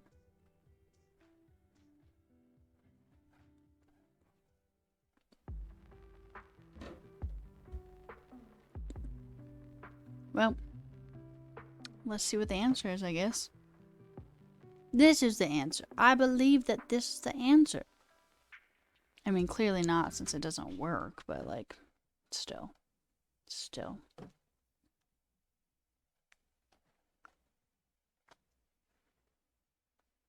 Let's start with the name. We have the first name and last name together in.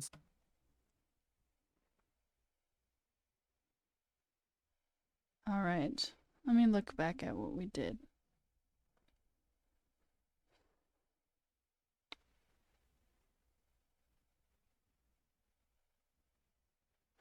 Oh. It wouldn't just recognize it by itself?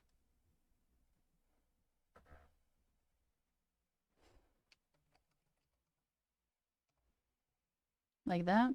Well, except it doesn't like it.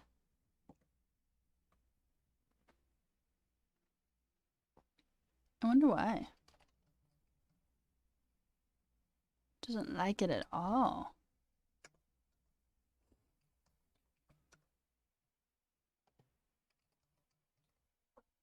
Like that. Oops. It hates it.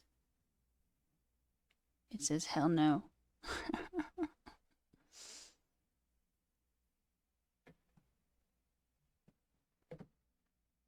inside the same h2, but they're separated in the state up here. The simplest way to do that is simply to put the first name in its own Oh, set of you curly know what? You were braces, probably the saying down here, right? Okay. He didn't do it yet. Wait a second. Wait a second. I think that is what you were saying. Maybe.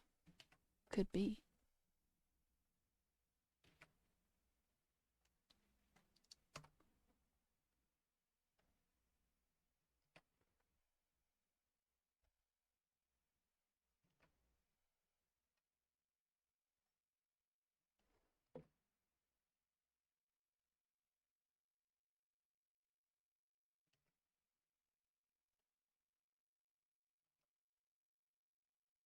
Now we have to go back to these. It's flipping out.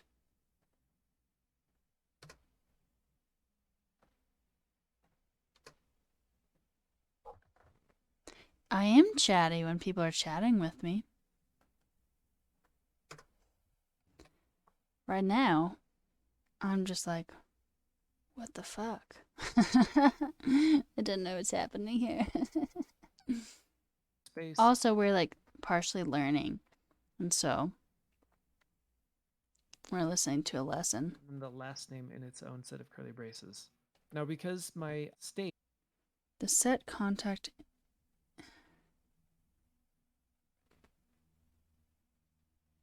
inside the function first. I only know one language, so JavaScript, but I'm learning React right now, so it's pretty fun. I'm liking it. How about yours? Set contact inside. Oh. I feel like it was getting mad at me earlier for doing that. But you're right. Oh my god, it worked.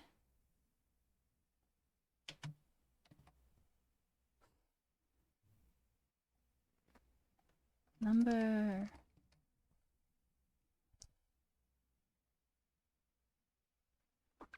Your favorite is C++? Whenever I think about C++, I just think about game dev. Juju game dev. Isn't that what they use for game dev? I feel like it is. Alright. So this worked. This worked because would it break if these didn't say contact dot? Yes. I don't feel like we've been doing that anywhere else. So, but it's because it's an object, huh? And then we just replaced. Okay. is an object, I need to reference the entire contact and then use the dot syntax to access its properties. So I will say contact dot first Hold name up, he needs said to the reference explanation. the entire contact and then use the dot syntax to access its Oh, properties. yeah. So I will say contact dot first name and then the space, which will be interpreted as an actual space in the markup. Yeah, that's followed by reflective, I contact think. dot last name. Lol. Save. Nothing looks like it changes. That's good. If I change this to Jane, our contact changes. Great. And then I can simply do the same thing for these other properties. This is contact.phone and contact.email. Now, I mentioned that we're going to ignore the isFavorite property for now. I have another challenge that I'm going to type out now. You might notice in the images that we have two separate PNGs, one called star empty PNG and one called star It's gonna be a click filled star. PNG. Mm. Right now we're just using the star empty PNG, but if this were filled, and let me comment this out so it doesn't break our code, you'll see that it fills in the star nicely Ooh. as if this contact were a favorite of yours. However, following the declarative nature of React, we want the isFavorite property to be the determining factor as to which of those two images gets used. So your challenge is to use a ternary right here in this line. I'll uncomment this now.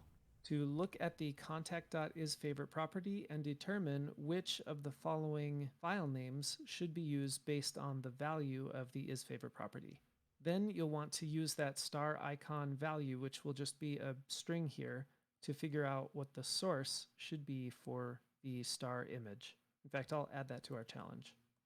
What? Okay, best of luck. Pause the screencast, work on this part of the challenge. Right, I'm not gonna look at what you said here yet because, hey, Dom, because I want to try and figure this out by myself. What's up? Russ is almost here today, gone tomorrow. So many language aspects when they thought. Oh, I sound different today? Wait. I don't know why. A Rust hater. It's okay, I don't really care about Rust. I don't know anything about it, except it's also a video game that people like, and that's what I know about it. But is Rust written in Rust? Real question. Probably not, but that would be cool. Alright. Ternary to determine which star image file name should be used. Contact is favorite property. Contact is favorite? Hello? Where is it?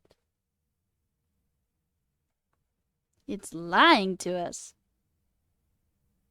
For the longest of times, we thought people were talking about video games and they mentioned Rust. Same though. I was like, yeah, that people mention that video game, yes.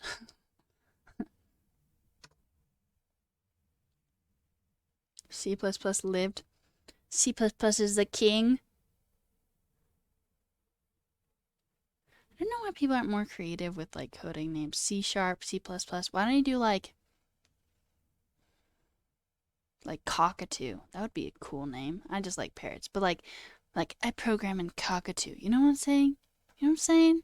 Make it a thing. Have more creative names. And someone's like, let's make a new language. Well, Java's around, so let's just do JavaScript. I mean, I guess technically ECMAScript, but like still, you know what I'm saying? Cockatoo script. There you go. It's gonna be called cockatoo, y'all. So,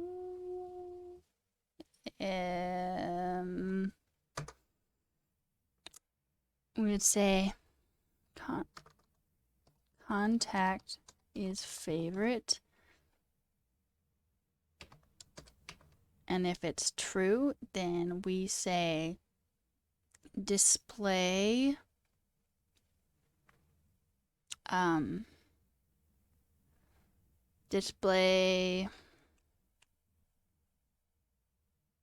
it doesn't like it though, and that's not good.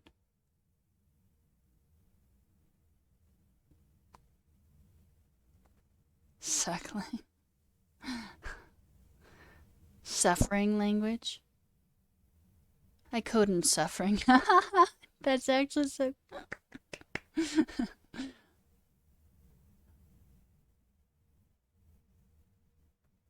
And then if you're like, I really like JavaScript. I really like suffering.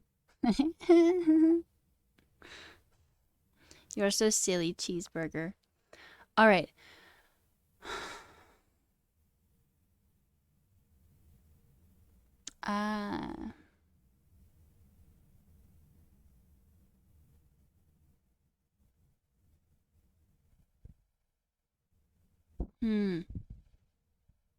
Like I can do the star-filled PNG, but like it's still having problems here.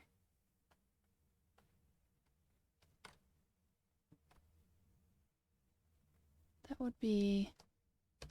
We would have to say source, right? Or no? Or would it be just like...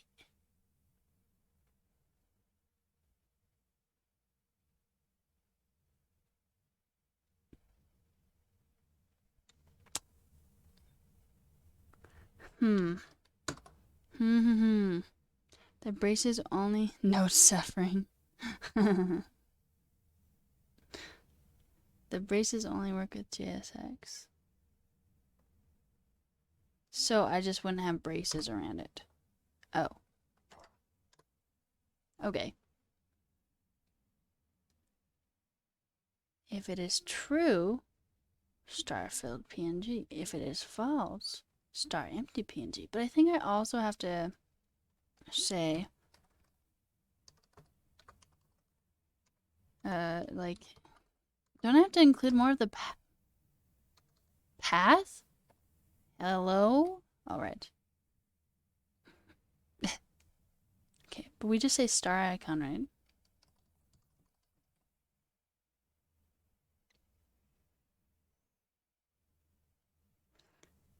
Oh, you know, I actually didn't think about that. Huh. And that way we don't have to do a path, yeah? And they would just have names? Like empty star?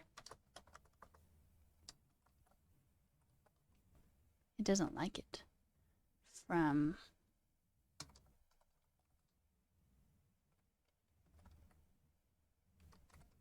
like this? Am I working on my interactive dictionary? No, I'm working on another coding challenge. But the last one was interesting because I had no idea what was happening because I hadn't done this course. So I've been cramming this weekend. Just cramming this course and understanding React, and hopefully very late tonight or maybe early tomorrow I can get the coding challenge done. I'm not like super optimistic, but we'll be okay. We'll be okay.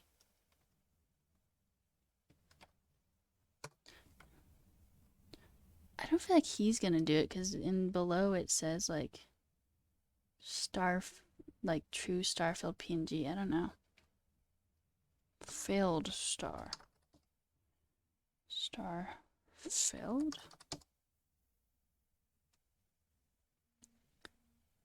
Breeze instantiation is a thing. Yo, I don't even know what that means. What does it mean? Who's texting me? My mom. My mom has been so much texting me. Wow. Good grammar. Oh yes, we forgot to say empty star and filled star. Empty star. Empty star. Filled star.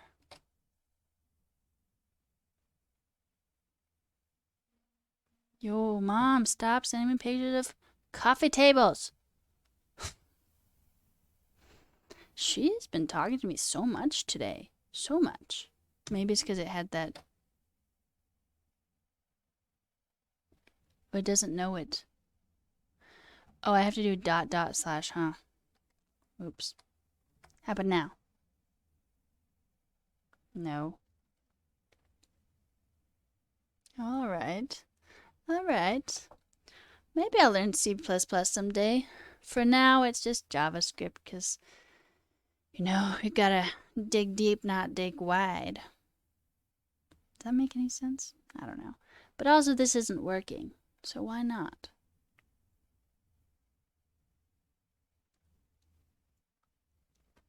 I wonder, why is this one blue? I wonder if we just put the path, if it will be grumpy. If not, we'll just go back to what we just barely did. Tons of sense, you know me. I'm eloquent as hell. As hell is what I was trying to say before I got interrupted. Also, it's break time, so I gotta pick up the berries on my floor. Do you remember when I like spilled them? It was very dramatic. But it actually looks like there are only 2 berries on the floor, so that's not that dramatic, is it? Ugh. 2 berries on the floor. Ugh. Okay. It was very hard.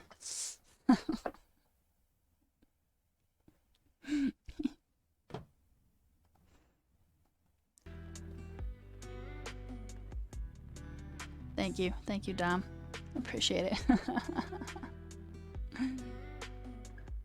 All right. We've been going for 4.5 hours. That pun was very funny. Damn straight.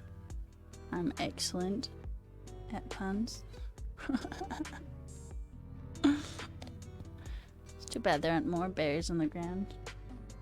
I mean, like, no, but like, I don't know. It was just such a dramatic action. I just expected more berries to be on the ground, you know? Like I put my hand down and then the container was like, whoosh, and like launched partially like a few feet away from me. And berries went flying, and it was very startling. But there were only 2 berries on the floor, so like, come on, like, be more dramatic if you're gonna be dramatic. Like, have more effect. I don't know. You know what I'm saying?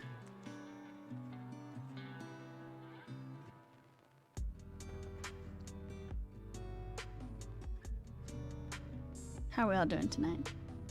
How have we all been doing since the last time I asked if you've been here for a while?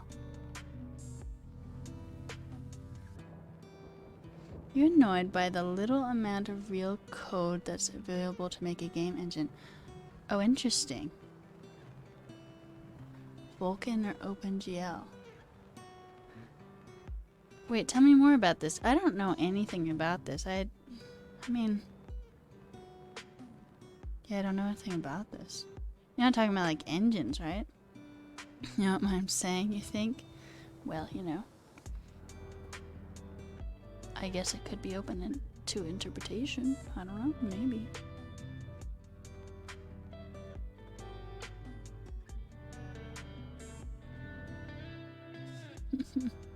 Did you guys know that if you go to your phone, I'm assuming y'all have a smartphone, go to a phone, go to somewhere where your keyboard pops up, and then go to your question mark, hold your question mark, and they now have a question mark that is a question mark with an exclamation mark in it? I found this out today, like, what? Add path to string? But I did that at the top. I fucked around with the amount of periods. It didn't work either way. And then we used the variables down here, but I was just messing around again. I don't know. Dom has been very, well, how do I say words? Dom has been here a lot. Always laughing at my jokes. Makes me feel good.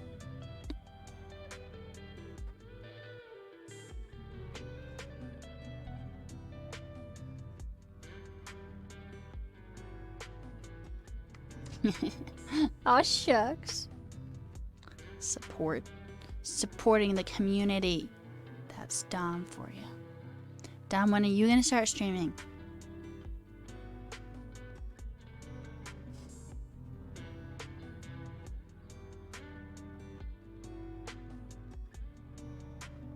Never? Why not? No, you're not. You're hanging out with me, and I'm so interesting. I don't hang out with boring people. All y'all are very interesting. So, sorry.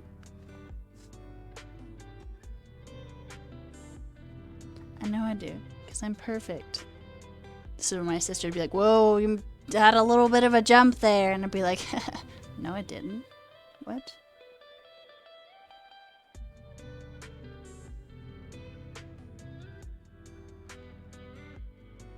Alright, 10 seconds. Then I have to get my foot off of my desk and sit back down like a normal person.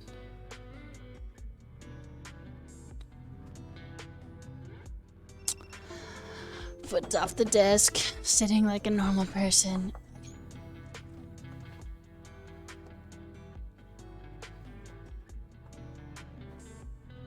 Nope, no one's here's hanging with boring people because we're all interesting.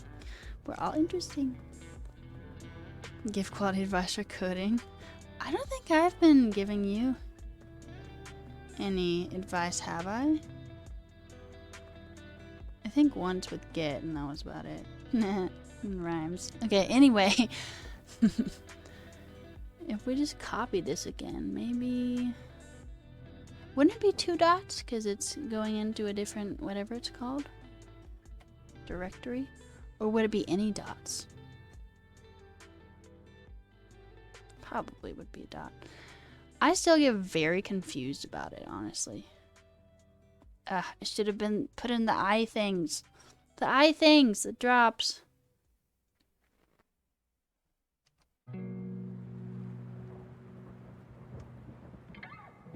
Didn't like it.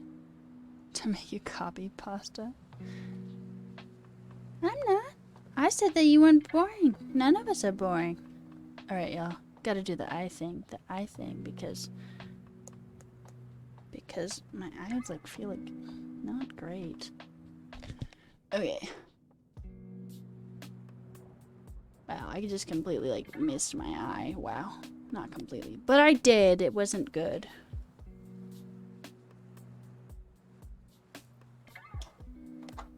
Another one. I'm running out.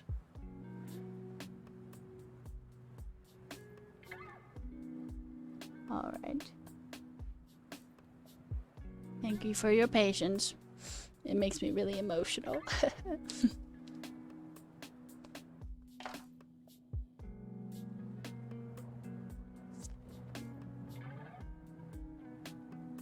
All right.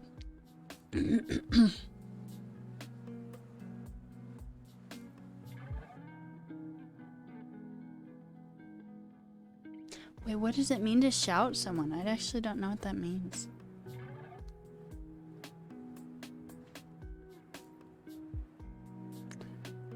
So this isn't working.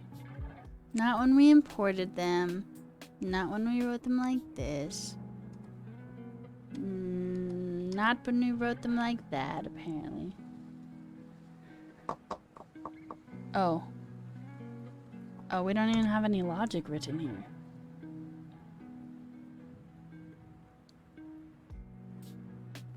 Is this supposed to be in this? Inside of it? No? Yes? Maybe?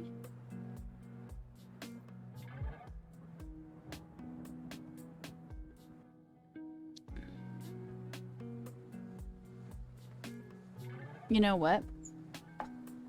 If we do the import variables, the empty star and the filled star, then we can...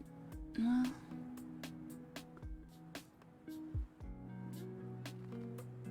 where is this? I don't know. Can you see the tag image? Or are you talking about like just looking down here? Is this what you're talking about?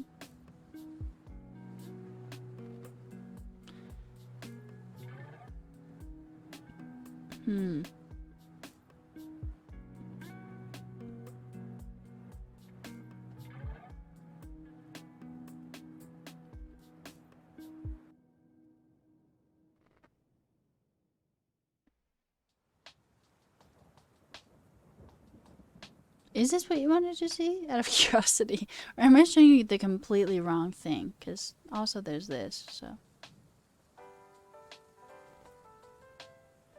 Stupid hair? What is up with it today? Do a little baby ponytail like that or something. He talks trash. My hair? My hairs? Okay. Temporarily pinned back with the headphones.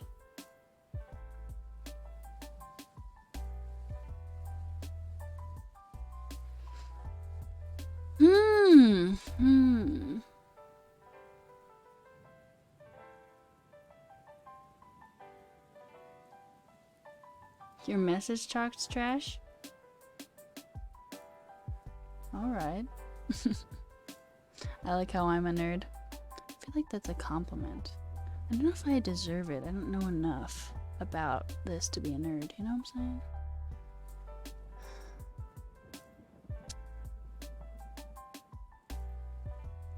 Star icon.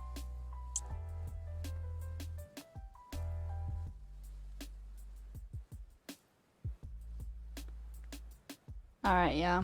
I'm gonna play it. I don't know. It smells like food. No one is cooking. Where does the ghost smell come from? Ghost food. If you got called a nerd, take a full compliment, then I will. Thank you.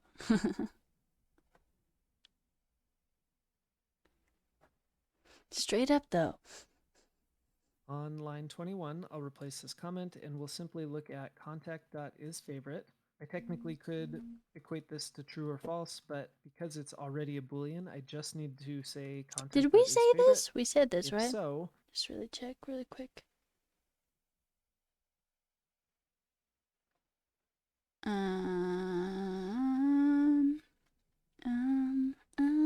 Wait, what did I say? Wait, I didn't. I didn't do it. Wait, did I? Damn, did I not save it? I don't think I did.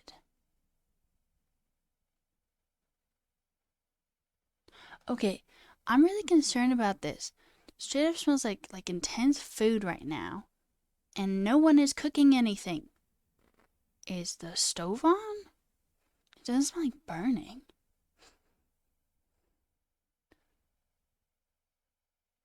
Should I check? It might be the downstairs neighbors, but I don't normally smell their food. Anyway, it's fine. Whatever, I guess. I want to use the star Or is this the one? Aha! So we said let star icon filled PNG, equals. and otherwise I want to use the star empty PNG. And now that I have a value for star icon, I can simply replace whatever is here Oh.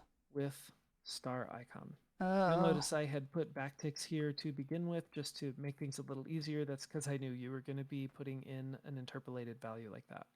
I'll go ahead and hit save. Everything looks the same, but now if I change my isFavorite from false to true in the hard-coded initial value, we get a little filled star.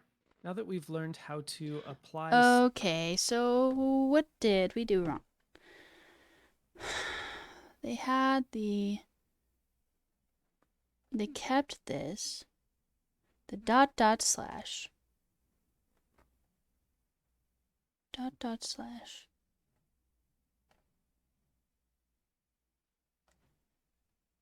And we just... Well, shouldn't this have, in theory, worked? Like if I had just done this? This isn't Udemy, this is Scrimba. But, I mean, even if it was, nothing wrong with that. I'm learning, so. And it's a really good teacher, actually. But, like, this doesn't work. So... Why?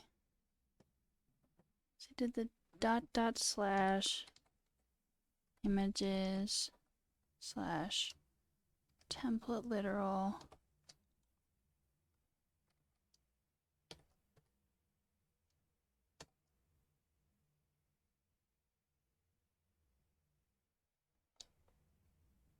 Oh, it's because I didn't do the template literal. I was like, what is happening here?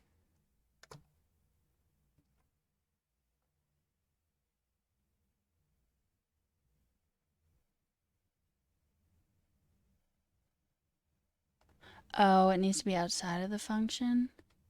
It was originally. I believe it, cheeseburger. I've never actually done any of the Udemy things. And I heard that this is somewhat out of date, but at least it has a good basis, you know? Just made me some chicken fried rice. Woo! Nice. That sounds somewhat healthy. Oh, so the import's fucking with it? Is that what's up? Okay, so would this have worked if we had done it the way I did it before?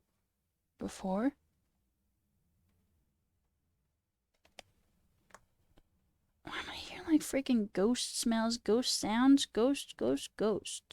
I don't believe in ghosts. Ghost like dinging happening here. No. Okay. We're just gonna try this out because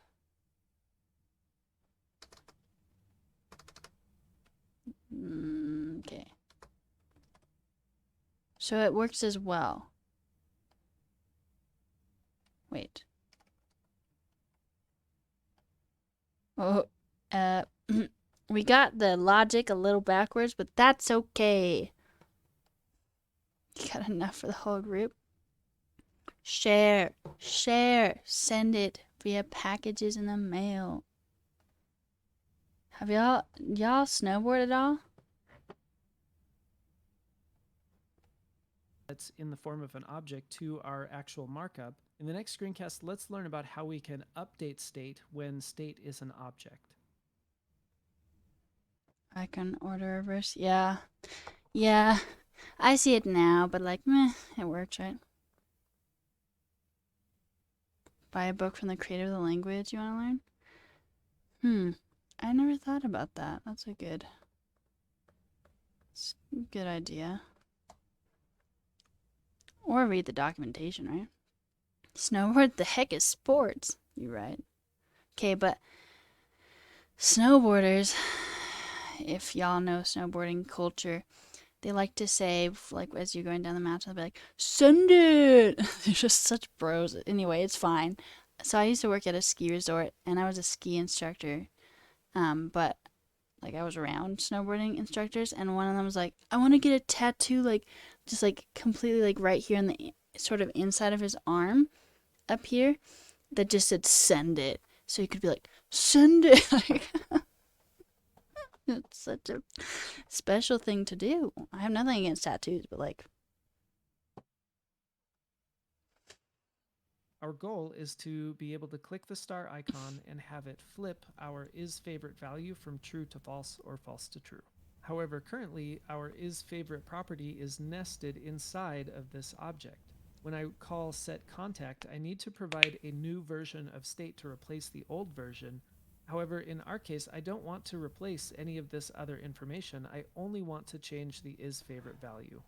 Many people's first thought is to use setContact, and here you'll see I already should have be a set get up the command. toggle favorite Send function. it. Could you imagine it's just you're typing code and then you like type in like get send it or something like that, and then you hear like your computer just has like a bro be like send it. Could you imagine like working in an environment like that and hearing that like all the time?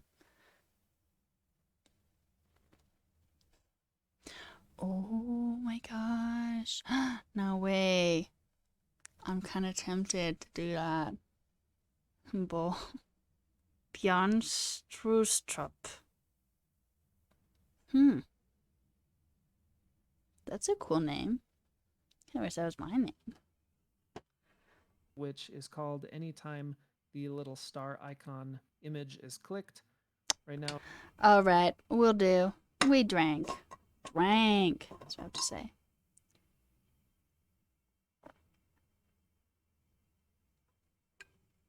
I haven't drunk anything in a while, thank you. You know what to focus on for next Git lessons? Someone made a James Brown song Git command. Lol. Alright.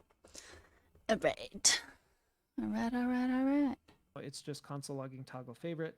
The temptation is to use set contact, look at the previous contact information, and return. And I guess for simplicity, I'll put this on its own line. We'll say return an object where the isFavorite property is the opposite of the previous contact's isFavorite property. You know, that makes However, a lot of there sense. is a major problem with doing it this way. I'm not going to hit refresh yet, but I do want you to pause the screencast and see if you can figure out what mistake I have right here. Maybe you have to do contact.isFavorite. They're very terse, but good overall. That's my prediction. I think it's because isFavorite has to be contact isFavorite. What do you think?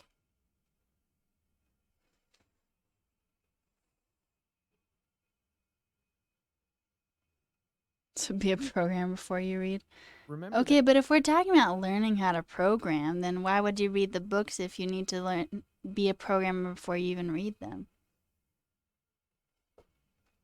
that in this callback function, whatever I return from that function will become the new replacement for our contact state. Currently, I have an object with 5 properties: first name, last name, phone, email, and isFavorite. But what I'm replacing it with is an object that only has one property, isFavorite. So if I hit save and then click our toggle favorite, you'll see that all of our other information just disappears. However, it does look like our star is working. I can click our star and it is correctly flipping back and forth, but obviously this is a bug. If you do happen to be coming to this course having had experience in class-based React, this might seem confusing to you. If you've never worked with class-based React, you can ignore the next thing I'm about to say. But in class-based React, when you use this.setState, it would automatically C++ figure out how to secrets deep. combine Alright. your old Don't object read books to with the swing new it. property that you're Yeah. trying to replace See it it with. like an onion. However, An using onion has hooks layers. with React.useState no longer does this. Okay, everybody can tune back in now. The main point is that I need to make sure that I bring in all of the properties of my old object and then replace the 1 or 2 or however many properties you need to replace in what you're trying to accomplish. A very simple way for me to do that is to spread in all of the properties of my Spread. old I wish I contact. just like And in this got case, it. have Like I access to the understand old it, but I didn't contact think using about it. prev contact. So I'll bring in all of the properties, and this, by the way, does include the isFavorite property, but then I will overwrite the isFavorite property with a new value.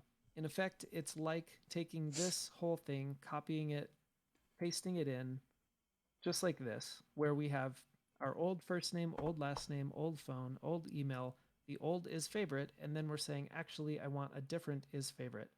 Believe it or not, this is not a syntax error.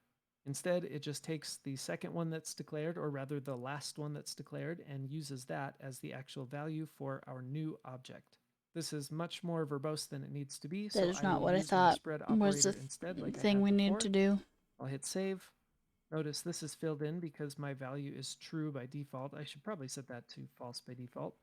And then when I click it, all of the other information stays the same except for OMG. the value of isFavorite, which is then redetermining which icon is going to be used based on that contact.isFavorite property.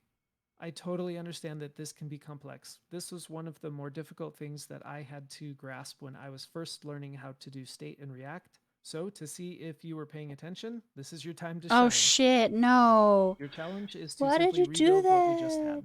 Again, if you get stuck and Ow, you I don't just remember the poked syntax, myself in the don't eye. just hit play and Oh watch my me do god. it. Open a new tab, do a quick query on Google, see if you can find Oh. a resource that will help you figure this out, or even go back earlier in the screencast and see how I did it so that you can then come back to this point and type it out yourself. So pause the screencast and see if you can rebuild our toggle favorite function. Yo, it like hurt. I don't think I've ever poked myself in the eye before. Ow, a little achy eye.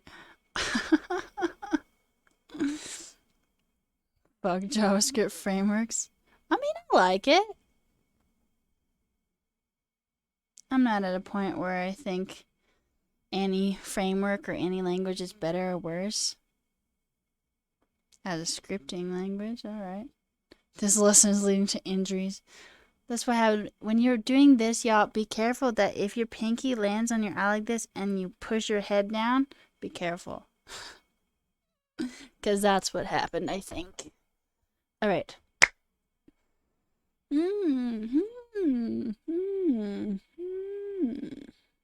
Rebuild it, smiley face. Cruel! It's cruel. It's fine. We got this.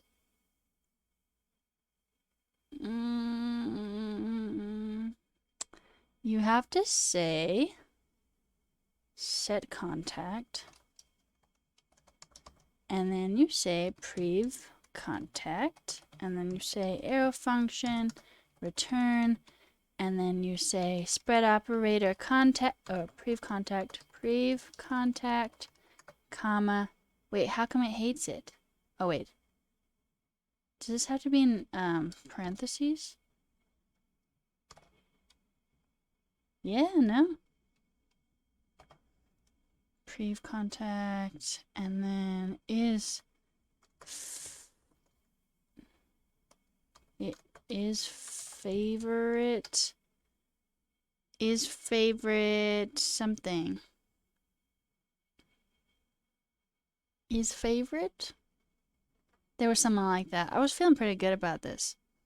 Would I ever eat one of them fish at the bottom of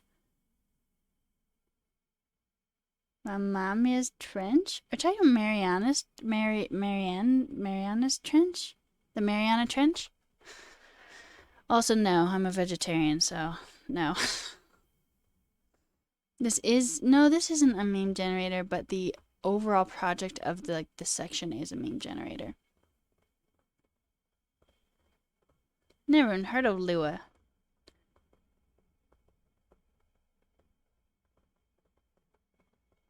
I didn't know that TypeScript was still in production. Alright. Also, Ungi, would you eat one of damn fish at the bottom of Mariana's Trench? Sorry. I think they're like more like tube plants that are like also animals or something. I feel like I saw it like a long time ago. There was something after this, like an anglerfish for being a vegetarian. You can guess how I'd react. Everyone clap. That was masterful. I love it.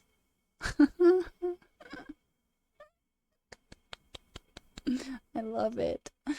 Thank you for the very genuine smile. Okay, there was something after this.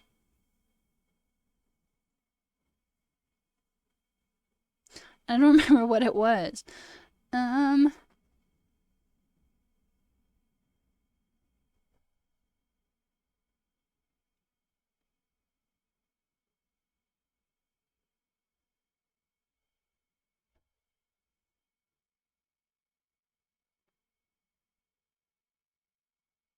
Yo. I don't think this was before it. I think it was like is favorite and then had it equal to something. Oh, the previous contact.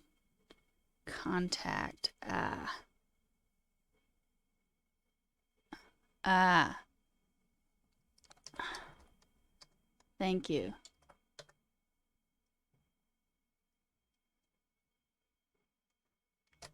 Thanks for going along. You seem sharp. You're so full of all these coding jokes. I love it. Why does it hate this? Apparently I'm utilizing TypeScript or something, y'all. Is it just...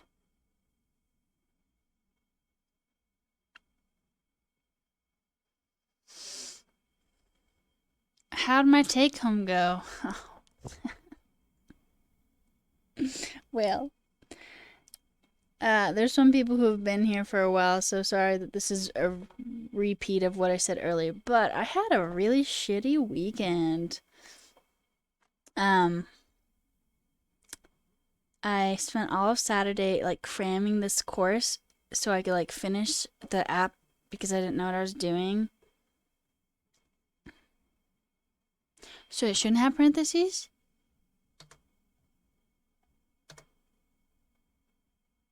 I didn't like it. Anyway, so I crammed this and I was like, you know what? I'm just gonna like try and get to the certain parts of this I need, and then I'll be good. I'll figure out what's going on in my application. And on Saturday night, my roommates like stumbled into the room and were like, "Fuck, we are so drunk, and also may need to be hospitalized." Yes, we know. Oh, it's long break, y'all. Anyway, hospitalized. I still know how to say that word. And I was like, oh my god. And I spent the next like 4 hours making sure they didn't die. It was very stressful, actually. So I didn't get my project done because I was dealing with that. And so I put in a GitHub repo and I sent it to the people and I was like, look, I didn't get it done, but like, here's what I did get done. I guess like you may not hire me, but you know what? Like, what can you do? It's not like I could have predicted what happened, so... Yeah, that's what happened with that. Oh my god. It was very stressful. And I got like 4 hours of sleep, and it was... If you go back and watch the beginning of this video, I say something like this, and I'm just like dead. I'm just like... It's been rough. Have I gotten a response? Yeah, they said they were reviewing the code. So, we'll see, I guess.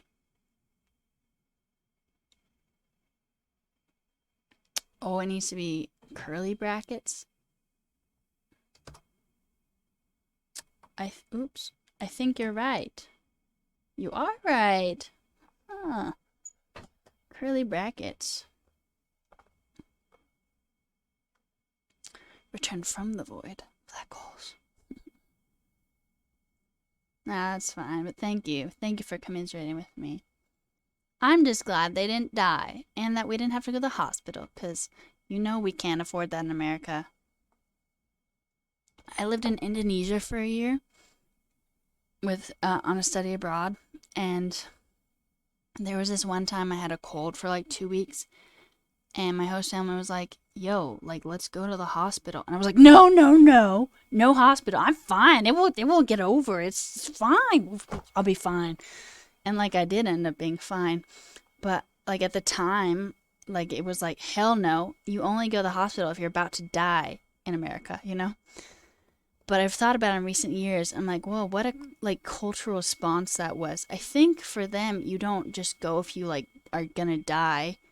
It's probably like healthcare is more like accessible, you know? Whereas for me, like it was just like a violent reaction to like such a broken system. Anyway, so it's fine.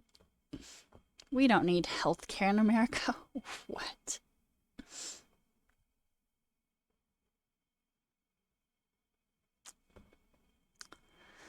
So yeah. Oh, also, we aren't even looking at this, I guess, huh? There it is. I mean, help in like what respect?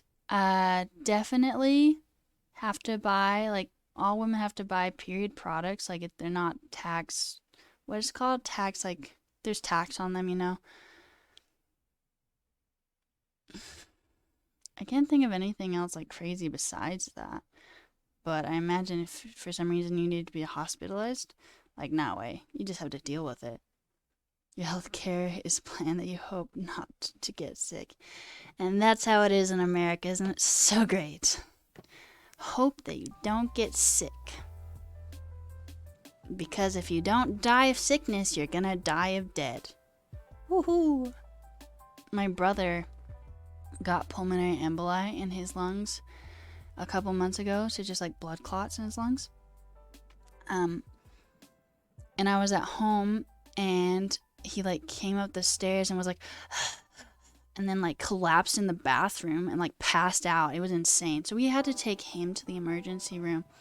His bill was like, I think like $8,000 just for him to get blood thinners and not die. Isn't that great? Isn't that great?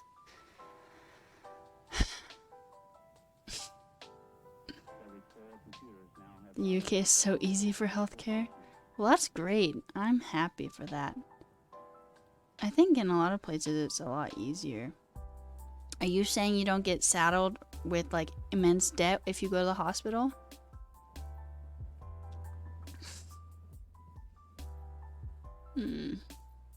It's great. We love it. Americans love it.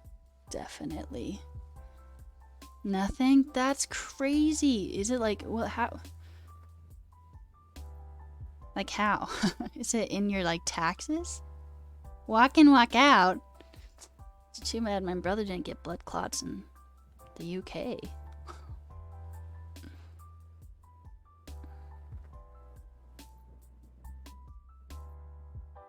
National insurance. I feel like my brain is so American right now. It's like, how do you pay? How is it paid for? Like, who pays for it?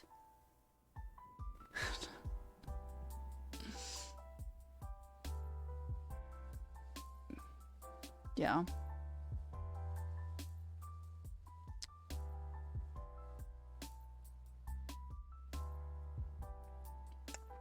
Mama said water.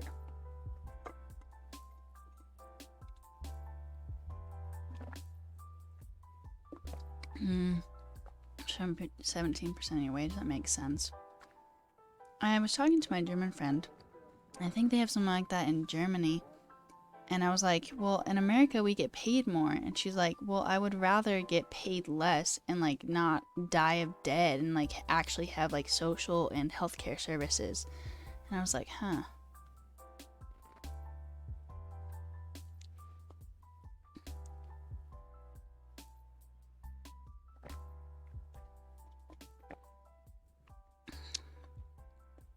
I think y'all got it figured out. But I mean, I feel like Americans can't like even fathom making less money than like they're already making. And of course, all the corporations here, like if they're getting more money out of this, hell yeah, they're gonna stay this way, you know?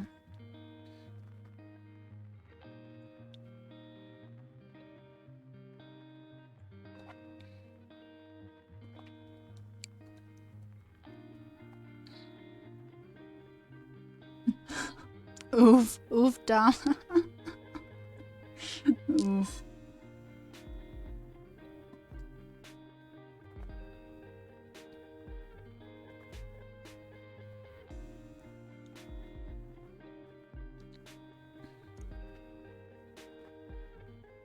That 17% also helps those that can't pay. That's really nice. Again, I think the American point of view would be like, or like, at least a shitty American point of view would be like, I don't want my tax money to pay for people who just live off the government or some shit like that, you know? But like, that's how it should be. People should be able to get health care. Also, I kind of wonder how people in the United States pay for like if you have cancer, because that shit's like really expensive. And then you're like deathly ill. Like, how do you pay for that?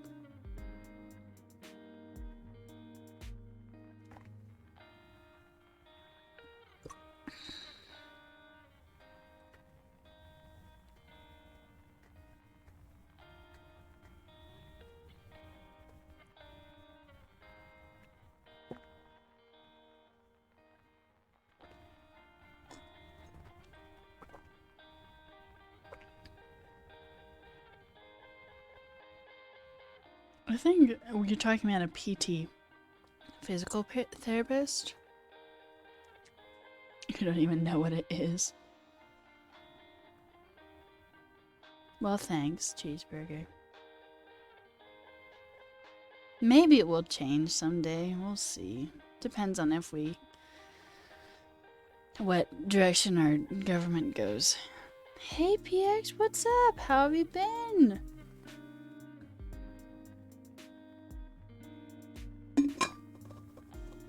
It's nice to see you. The water's gone. I probably should go get more. TBH. I briefly volunteered for an occupational therapy clinic back when I wanted to be a doctor. And, like, the kids would, like, work on, like, writing, right? Rehab clients to be independent in self-care activities. Oh, that's kind of cool. But isn't like most of your work charting?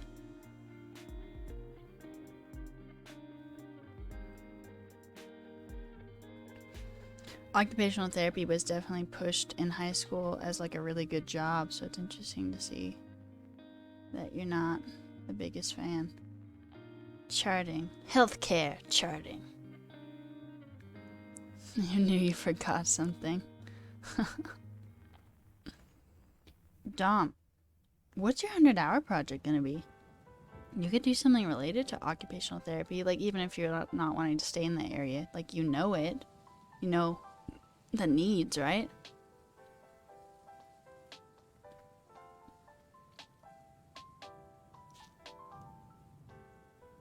True cheeseburger. The therapy and needs felt so good. That's good. I feel like we all could do with like, I don't know, flexibility therapy, things like that, you know. Healthy chat seems good. Yes, we're talking about the shitty American healthcare system and also Dom's job.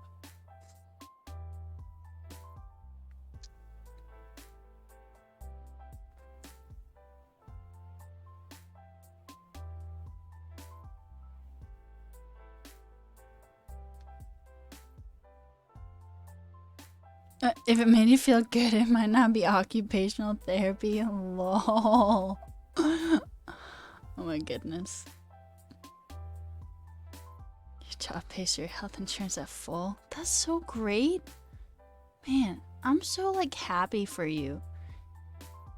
It makes you want to go injure yourself to use it. Oof. I'm happy you got like a well-paying job in software engineering and your healthcare is covered, so if you get hurt, you don't die of debt.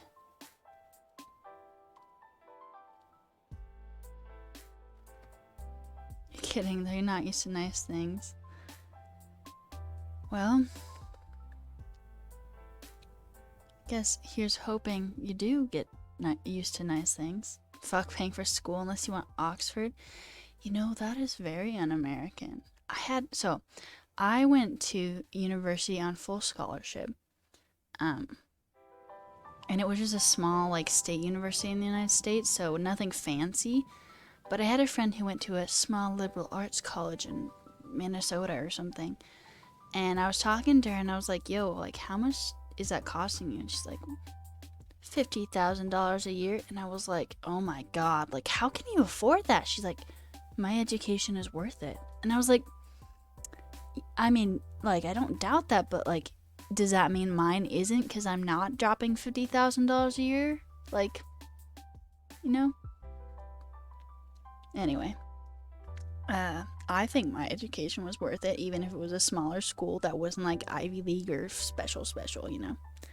You can help out the subject used to complain about Brazilian public health system, but considering that you're a poor country, it's just fine. Oof. Or you can't help about it now. Yeah, tell me about the Brazil's healthcare system. Do you get insane debt if you go to the hospital? Yeah, cheeseburger. I hope she's doing well now with the 4 years of $50,000 a year. That's like $200,000. Oh my God. I'd rather say 50,000 pounds and buy books. Yeah. Well, one thing that I've realized about moving into tech is, like, you don't need to go to university, you know? I studied philosophy in university, and there are lots of different philosophies, but one of them is that the university system is broken. The original purpose of university was to learn, you know? It wasn't to be a trade school or anything. It was literally just to learn. And the value of going was the knowledge itself. So, like, I majored in philosophy, but it wasn't because I wanted to get a job as a philosopher. It's because, like the knowledge itself was valuable to me, you know? But because of a philosopher dude named John Dewey, at least the American school system has changed into, well, education should be for a specific purpose. Like, it should serve a purpose, a practical purpose, as opposed to being valued for its, like, itself, you know? So the American system at least took on that mindset and was like, yeah, it should be for something, and also let's charge so much money for it, and everyone has to do it now, yes. And then people get out of college and they have these interesting degrees, but they don't lead anywhere because they're not originally supposed to. So I think that Americans should go to trade school more, go to coding school, go to engineering school, go to electrical school, you know? You know what I'm saying? Alright, done with my rant. There are lots of ways of finding out your insurance works without hurting yourself. Still on the grind. Yes. Yes. Did you just drop back in, Beck? Yes, I'm still here. We're on a little break. Long break, I guess you should say. Buy books into it, sin with sex, you joke.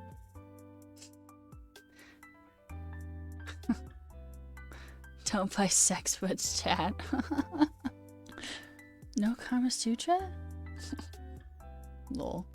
You agree the current school system in America is not good. Yeah. Yeah. Not exactly. Public hospitals used to have long waiting lines, but for emergencies they're generally smaller.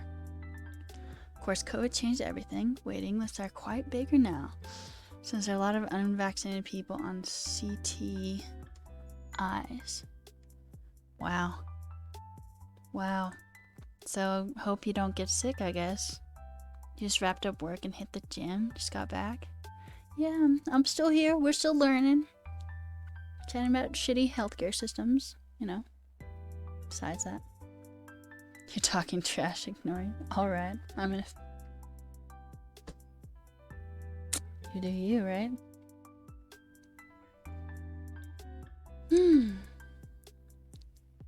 Yeah, I don't think computer science should necessarily be a major. And I say that not having been a computer science major. I think, like, any type of engineering should just be a trade school. Like, that's it, you know? And then, I don't know, people wouldn't have to pay so much money. But that's the problem is, America is corporate and you gotta spend money, you know? Just have to.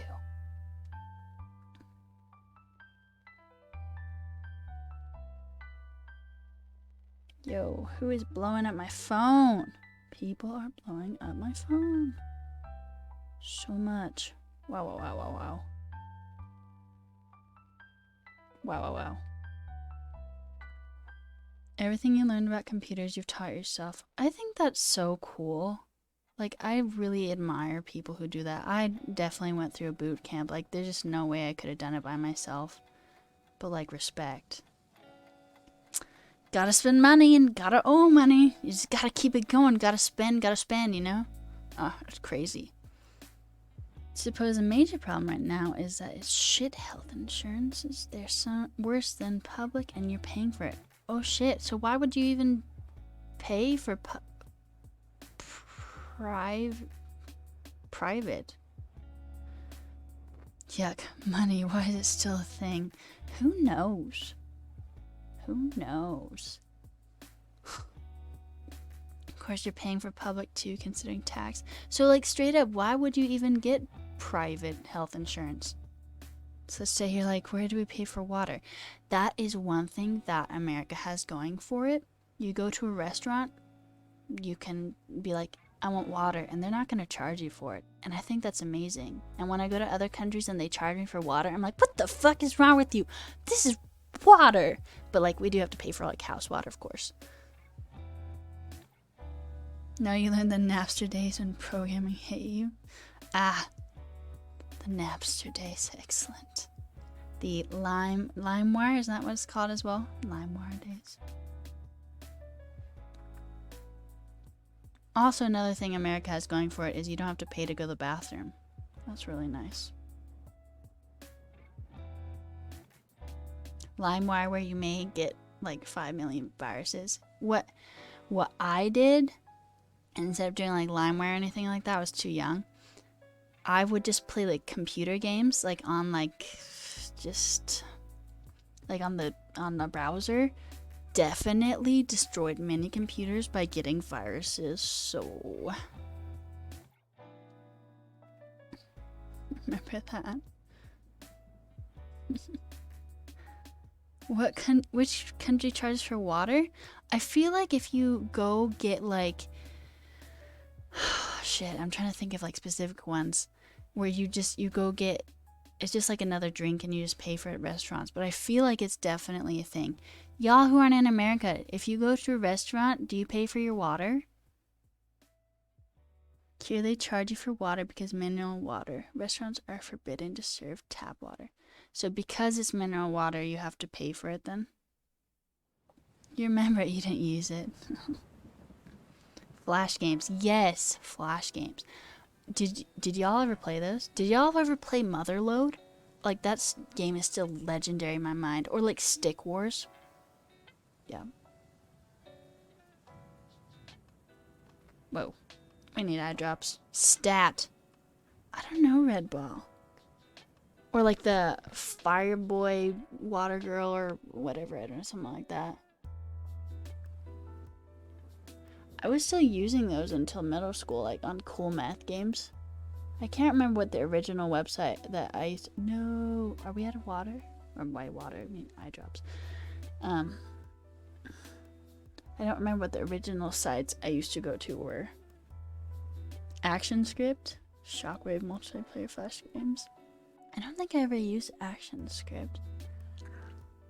But still, there was an interesting, like, era of the internet. Now all the water, mineral water from second world countries are private, right? Probably from Nestle or Coca-Cola. Yay. We love both of those companies. ActionScript is just bad JavaScript. Well, we don't. It's true. I can drink my tap water, which is crazy. And flush my toilet paper. The time ActionScript was way better than JavaScript. JavaScript back then was way bad. I've never heard of ActionScript. Never.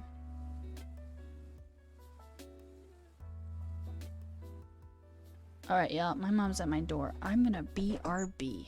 Hold up, hold up. Where's my cursor? Oh, that's wrong. Here we go. BRB, y'all.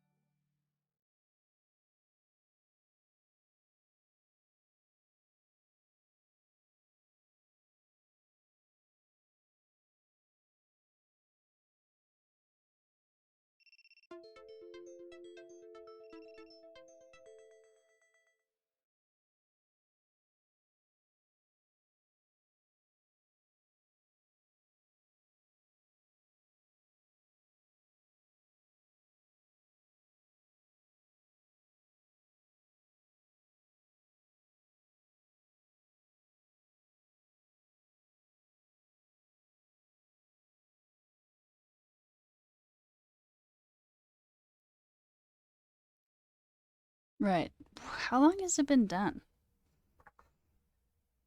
It took a long time. Like 10 minutes, yo. Let me just check on chat.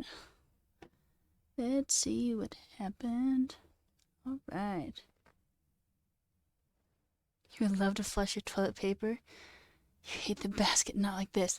Bidets, though. Bidets. Bidets are the answer. Oh my gosh, they're so much better than toilet paper. Like, seriously, though. Like, I feel very passionate about this. There's the music. Sorry, I was gone. Burp streaming, yes. You lost your highlights? I didn't even know we could do highlight a message.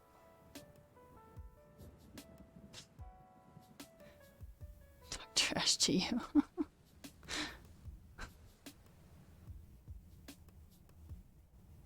Orange soda? Fanta is the best soda. That's my opinion.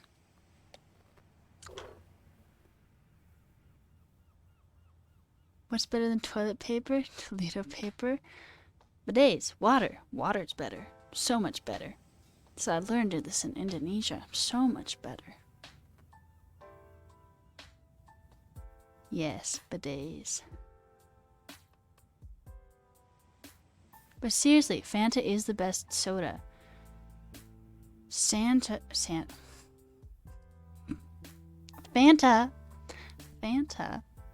like fucking saved my ass on like a 64-mile hike. I feel very passionate about Fanta. Anyway. Red potatoes. Yeah, I like to use potatoes when I go to the bathroom. Oof. Fanta and Tango, but if water's better. Yeah, I agree. Water is better. You're right there. I didn't know that I ever tried Tango. Also, Fanta is better outside of America. And I can't stand Coke. Oh, God, I hate Coke. Ugh. My family is like, ooh, I love that Coke. So good. It's not. It's not good. Anyway.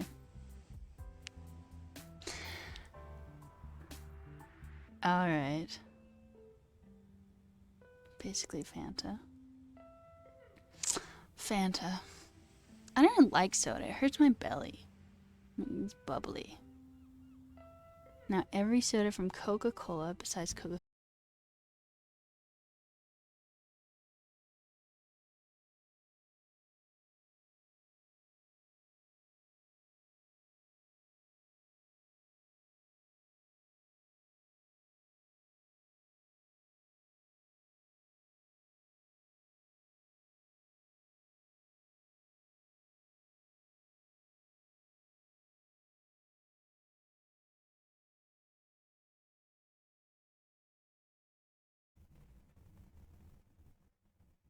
Hey. Whoa. So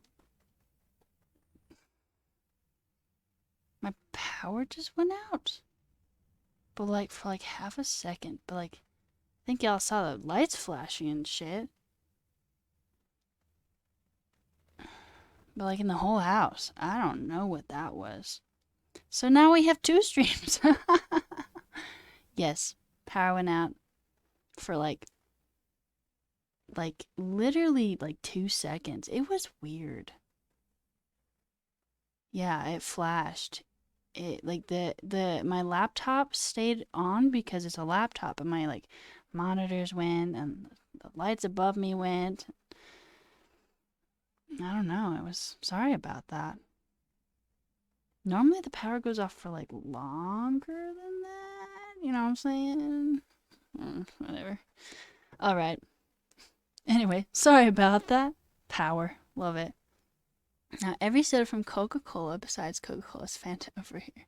Orange Fanta, lemon Fanta. Yeah, it's weird. I'm a huge fan of orange Fanta, not the other types. But like, why? It's so weird. The UK water rules. Hell yeah. Rip. Thanks for y'all for sticking around during the power outage. You like Dr. Pepper? Dr. Pepper? I mean, like, I don't, but like, I mean, I think it's probably as good as Coke is, so. Saw Bubbles, was it just you?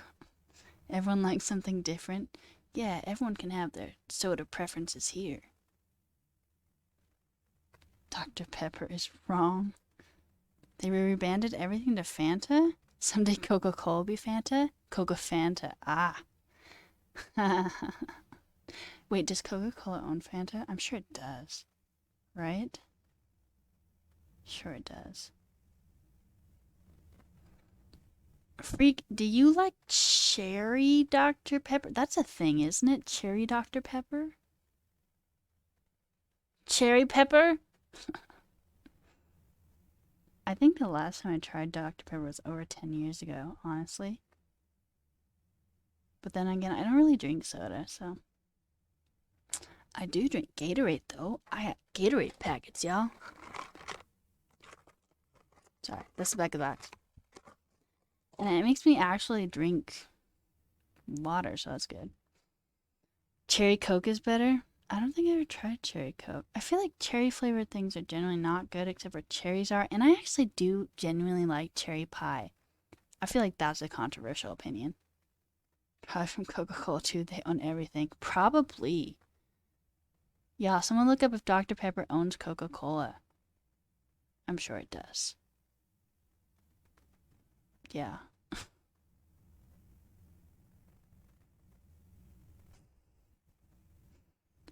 Fanta rules Brazil. Unless you're in America, cheeseburger, in which case it's fake sugar. I don't know. Fake sugar. Coke Zero. Yeah, the fake one. I don't know. That's the stuff my family drinks, the Coke Zero. Like a lot. Oof. God. Yuck. Mm. No, I was, you're a British guy. Right. Which means you actually have real sugar in yours, huh? Coke Zero tastes so weird. Your family loves it? Same. No, I was in Chad briefly, and it was fucking hot. And we stopped at a sucrerie, and we didn't know what there's like a sugar thing, and we didn't know what the sugar thing was gonna be. It turned out it was soda, but only two types of soda. There was Coke and Fanta. And so, like, super hot. It was cold drinks, so it was like a big deal to have like a really cold drink, right? And so I got a Coke, and I started like drinking it, and even though it was cold and such a hot day, I just couldn't do it. It was so gross. Ugh. It was nasty. So my brother drank it. And he had the Fanta. You're a full Coke guy. Fuck that. If you're gonna do Coke, do it all away. Also, that is not a promotion of drugs. Just let me disclaimer that, okay? Be safe, kids. Anyway, just Coke is just... And everyone likes it. Also coffee. Like, I'm fine with coffee. But like... I didn't grow up with it. It's not really in my culture. So... Coca-Cola Coke chat. Fanta chat. This is where I bring like the Fanta on and be like, I just love Fanta. Fanta saved my life. Drink Fanta. Or something like that. I don't know. Free advertisement for Fanta. Or Coke. I don't know. Both. Same company. Whatever.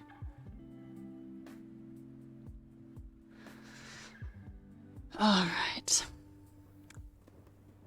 We got a little off track, didn't we? Keep doing that. Fanta wins. You want water, actually? Do it. Drink some water. You live in the United States, right? Drink your tap water. Orange all day. Orange water? Also, y'all tell me if this is an unpopular opinion or not. I think generally orange flavored things that aren't actually oranges, like, it's just not good. Like orange candy, orange chocolate, just like, yuck. It's quite hard to find nowadays. You have a Coca-Cola in a small glass bottle. Sold very cold, very good. Way better than cans or plastic bottles. It just like holds the cold better? Is that what's up? And aesthetic. You can take an Instagram picture and be like, oh yeah, my Coca-Cola. You fucked a cherry flavor. You're seriously considering Fanta? Do it. Do they have Fanta in Bolivia? Probably. Coca-Cola's king, right? Or Coke. Yeah, the company. Yeah. I think it's called the Coca-Cola company, right? Coca-Cola KS? What's the KS? Oh, the little bottle thing. But actually, like, I do genuinely want to know, do you think, like, non-actual fruit orange, but generally orange flavored things are gross, besides Fanta? No one even knows what KS means. Interesting. Do it.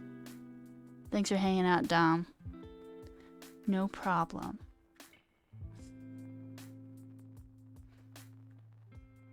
Here in Brazil, you have Guaraná.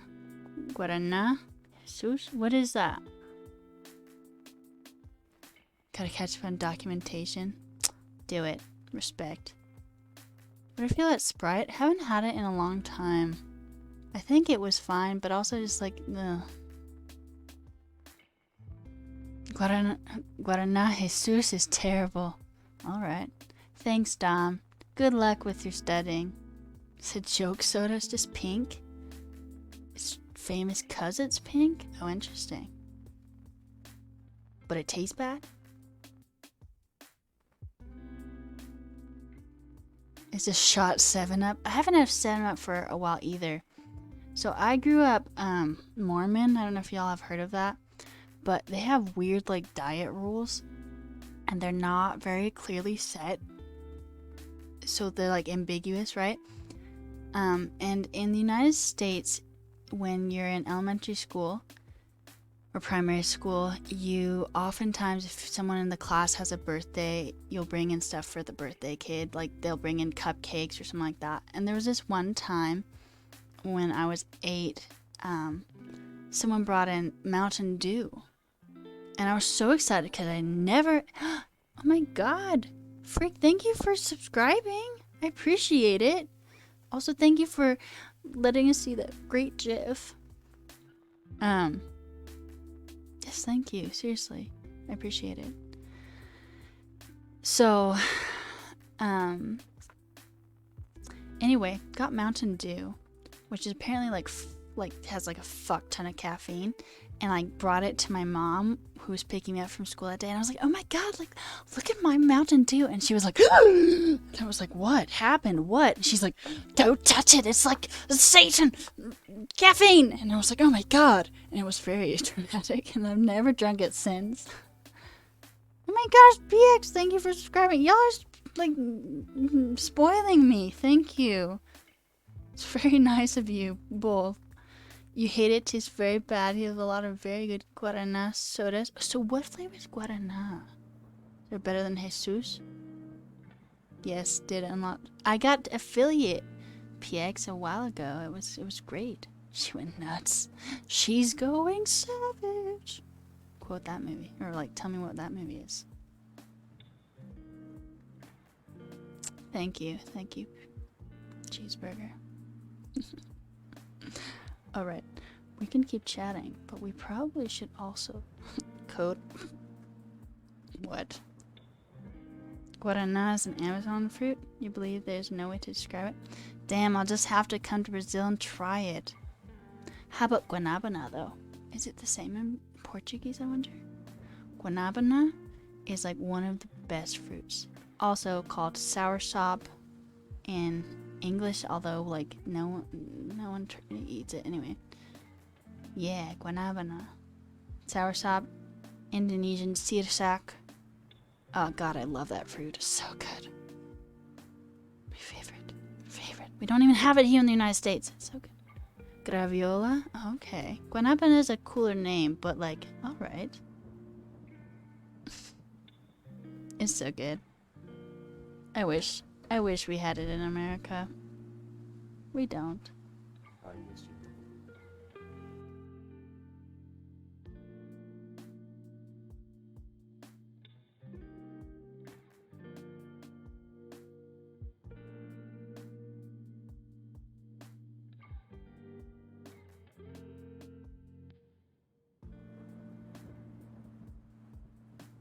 Alright, sorry.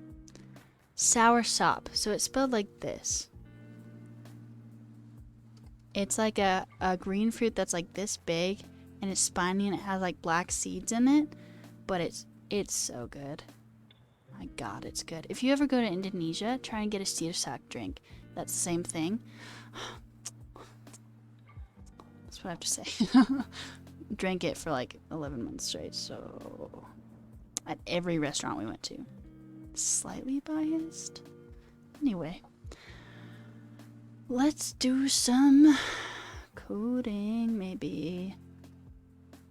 I don't really remember what we were doing, but that's okay, right? That's okay.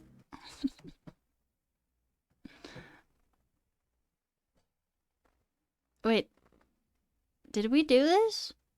We did. We did do it. We did it. I remember. A prickly melon, it's like, it doesn't have the general melon flavor though. It's like sour, but like not in an unpleasant way, I guess. But I don't think I would compare it to a melon, honestly.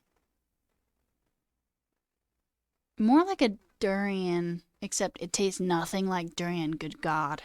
Have y'all tried durian? It's a fruit from the family of graviola called Fruta do Conde. Earl's fruit? Ooh, I'll have to try it. Y'all, I need to go to Brazil. Cactus tastes nice. I've never tried it. I've kind of seen it at the store, though. It's interesting. I live in a desert, too. There's no cactus here, though, so. Anyway, here we are. We did this. We were doing useState. We were doing the second part of useState. And we did it, and it worked, and we're happy about it. We're happy. Okay, let's do it. We're calling setContact. We do care about the previous value of our state in order to help us determine the new one, not only because we need to know what the value of isFavorite was, but also You were saying that you call it sugar apples or sweet subs. I can't tell if you're joking or not. No, it is soursop. Wait, oh, the thing that you're talking about, the fruta de conde? Oh, ooh. Guys, we're looking it up. Fruta. Oh. Alright, I cannot see that very well, but I think I got it. Send you some American fruit. Well, I mean, American fruit just comes from like South or Latin America, so. Oh, it does kind of look like it. Interesting. Ooh. Well, that isn't Portuguese. But it is delicious, and it has vitamin C and lots of antioxidants. Oh my god, I can read Portuguese. I'll have to try it. This is soursop. This one. But it does kind of look like a spiky melon.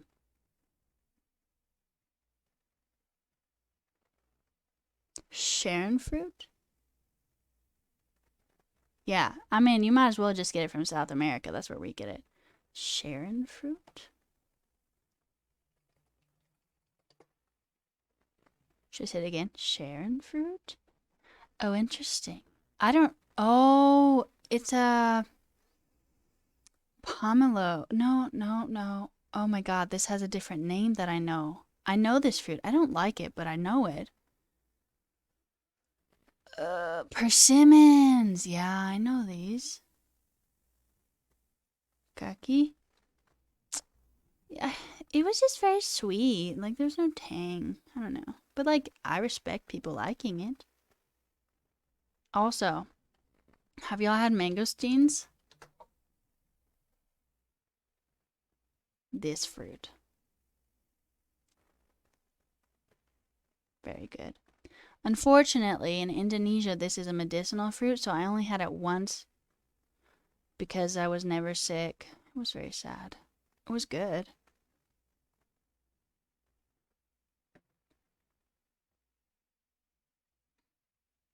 Yeah, mangosteens. You ever seen these before?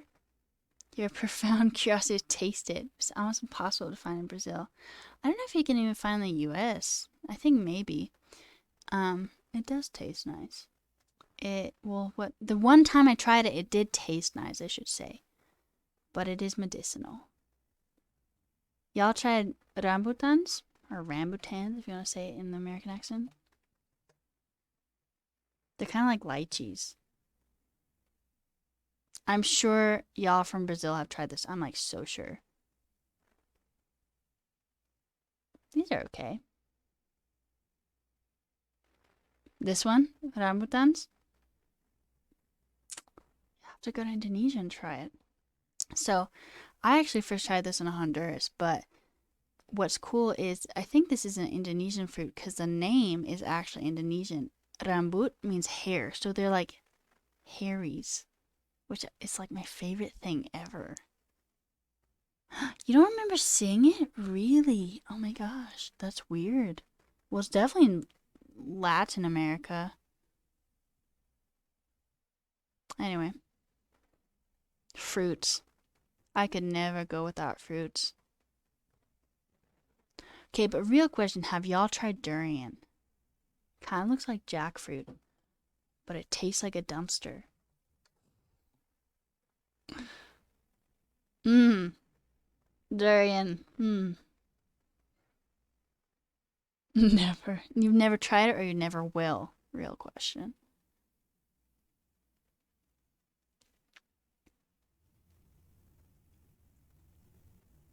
But like, you're saying never, but like, honestly, is it you've never tried it or you never will try it? Because it literally tastes like, nah, bruh. This is actually vomit worthy. Indonesians love it. I think it's like a cultural thing if you like grow up with it, but it smells like a trash can and it tastes like a trash can. Like you're eating literal trash. Oh my god, it's awful. You'll have to try it, I guess. Yep, these are called durians. They are a Southeast Asian fruit. Yeah, it's definitely a different flavor.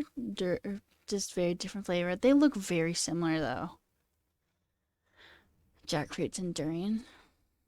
Mm-mm. Mm-mm. Mm-mm. Yeah. Mm-mm. Also, if someone does like durian here, like, good for you. But also, like, mm-mm. That's what I have to say about that.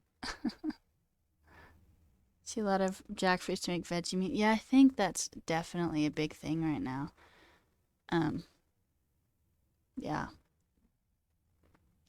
I think I've tried jackfruit before in like a fruit form. It was good. Hello? Yeah, see, it looks somewhat similar. The inside as well.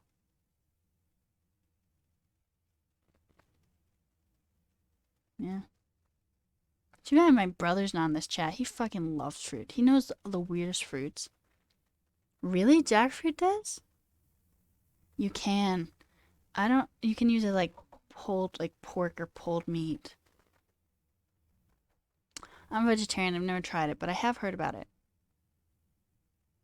I didn't know that jackfruit stunk when you open it. Are you sure you didn't try durian?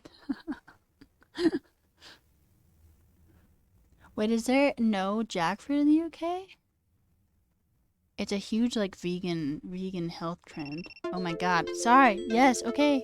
Okay.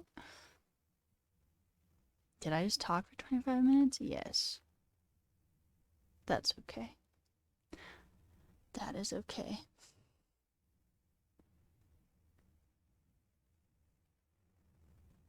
It looks so much like durian, like the little pods and shit.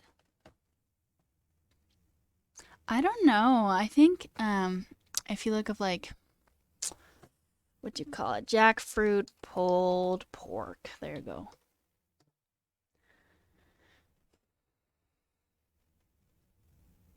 Pulled pork recipes says, I mean, this is an American stuff, but like it says you get 3 pounds of, or just a lot of it. Man, America.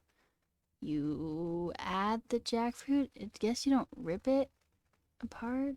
I don't know.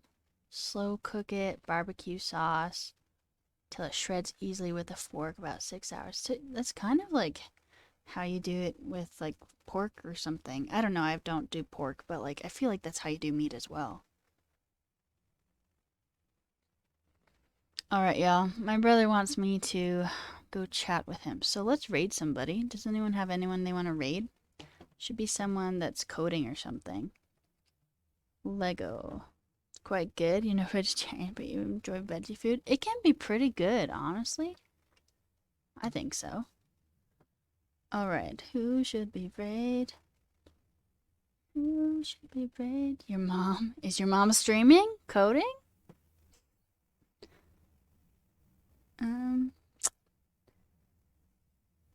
Yo, it looks like there's a lot of weird stuff happening, but that's okay.